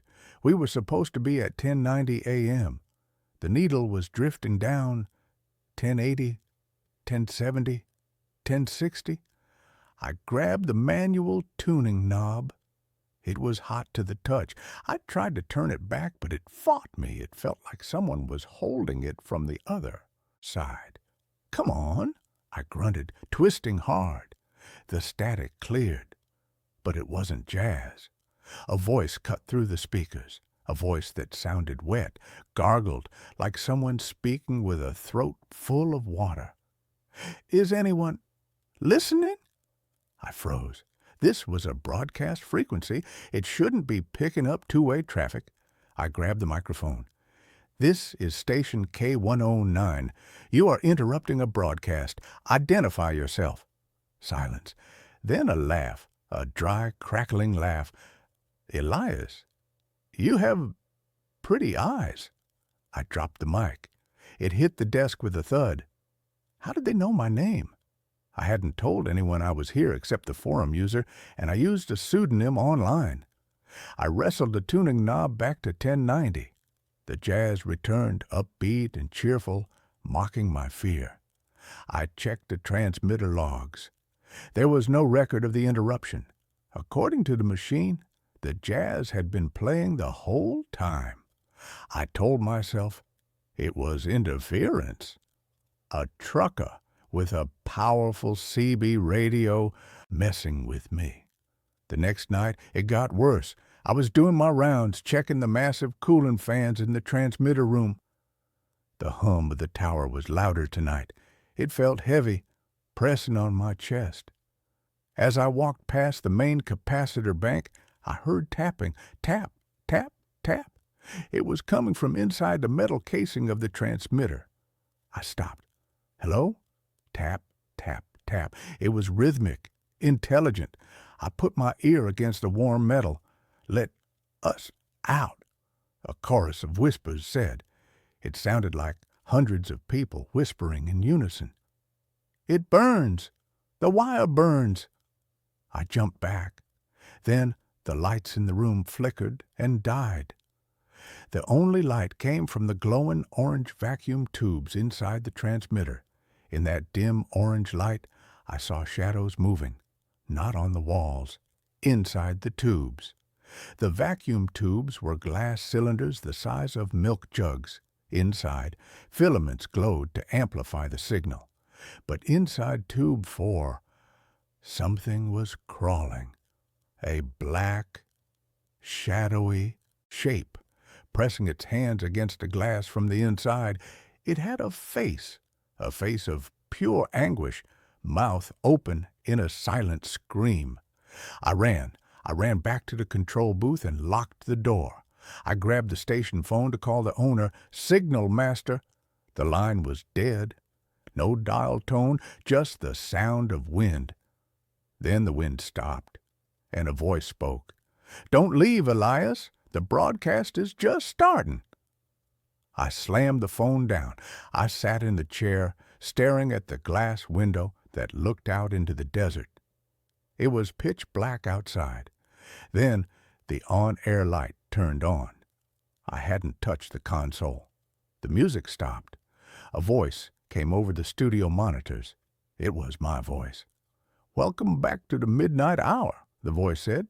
"Tonight, we have a special request for Elias, a song from the other side." Then a sound began to play. It wasn't music. It was the sound of digging. Shovels hitting dirt, crunch, scrape. Then the sound of wood splintering. A coffin lid breaking. Then heavy breathing. I covered my ears. "Stop it! Stop it!" I reached for the master brake to kill the power. My hand stopped inches from the switch. Pain, white-hot pain, shot through my arm. I looked down. My veins. The veins in my arm were glowing orange, like the vacuum tubes. I could feel the electricity surging through me. I was becoming part of the circuit. "Do not cut the signal," my own voice said through the speakers. "We need the carrier wave. We need to travel." I fell to the floor, convulsing. The pain was unbearable. I could feel voices in my head, memories that weren't mine. I remembered dying in a fire. I remembered drowning in a lake. I remembered being buried alive. They were the voices of the dead, and they were using the radio tower as a bridge. I blacked out. I woke up the next morning on the floor. The sun was shining. The jazz was playing. My arm was burned, a Lichtenberg figure scar tracing down my skin like a lightning strike. I packed my bag. I was leaving. I didn't care about the money. I walked to my car. It wouldn't start.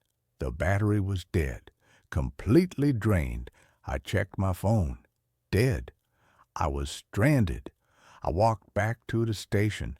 I had to fix the car or find a radio to call for help. I went to the workshop in the back. I found a spare battery. As I was carrying it to the car, I looked up at the tower. There was something climbing it. A man. He was halfway up, clinging to the metal struts. "Hey!" I yelled. "Get down! It's dangerous!" He stopped. He turned his head 180 degrees like an owl. It was ornate, the previous engineer, but his eyes were gone, burned out sockets, and his mouth was sewn shut with copper wire. He let go of the tower. He fell hundreds of feet. I watched him hit the ground. Thud.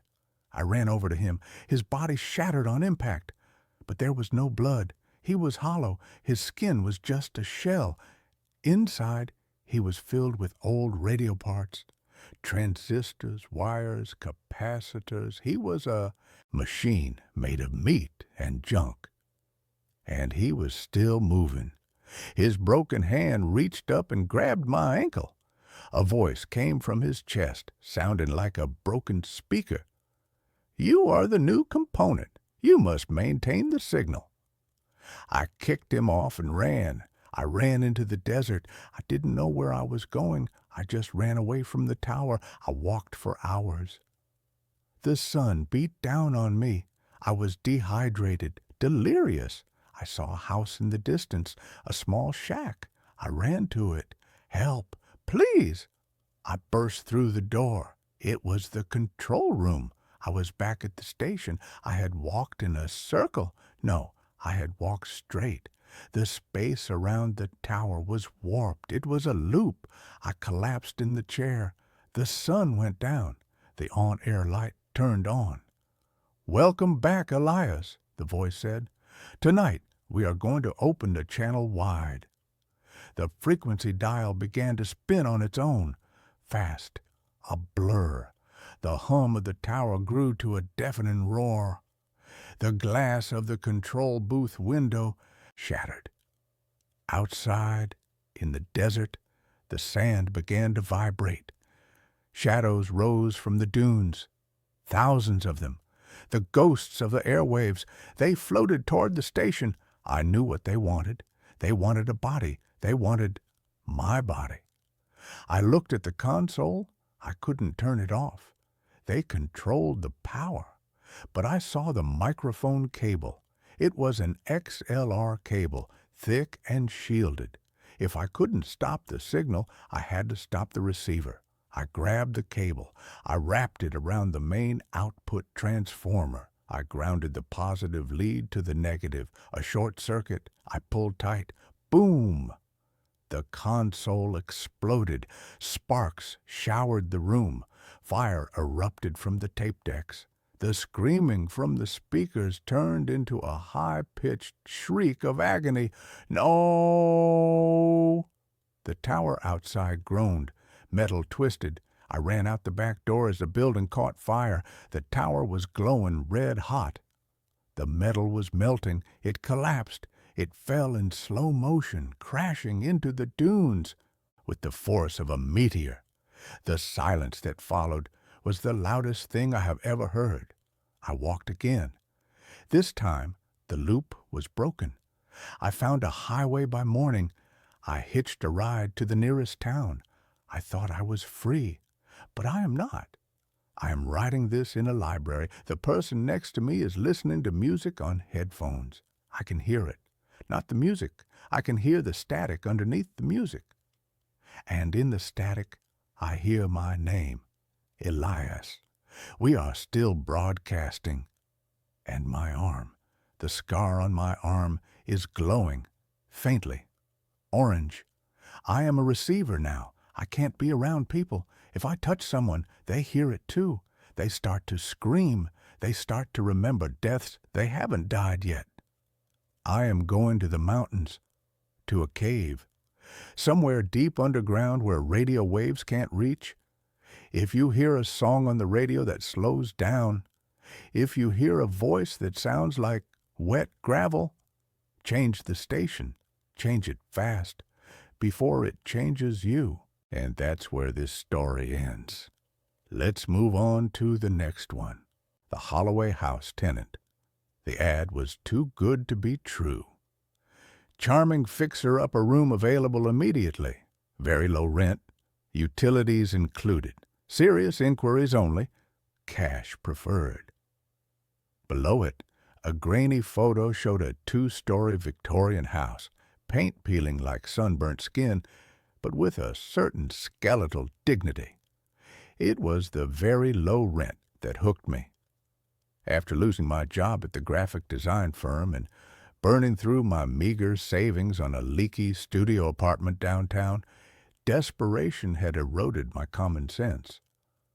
The landlord, a gaunt man named Mr. Armitage, who smelled faintly of mothballs and damp earth, showed me the place on a Tuesday afternoon thick with the promise of rain.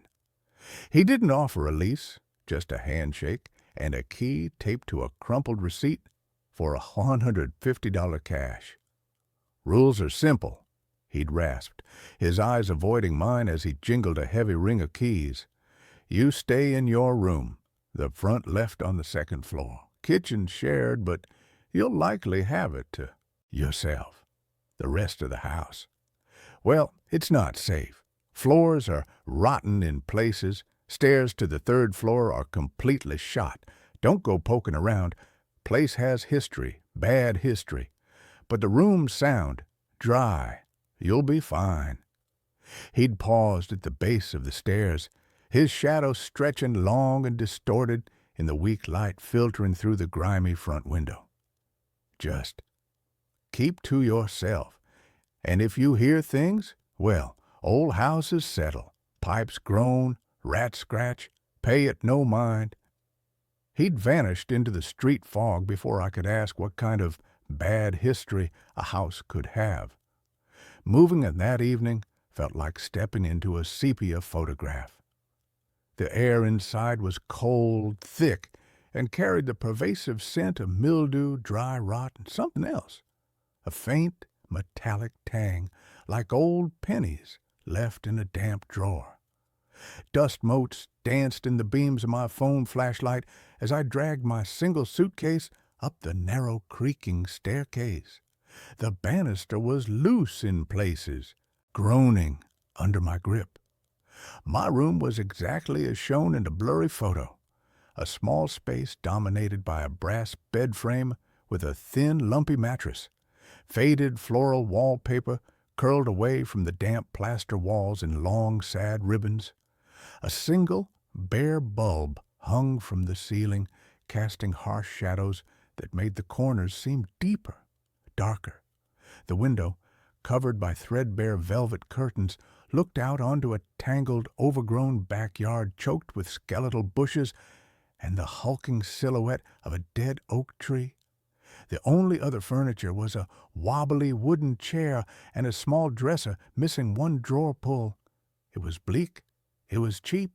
It was mine. The first night was a symphony of unfamiliar sounds. The old house creaked and popped like cooling slag as the temperature dropped outside.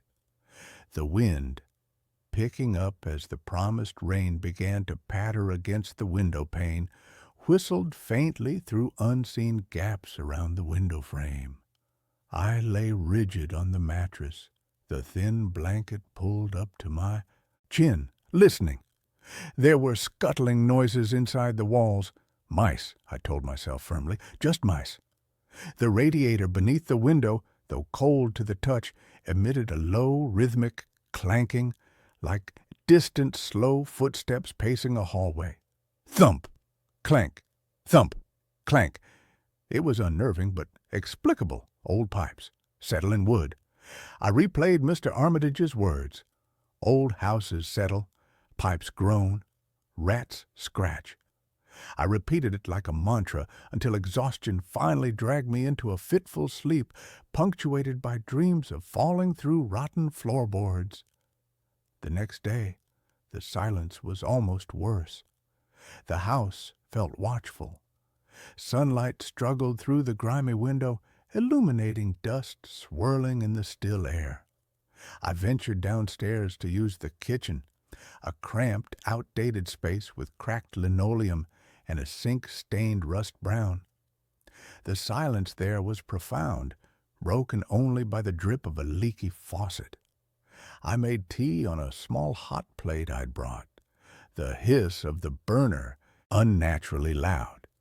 As I sipped, I noticed something on the floor near the back door, a single muddy footprint. It was large, booted, and definitely not mine.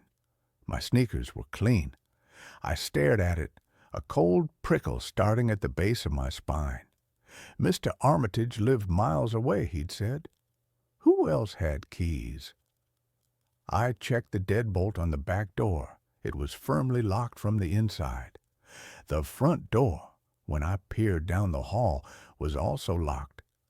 I scrubbed the footprint away with a rag, my hands trembling slightly. It was already here when I arrived. Armitage must have tracked it in yesterday. The explanation felt flimsy, but it was all I had. That afternoon, trying to make the room feel less like a tomb, I unpacked my few books and placed them on the dresser. I also set out a small framed photo of my parents on the windowsill. Later, after a trip to the corner store for groceries, I found the photo lying face down on the floor. I was certain I'd left it upright. I righted it, my mouth dry. Draft? I checked the window. It was latched shut. The heavy velvet curtains hung perfectly still. I spent the rest of the day exploring the immediate vicinity of the house, trying to shake the unease. The neighborhood was quiet, mostly older homes in varying states of repair. An elderly woman tending roses next door eyed me cautiously when I waved. "You're the new tenant at the Holloway place?" she asked, her voice raspy. I nodded. "Be careful in there, dear," she said, lowering her voice. "That house, it doesn't like strangers. Bad things happened there, long time ago, but the air never cleared." Before I could ask what she meant, she'd retreated inside her own immaculate cottage, closing the door firmly. Night 2 began like the first, but the sounds were different. The settling groans were fewer. Instead, a new sound emerged from the hallway outside my locked room. A slow, deliberate dragging, like something heavy being pulled across the bare wooden floorboards. Scrape, pause, scrape, pause.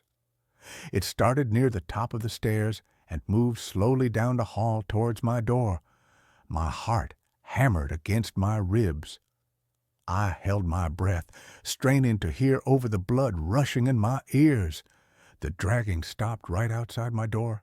Silence, thick, heavy silence, then a soft, rhythmic tapping on the wood just below the knob. Not knocking, tapping, tap, tap, tap, tap, like fingernails or claws. I squeezed my eyes shut, pulling the blanket over my head, trembling. It's the wind in the eaves, its branches on the window. But the window was silent. The tapping continued for a full minute before stopping abruptly. The dragging sound resumed, moving slowly back down the hall and down the stairs. I didn't sleep. I sat hunched on the edge of the bed, back pressed against the cold wall, a kitchen knife clutched in my sweaty hand, staring at the door until the gray light of dawn seeped around the curtains. Day 3 was a blur of exhaustion and heightened paranoia. I called Mr. Armitage repeatedly. No answer. His number just rang and rang, clicking over to a static-filled voicemail. I considered packing and leaving, but the thought of where I'd go, a shelter maybe, or sleeping in my ancient Honda Civic, paralyzed me. $150 a month was impossible to find anywhere else in this city. I rationalized the sounds. Old houses were noisy. Footprints could be from previous tenants or Armitage himself. The photo falling, a draft I couldn't feel, the dragging and tapping, pipes, wind, imagination fueled by the old woman's warning. I needed proof it was just my fraying nerves. That afternoon, I did something stupid. I went downstairs and rummaged in the kitchen junk drawer till I found a stub of pencil and a torn piece of brown paper bag. I wedged the paper tightly under my bedroom door, the pencil balanced precariously on top of it like a crude alarm. If the door opened even a fraction, the pencil would fall, waking me. A child's trick, but it was all I had. The night was still, no dragging, no tapping, just the familiar creaks and the persistent drip, drip, drip from the kitchen faucet I hadn't been able to fully silence. I almost relaxed. Almost. Then, around 3 a.m., the dripping stopped. The sudden silence was louder than the noise. I lay frozen, listening. A new sound began.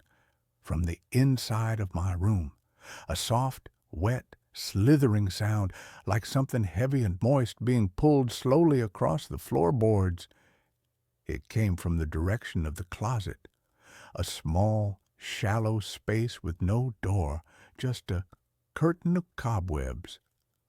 The slithering stopped near the foot of my bed. I couldn't move, couldn't breathe. My eyes strained in the near total darkness. Then a sound that froze the blood in my veins. A low, guttural whisper, so close it seemed to brush against my ear. It wasn't words, not exactly. It was a wet, bubbling exhalation that shaped syllables with a wet, rattling tongue. Stay. It lingered on the word, thick with a hunger that had nothing to do with food. Warm. Another wet pause. Warm. The slithering sound resumed, moving slowly around the side of the bed, towards the headboard, where I lay paralyzed. I felt the mattress dip slightly, as if an immense, unseen weight had settled on the edge near my pillow. The smell hit me then.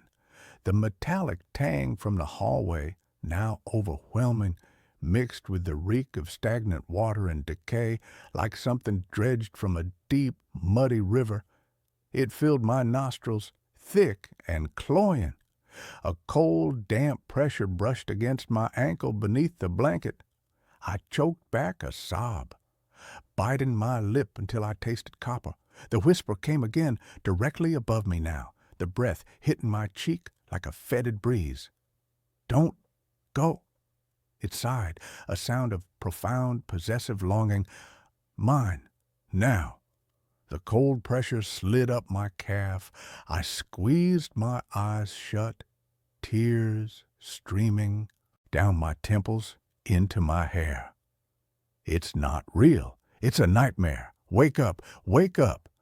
But the cold, wet touch was undeniably real on my skin. The smell choked me. The whisper vibrated in my bones. With a sob tearing from my throat, I lashed out blindly with the knife I still clutched, swinging it wildly toward the source of the breath.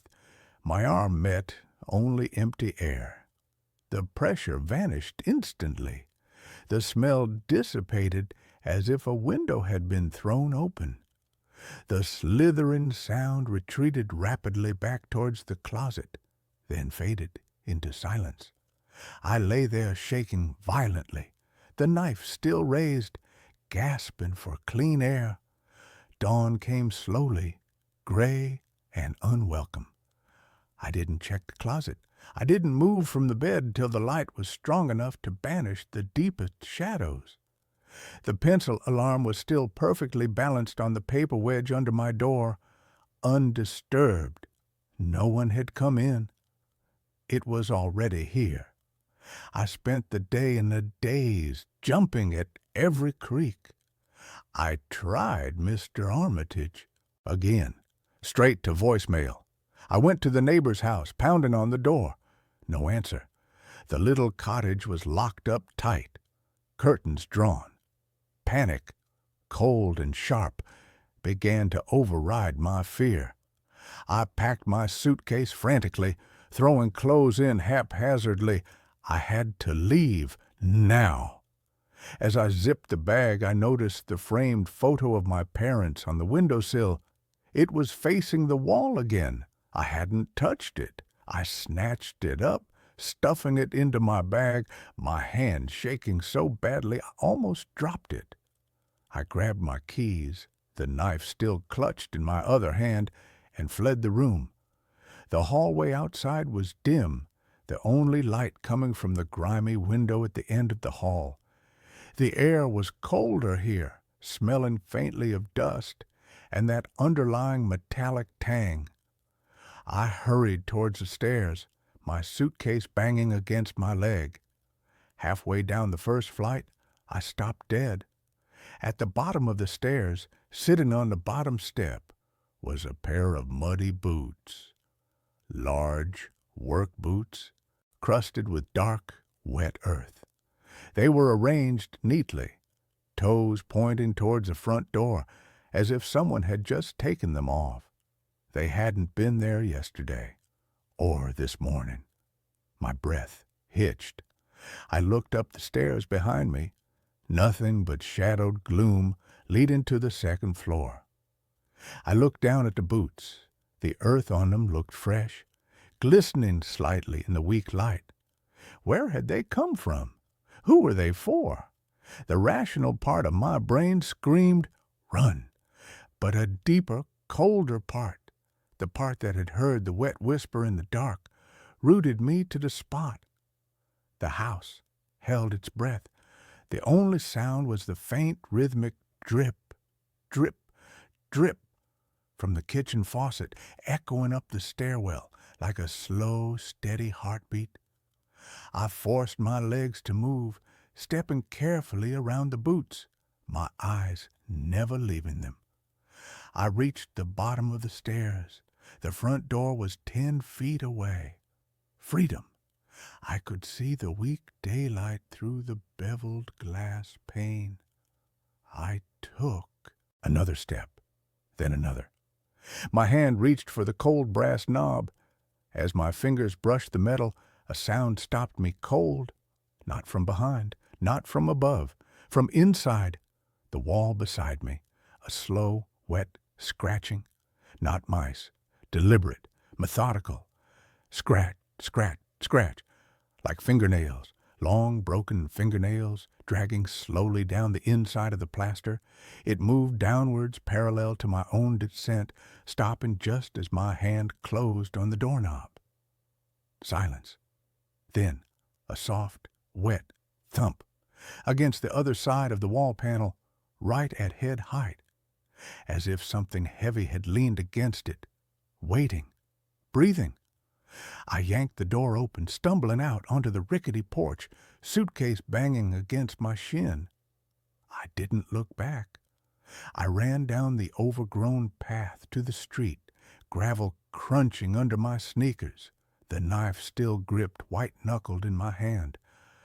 I didn't stop running until I reached the bright, noisy intersection 3 blocks away, gasping for air under the harsh glare of a streetlight. I called a cab from a bodega, my voice trembling, as I gave the driver an address for a 24-hour diner downtown. As the cab pulled away, I looked back at the Holloway house. It stood dark and silent against the twilight sky, its windows like empty, watching eyes. On the second floor, in the window of my room, the heavy velvet curtains were slightly parted, just a fraction, as if someone or something had been standing there watching me flee. The cab turned a corner and the house vanished from view. I sat back, trembling, the cheap plastic seat cold beneath me. I was safe, for now. But as the city lights blurred past the window, the wet, bubbling whisper echoed in the hollow silence of the cab. Mine, now. I clutched the knife tighter, the metal cold against my palm. The $150 rent was a bargain. The cost of staying was unthinkable. But as the cab carried me away, a single horrifying thought cut through the relief.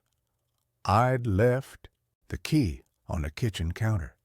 And something in that house knew where I lived. It knew my warmth. It knew I'd be back. Because where else did I have to go? The whisper wasn't just in the dark anymore.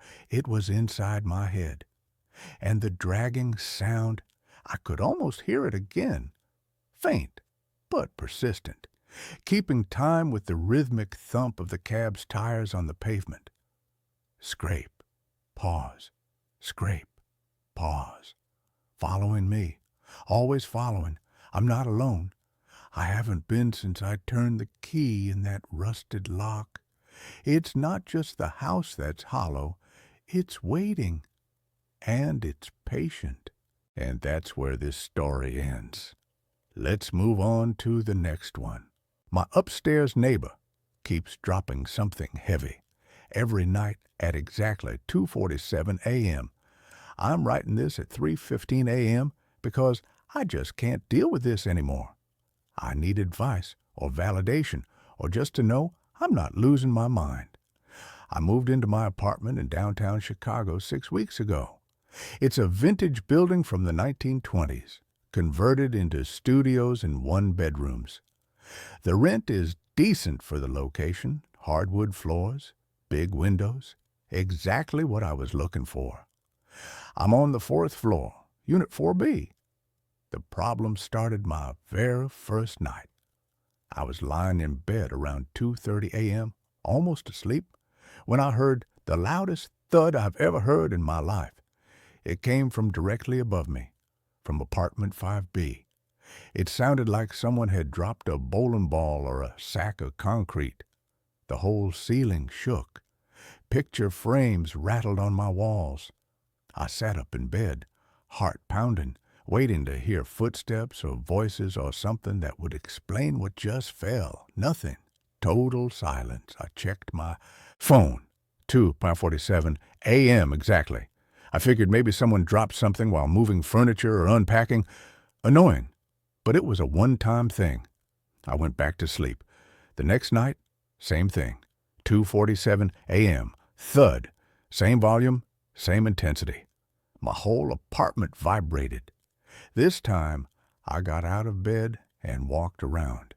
I was trying to figure out exactly where the sound was coming from. It seemed to be right above my bedroom, which would put it in the middle of the apartment above me. I stood there for 10 minutes, listening. No other sounds. No footsteps, no voices, no TV, nothing. The next morning, I went upstairs to talk to my neighbor. I knocked on the door of 5B. No answer. I knocked again, louder, still nothing. I tried the building manager. Her name is Carol, and she's probably 70 years old, been managing this building for 30 years. I asked her about the tenant in 5B. "Oh, 5B is vacant," she said. "Has been for about 3 months. We're renovating it before we put it back on the market." "Are you sure? I keep hearing loud noises from up there at night." She frowned. "That's impossible. The apartment is locked. No one has access except me and the contractors, and they only come during the day." "Could you check? Maybe there's a leak or the pipes are making noise or something." She agreed to take a look. We went up together, and she unlocked the door. The apartment was completely empty. No furniture, no boxes, nothing. The floors were covered in dust. You could see our footprints in it, and there were no other footprints anywhere. No one had been in this apartment recently. Carol checked every room, bedroom, bathroom, kitchen, closets, all empty. She checked the pipes, the radiator, the windows. Everything looked fine. "I don't know what to tell you," she said. "There's nothing here that could make a loud noise. Maybe it's coming from a different apartment, and the sound is traveling funny through the building. Old buildings do that." That made sense, I guess. Sound can be weird in old buildings. I thanked her and went back to my apartment. That night, 2:47 a.m. Thud. I grabbed my phone and opened the recording app. I wanted to document this. The next night, same thing. I recorded it. When I played it back, you could clearly hear the thud. It was loud, deep, and it was definitely coming from above. I started keeping a log. Every single night, without fail, at exactly 2:47 a.m., the thud happened. Not 2:46, not 2:48, exactly 2:47. After a week of this, I was exhausted. I wasn't sleeping well. I'd lie awake from about 2:30 onwards, tensed up, waiting for it. Even when I tried to fall asleep earlier, I'd wake up right before it happened, like my body was anticipating it. I posted about it on Reddit, on a subreddit for apartment living. Most people said it was probably pipes, or the building settling, or maybe an animal in the walls. A few people suggested it might be a prank. Someone with access to the empty apartment messing with me. That got me thinking. I asked Carol if I could have a key to 5B just for a week so I could investigate.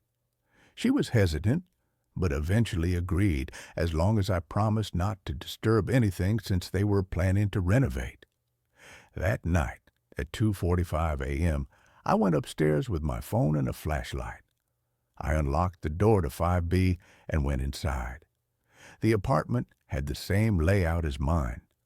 Bedroom on the right, bathroom straight ahead, kitchen and living area to the left. I went to the spot directly above where I sleep, which would be the middle of the bedroom. I stood there watching the clock on my phone. 2:46. My heart was pounding. 2:47. Nothing happened. I waited. Still nothing. No thud, no sound at all. Just silence. I walked through the entire apartment, checking every room. Nothing. No sound anywhere. Then I went back downstairs to my apartment. I lay down on my bed and checked my phone. 2:52 a.m. Had I somehow missed it? Was the sound not happening anymore? I was about to turn off my light when I heard it. Thud, right above me. I checked the time, 2:53 a.m., but I had just been up there. The apartment was silent at 2:47, so why did the thud happen at 2:53, 6 minutes later? Unless it didn't happen at the same time for everyone. The next night, I tried an experiment. I set up my phone to record in my bedroom, then went upstairs to 5B at 2:45. I recorded on my laptop up there, too. At 2:47, nothing happened in 5B. I stayed until 2:55, then went back downstairs. I checked my phone recording. At 2:47, you could hear the thud, clear as day. But on the laptop recording from 5B, there was nothing. Complete silence. The sound was only happening in my apartment, or at least only I could hear it. That should have made me feel crazy, but actually it made me more convinced something was really wrong. Because my phone recordings proved the sound was real. It wasn't in my head. It was actually happening. I started researching the building's history. It was built in 1924, originally a hotel. In 1952, it was converted to apartments. I found old newspaper articles, building permits, historical society records. Then I found something interesting. An article from 1976, Tragedy at Riverside Apartments. A woman named Dorothy Kelvin had lived in apartment 5B. She was 34 years old, worked as a nurse. One night, she'd fallen in her apartment and hit her head on a corner of her dresser. She died from the head injury. Her body wasn't found for 3 days. The article said she was estimated to have died around 3 a.m. based on the coroner's report. I kept digging. I found Dorothy's obituary. There was a photo. A woman with dark curly hair smiling at the camera. She looked kind. The obituary said she was survived by her mother and a sister. I tried to find more details about how she died, but there wasn't much. Just that she'd fallen, hit her head, and died alone in her apartment. I thought about it. If she fell around 3 a.m. and I was hearing a thud at 2:47 a.m., that was 13 minutes before. Maybe the clocks were off in 1976? Or maybe I had the time wrong. I went back through all my recordings. Every single one was at 2:47 a.m. exactly. Then I had another thought. What if it wasn't when she fell? What if it was something else? I started having dreams. Weird, vivid dreams. I'd be in my apartment, but it would look different. The walls were a different color. The furniture was old-fashioned. I'd hear footsteps above me, pacing back and forth. Then a door would open, and the footsteps would come downstairs. In the dream, I'd get out of bed and walk to my door. I'd open it and look out into the hallway. There'd be a woman standing there, dark curly hair, wearing a nurse's uniform. She'd look at me and put her finger to her lips. Shh. Then I'd wake up, always at exactly 2:47 a.m., right as the thud happened.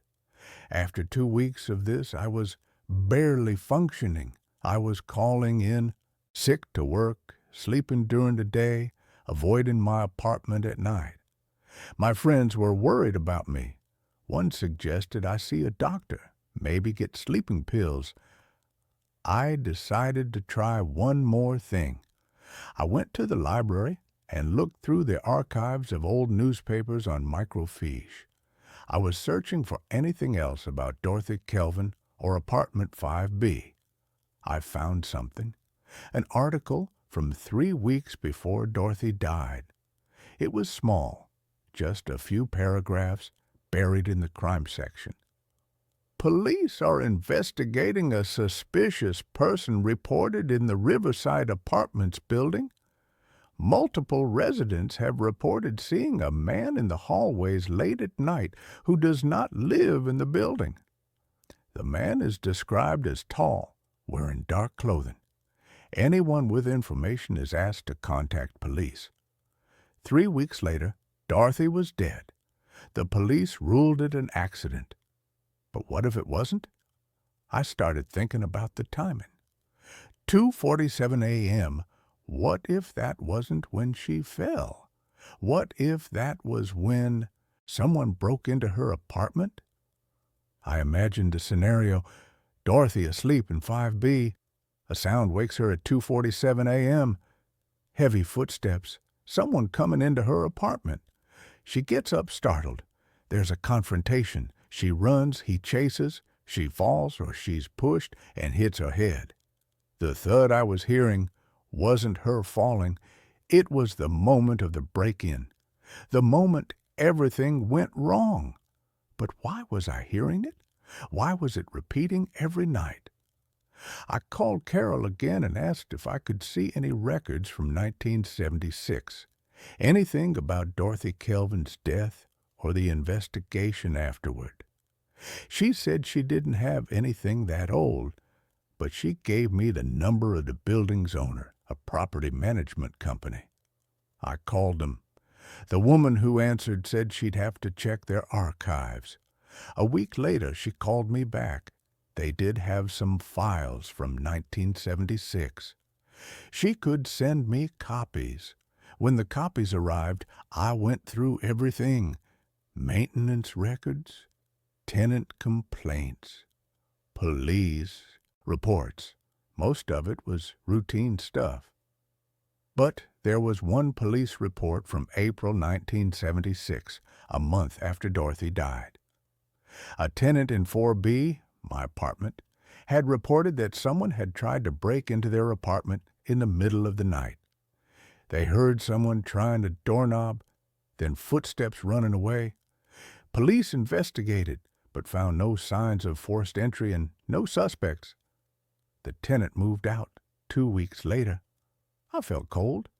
Someone had tried to break into 4B.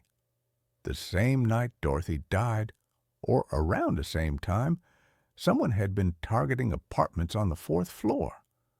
I looked at the tenant's name on the police report. Sarah Chin. I tried to find Sarah Chin. It took me days of searching, but I finally found an obituary. Sarah Chin had died in 1982, at age 56. The obituary mentioned she was survived by a daughter, Lisa Chin, living in Evanston. I found Lisa on Facebook. I sent her a message explaining who I was and why I was contacting her. I asked if her mother had ever talked about living at Riverside Apartments. She responded the next day. Yes, her mother had lived there briefly in the 1970s. She'd moved out suddenly and never wanted to talk about why. But Lisa remembered her mother having nightmares for years afterward. She'd wake up screaming about a man in the hallway, a man trying to get into the apartment. I asked if her mother had ever mentioned the woman who died upstairs. Lisa said yes. Her mother felt guilty about it. She'd heard noises from upstairs the night Dorothy died, heavy footsteps, thumping sounds, but she thought it was just Dorothy moving furniture or something. She didn't call the police or check on her. If she had, maybe Dorothy would have survived. After Dorothy's death, Sarah started hearing the sounds every night, a thud at the same time. She thought it was her imagination, guilt manifesting as auditory hallucinations, but it drove her out of the apartment. I thanked Lisa and ended the conversation. I sat in my apartment, trying to process everything. Dorothy Kelvin died in 5B in 1976. Someone had broken in or tried to break in. Maybe he killed her. Maybe she fell while trying to escape. Either way, she died. Sarah Chin, living in 4B, heard it happen.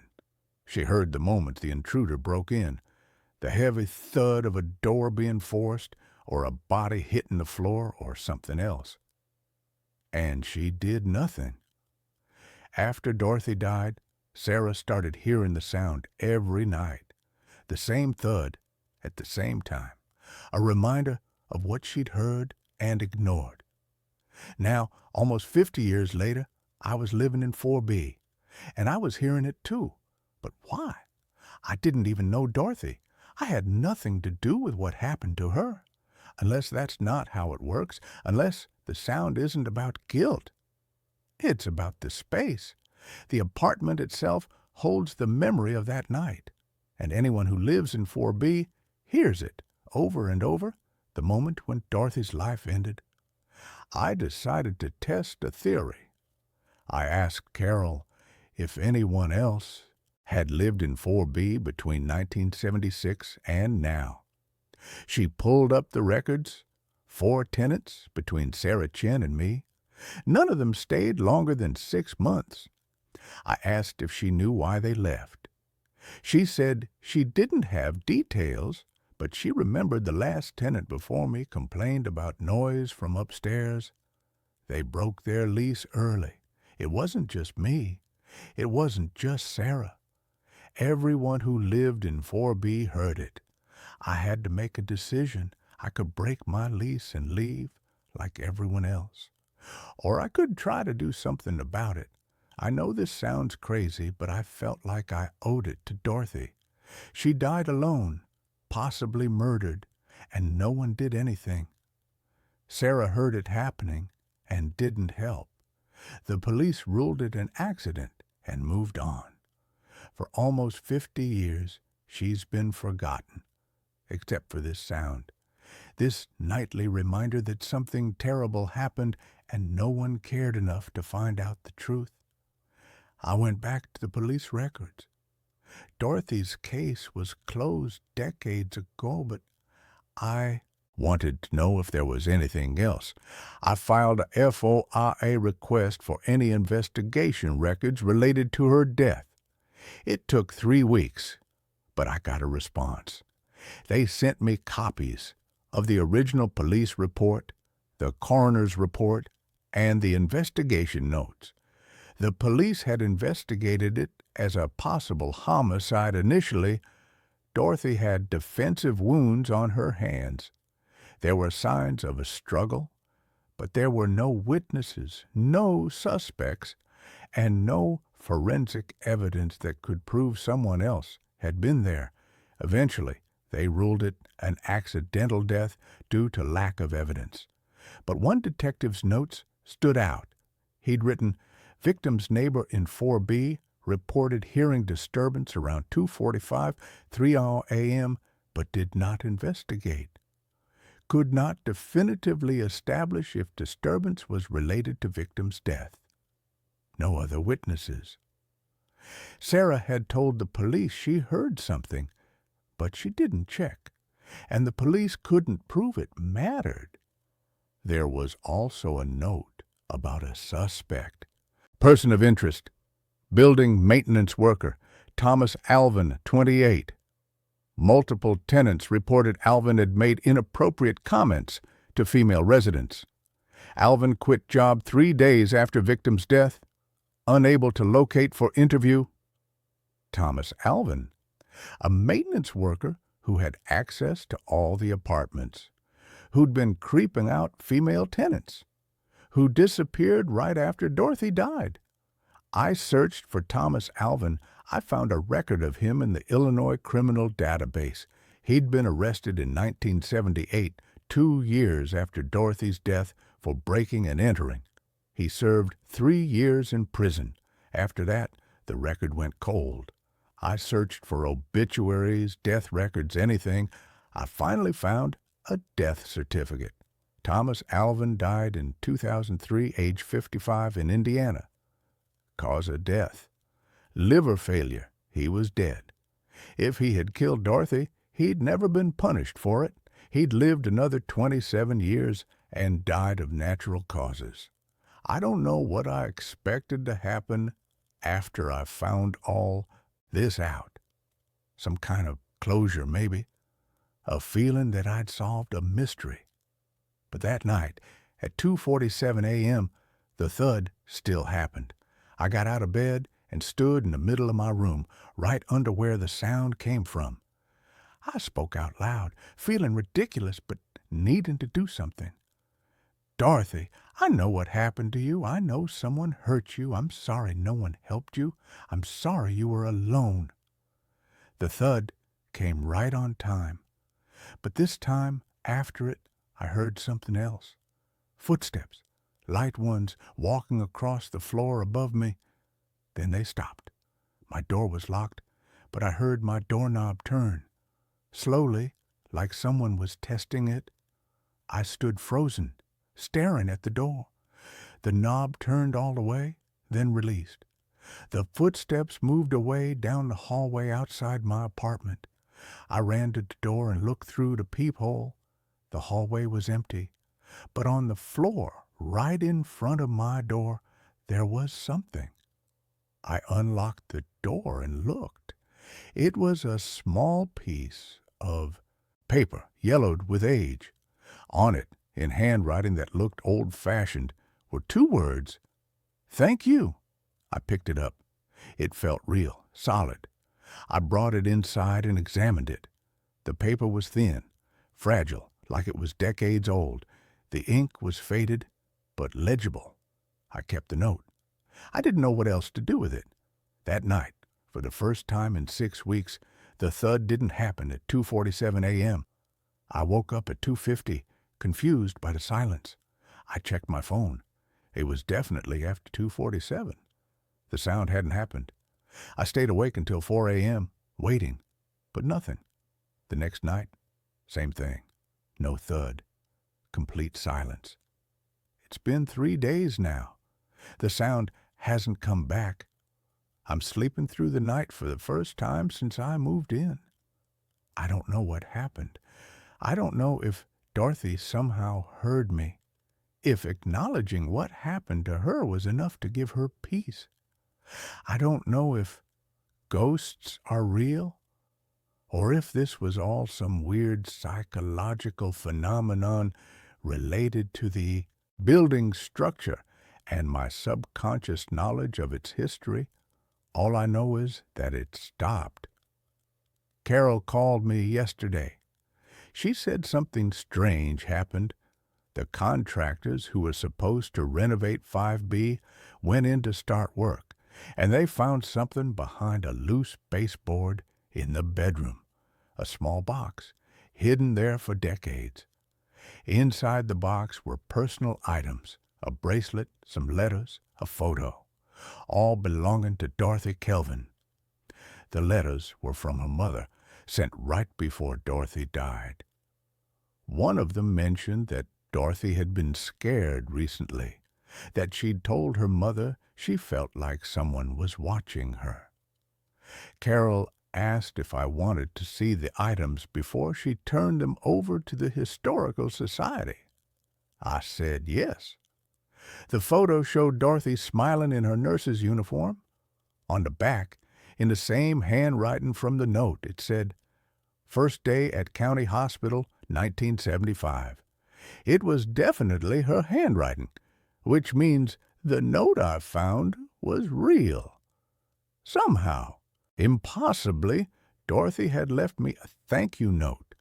I gave everything to the Historical Society, along with all the research I'd done about her death. They're going to create a small exhibit about her life. It's not much, but at least she'll be remembered for more than just how she died. Last night, I had another dream. I was in my apartment, and I heard footsteps above me, but this time they were light, peaceful. I looked up at the ceiling, and I felt calm. When I woke up, I found another note on my bedside table. Same paper, same handwriting. I can rest now. I'm not scared anymore. I don't know if Dorothy's still here or if she's moved on. But I think she knows someone finally cared about what happened to her. Someone tried to find the truth. The building manager told me yesterday that they're going to put up a small plaque in the lobby mentioning Dorothy and other long-term residents who made the building their home. It's a small gesture, but it means something. I'm staying in the apartment. I signed a lease extension. 4B doesn't scare me anymore. If anything, it feels peaceful now, like a weight has been lifted. Sometimes at night, I think I hear light footsteps above me, but they're not heavy or menacing. They're just someone walking around their home, finally, at peace. And I sleep through the night, every night, without any interruptions. Whatever happened, whatever was causing that sound, it's over now. Dorothy can rest, and so can I.